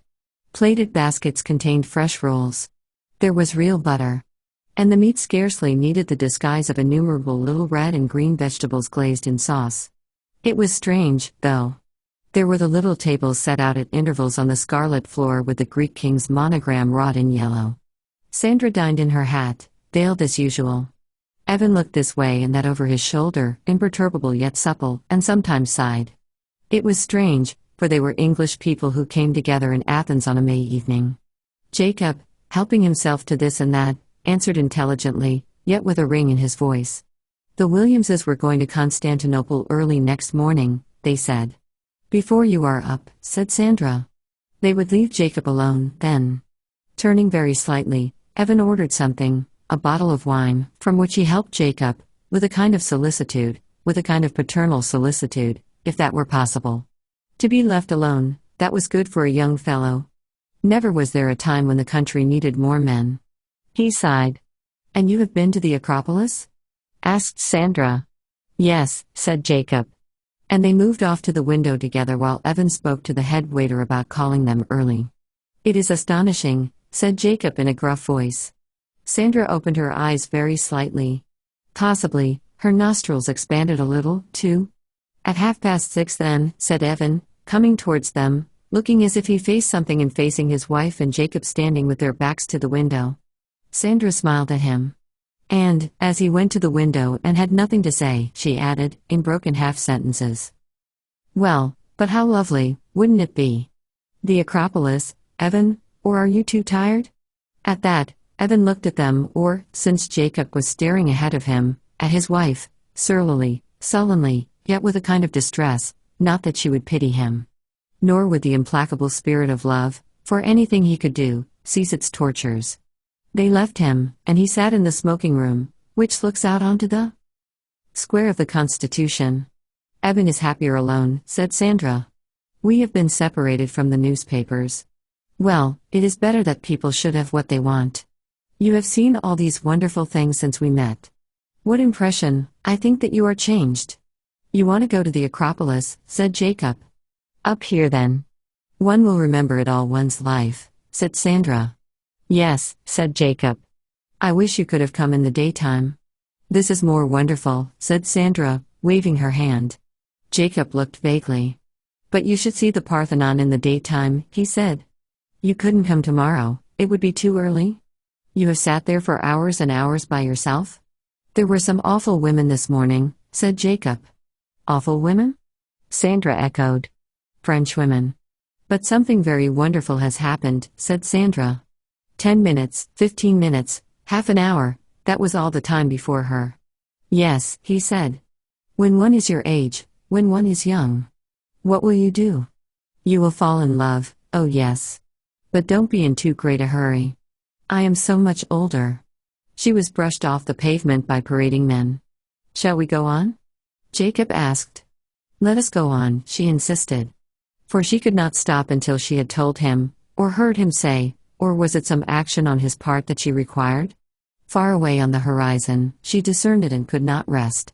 "You'd never get English people to sit out like this," he said. "Never, no. When you get back to England, you won't forget this, or come with us to Constantinople," she cried suddenly. "But then—" Sandra sighed. "You must go to Delphi, of course," she said. "But," she asked herself, "what do I want from him? Perhaps it is something that I have missed." "You will get there about 6 in the evening," she said. "You will see the eagles." Jacob looked sad and even desperate by the light at the street corner, yet composed. He was suffering, perhaps. He was credulous. Yet there was something caustic about him.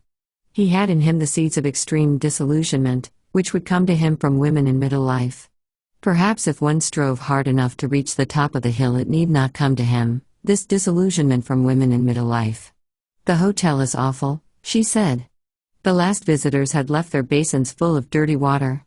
"There is always that," she laughed. "The people one meets are beastly," Jacob said. His excitement was clear enough.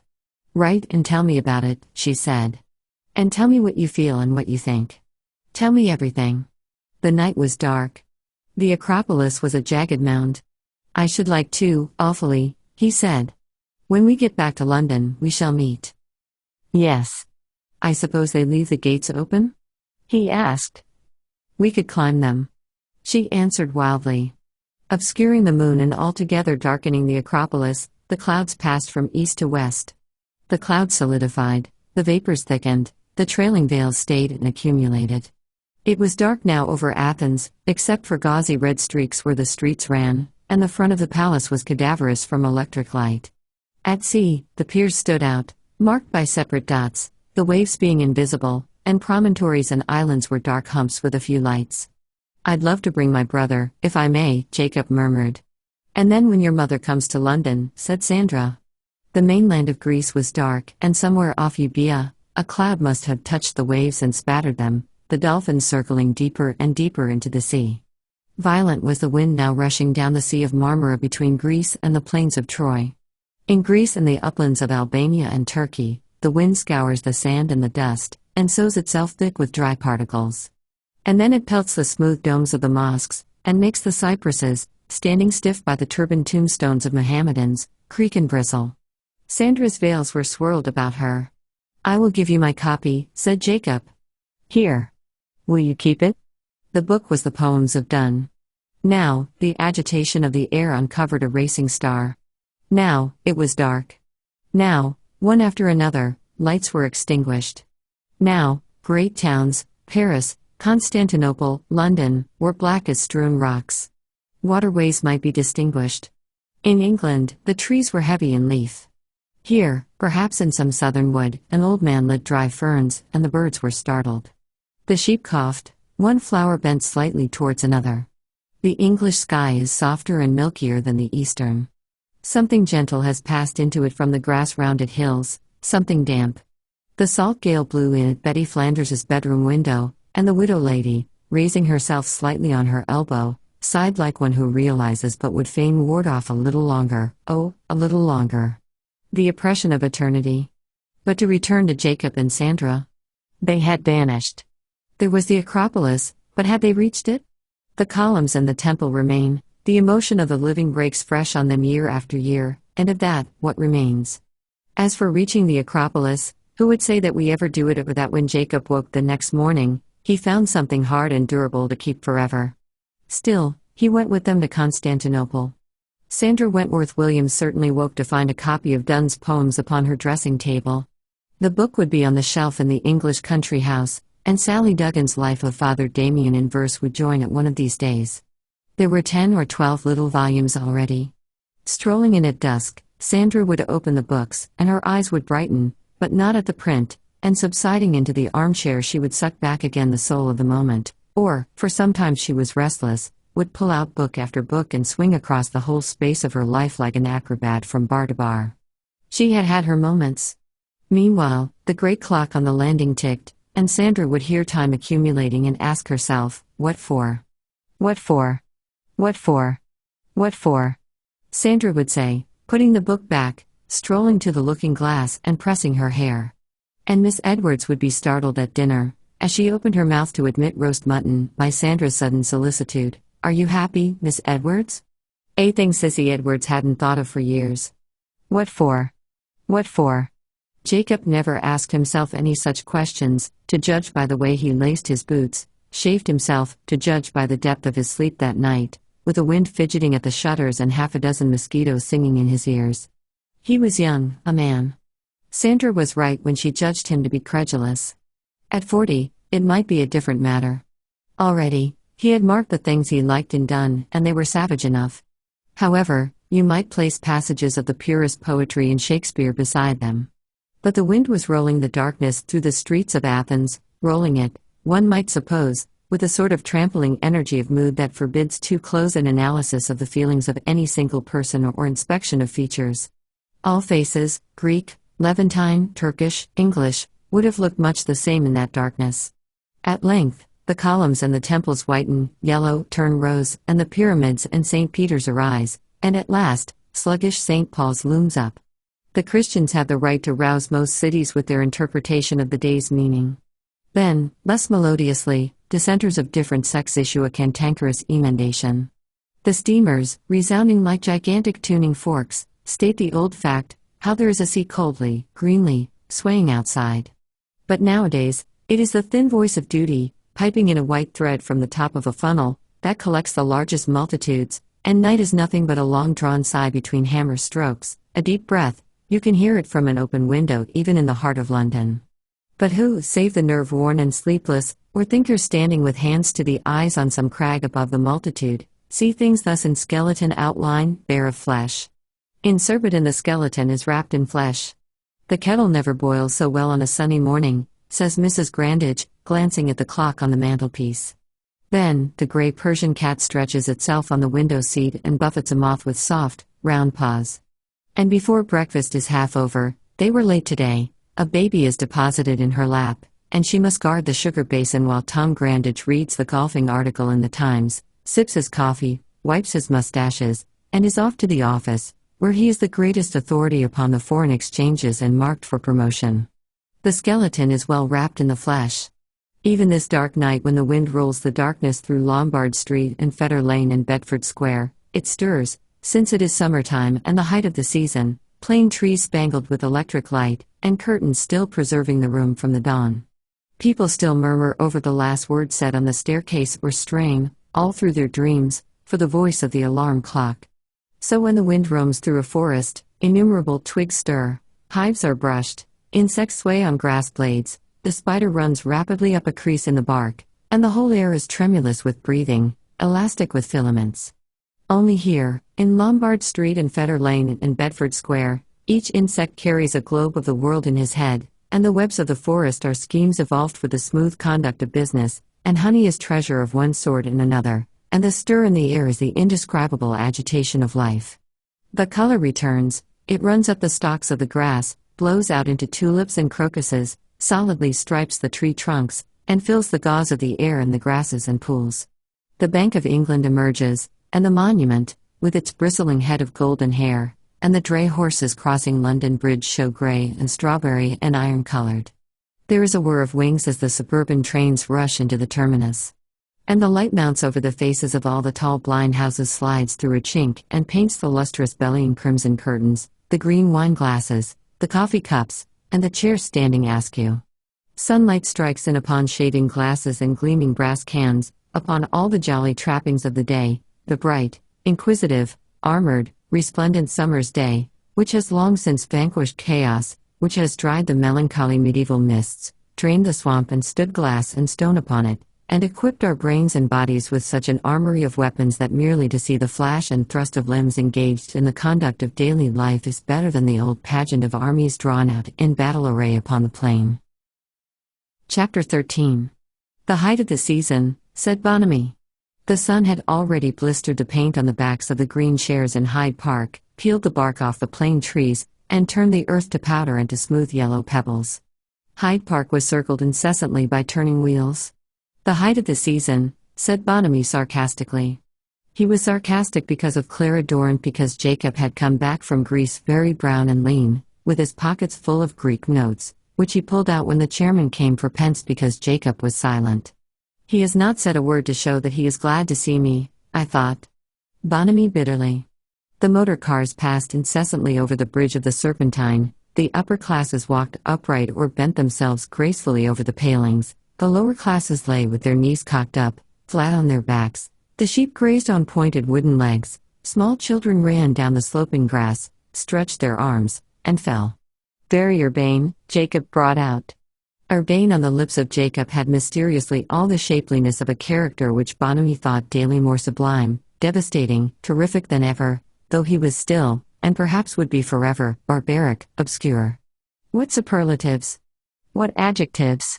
How acquit Bonamy of sentimentality of the grossest sort, of being tossed like a cork on the waves, of having no steady insight into character, of being unsupported by reason, and of drawing no comfort whatever from the works of the classics.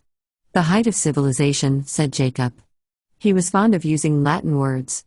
Magnanimity, virtue, such words when Jacob used them in talk with Bonamy meant that he took control of the situation, that Bonamy would play round him like an affectionate spaniel, and that, as likely as not, they would end by rolling on the floor. And Greece? Said Bonamy. The Parthenon and all that? There's none of this European mysticism, said Jacob. It's the atmosphere. I suppose, said Bonamy. And you went to Constantinople? Yes, said Jacob. Bonamy paused, moved a pebble, and then darted in with the rapidity and certainty of a lizard's tongue. You are in love, he exclaimed. Jacob blushed. The sharpest of knives never cut so deep. As for responding, or taking the least account of it, Jacob stared straight ahead of him, fixed, monolithic, oh, very beautiful. Like a British admiral, exclaimed Bonamy in a rage, rising from his seat and walking off, waiting for some sound. None came, too proud to look back, walking quicker and quicker until he found himself gazing into motor cars and cursing women. Where was the pretty woman's face? Clara's, Fanny's, Florinda's? Who was the pretty little creature? Not Clara Dorrant. The Aberdeen Terrier must be exercised, and as Mr. Bowley was going that very moment, would like nothing better than a walk, they went together, Clara and kind little Bowley, Bowley who had rooms in the Albany, Bowley who wrote letters to the Times in a jocular vein about foreign hotels and the Aurora Borealis, Bowley who liked young people and walked down Piccadilly with his right arm resting on the boss of his back. Little demon, cried Clara, and attached Troy to his chain. Bowley anticipated, hoped for, a confidence. Devoted to her mother, Clara sometimes felt her a little, well, her mother was so sure of herself that she could not understand other people being as ludicrous as I am, Clara jerked out, the dog tugging her forwards. And Bowley thought she looked like a huntress and turned over in his mind which it should be, some pale virgin with a slip of the moon in her hair, which was a flight for Bowley. The color was in her cheeks. To have spoken outright about her mother, still, it was only to Mr. Bowley, who loved her, as everybody must, but to speak was unnatural to her, yet it was awful to feel, as she had done all day, that she must tell someone. "Wait till we cross the road," she said to the dog, bending down.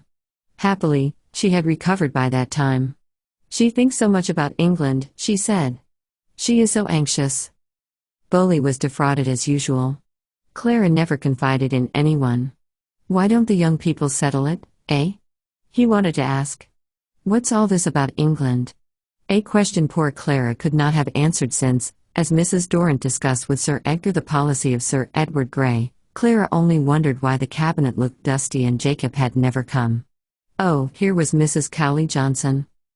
And Clara would hand the pretty china teacups and smile at the compliment, that no one in London made tea so well as she did. "We get it at Brocklebank's," she said, in Cursitor Street. Ought she not to be grateful? Ought she not be happy? Especially since her mother looked so good, she enjoyed talking to Sir Edgar about Morocco, Venezuela, and some such places so much. Jacob, thought Clara, and kind Mr. Bowley, who was ever so good with old ladies, looked, stopped, wondered whether Elizabeth wasn't too harsh with her daughter, wondered about Bonamy, Jacob, which young fellow was it? And jumped up directly Clara said she must exercise Troy. They had reached the site of the old exhibition. They looked at the tulips. Stiff and curled, the little rods of waxy smoothness rose from the earth, nourished yet contained, suffused with scarlet and coral pink. Each had its shadow, each grew trimly in the diamond-shaped wedge as the gardener had planned it. "Barnes never gets them to grow like that," Clara mused. She sighed. "You are neglecting your friends," said Bowley as someone going the other way lifted his hat. She started, acknowledged Mr. Lionel Perry's bow, and wasted on him what had sprung for Jacob. Jacob, she thought. "But you'll get run over if I let you go," she said to the dog. "England seems all right," said Mr. Bowley. The loop of the railing beneath the statue of Achilles was full of parasols and waistcoats, chains and bangles, of ladies and gentlemen, lounging elegantly, lightly observant. This statue was erected by the women of England. Clara read out with a foolish little laugh. "Oh, Mr. Bowley." "Oh." Gallop, gallop, gallop, a horse galloped past without a rider. The stirrups swung, the pebbles spurted. "Oh, stop.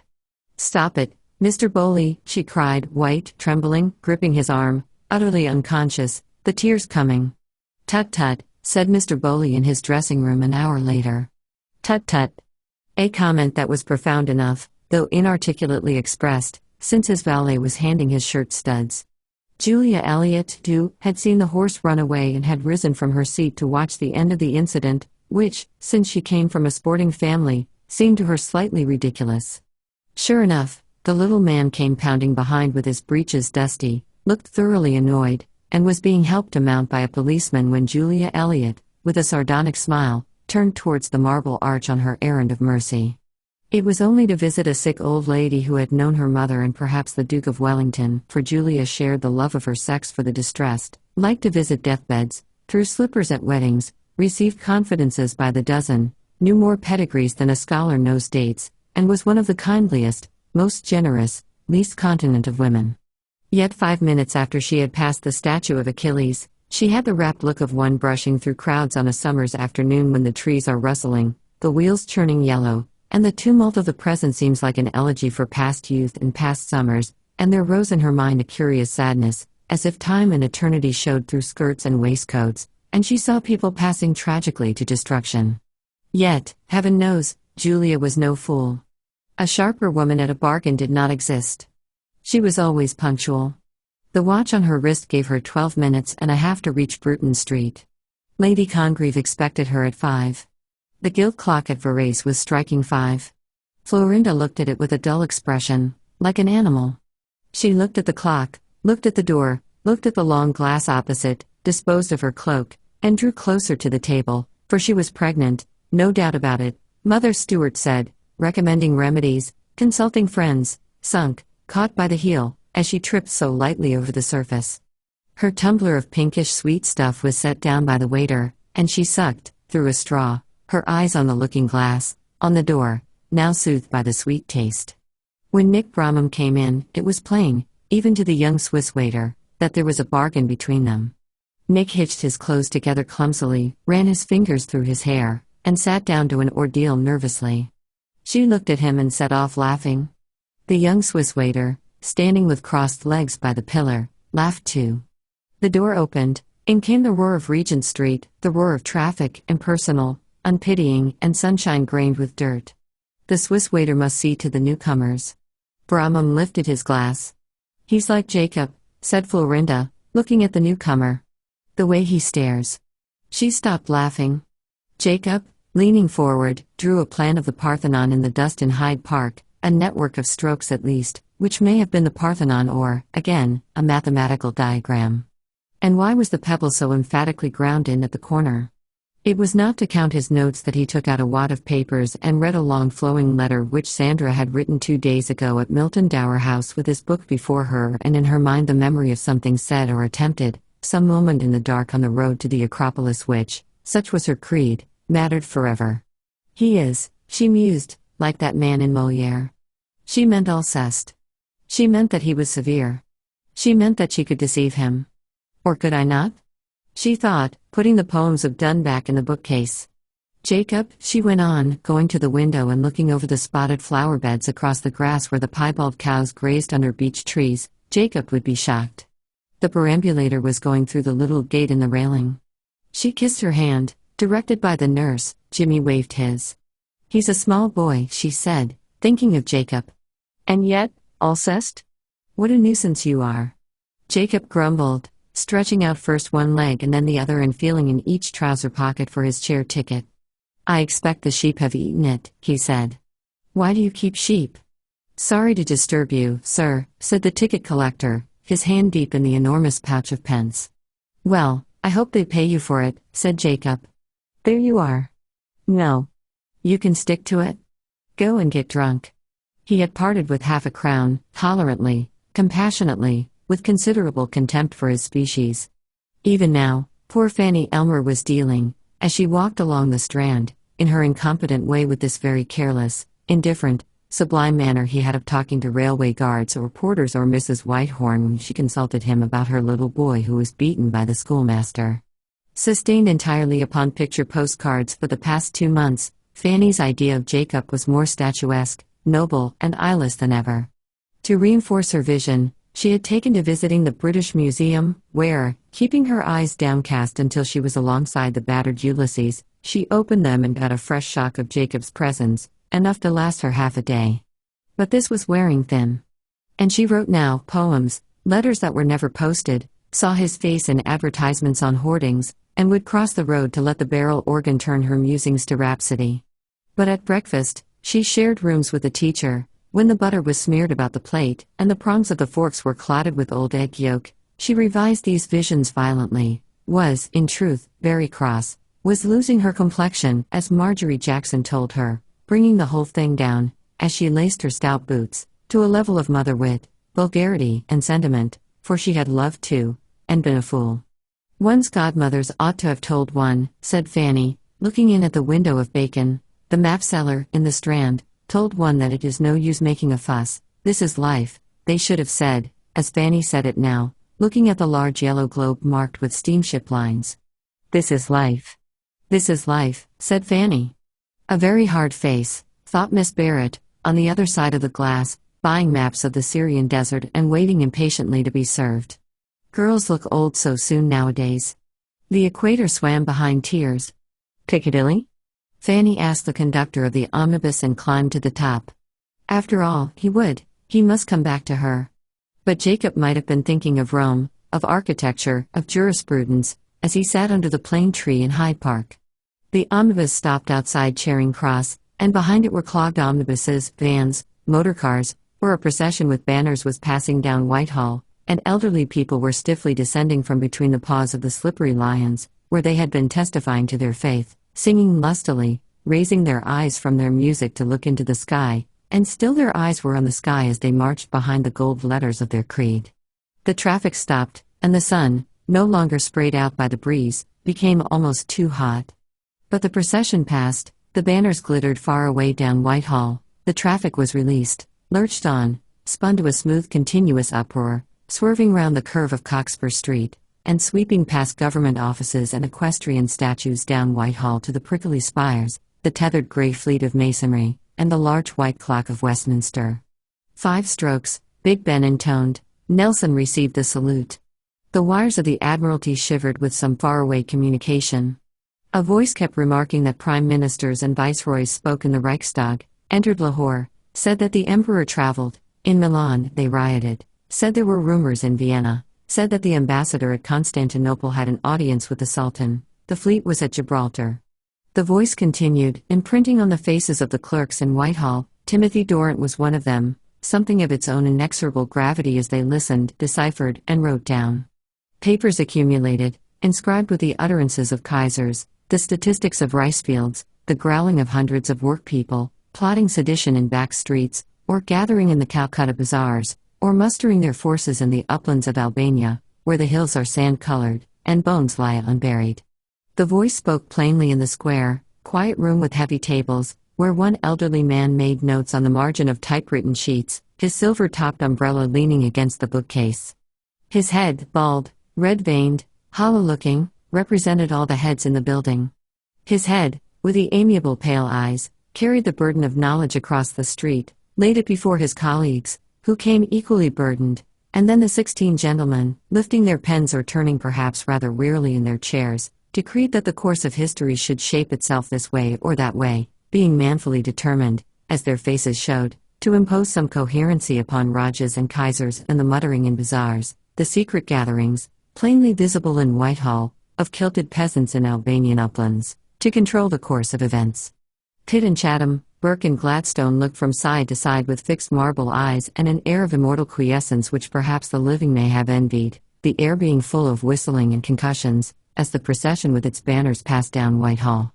Moreover, some were troubled with dyspepsia, one had at that very moment cracked the glass of his spectacles, another spoke in Glasgow the next day. Altogether, they looked too red, fat, pale, or lean to be dealing as the marble heads had dealt, with the course of history.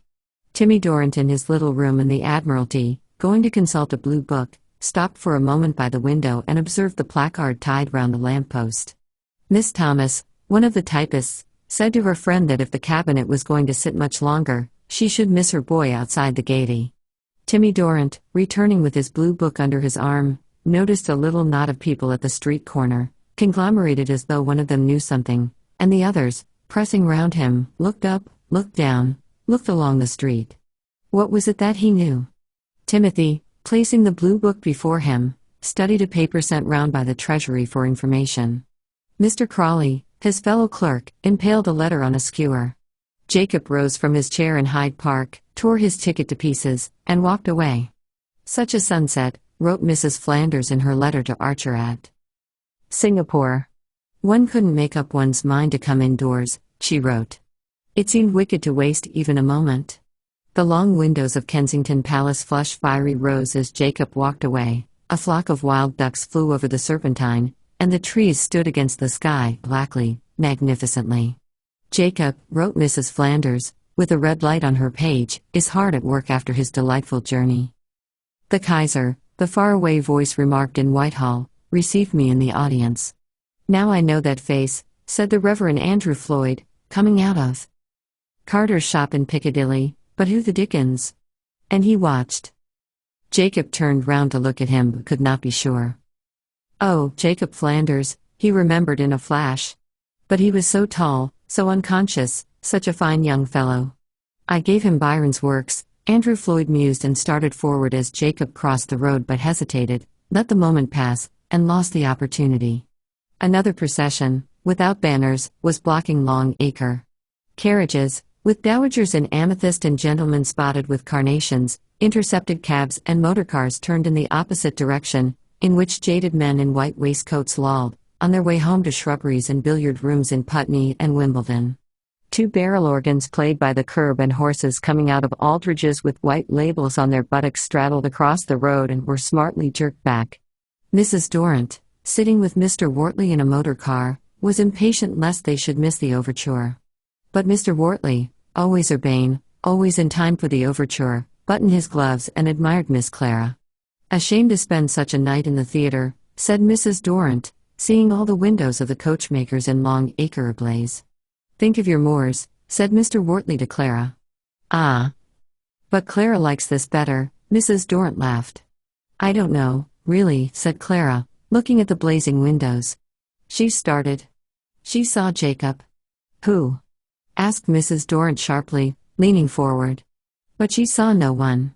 Under the arch of the opera house, large faces and lean ones, the powdered and the hairy, all alike, were red in the sunset and, quickened by the great hanging lamps with their repressed primrose lights, by the tramp, and the scarlet, and the pompous ceremony, some ladies looked for a moment into steaming bedrooms nearby, where women with loose hair leaned out of windows, where girls, where children, the long mirrors held the ladies suspended, but one must follow, one must not block the way.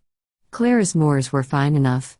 The Phoenicians slept under their piled grey rocks, the chimneys of the old mines pointed starkly, early moths blurred the heather bells, cartwheels could be heard grinding on the road far beneath, and the suck and sighing of the waves sounded gentle, persistently, forever. Shading her eyes with her hand, Mrs. Pascoe stood in her cabbage garden looking out to sea. Two steamers and a sailing ship crossed each other, passed each other, and in the bay, the gulls kept alighting on a log, rising high, returning again to the log, while some rode in upon the waves and stood on the rim of the water until the moon blanched all to whiteness. Mrs. Pascoe had gone indoors long ago. But the red light was on the columns of the Parthenon, and the Greek women who were knitting their stockings and sometimes crying to a child to come, have the insects picked from its head were as jolly as San Martins in the heat, quarreling, scolding, suckling their babies, until the ships in the Piraeus fired their guns. The sound spread itself flat, and then went tunneling its way with fitful explosions among the channels of the islands. Darkness drops like a knife over Greece. "The guns?" said Betty Flanders, half asleep, getting out of bed and going to the window, which was decorated with a fringe of dark leaves.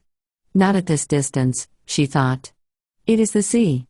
Again, far away, she heard the dull sound, as if nocturnal women were beating great carpets.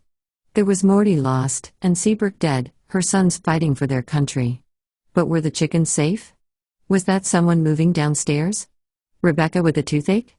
No. The nocturnal women were beating great carpets. Her hens shifted slightly on their perches. Chapter 14. He left everything just as it was, Bonamy marveled. Nothing arranged. All his letters were strewn about for anyone to read. What did he expect? Did he think he would come back?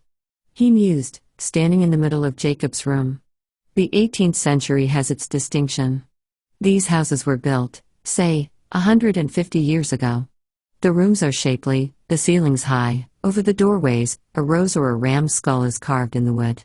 Even the panels, painted in raspberry-colored paint, have their distinction. Bonamy took up a bill for a hunting crop. "That seems to be paid," he said. There were Sandra's letters. Mrs. Dorrant was having a party in Greenwich. Lady Roxbier hoped for the pleasure. Listless is the air in an empty room, just swelling the curtain, the flowers in the jar shift. One fibre in the wicker armchair creaks, though no one sits there. Bonamy crossed to the window. Pickford's van swung down the street. The omnibuses were locked together at Moody's corner. Engines throbbed, and carters, jamming the brakes down, pulled their horses sharp up. A harsh and unhappy voice cried something unintelligible. And then suddenly, all the leaves seemed to raise themselves. "Jacob! Jacob!" cried Bonamy, standing by the window. The leaves sank down again. "Such confusion everywhere," exclaimed Betty Flanders, bursting open the bedroom door. Bonamy turned away from the window. "What am I to do with these, Mr. Bonamy?"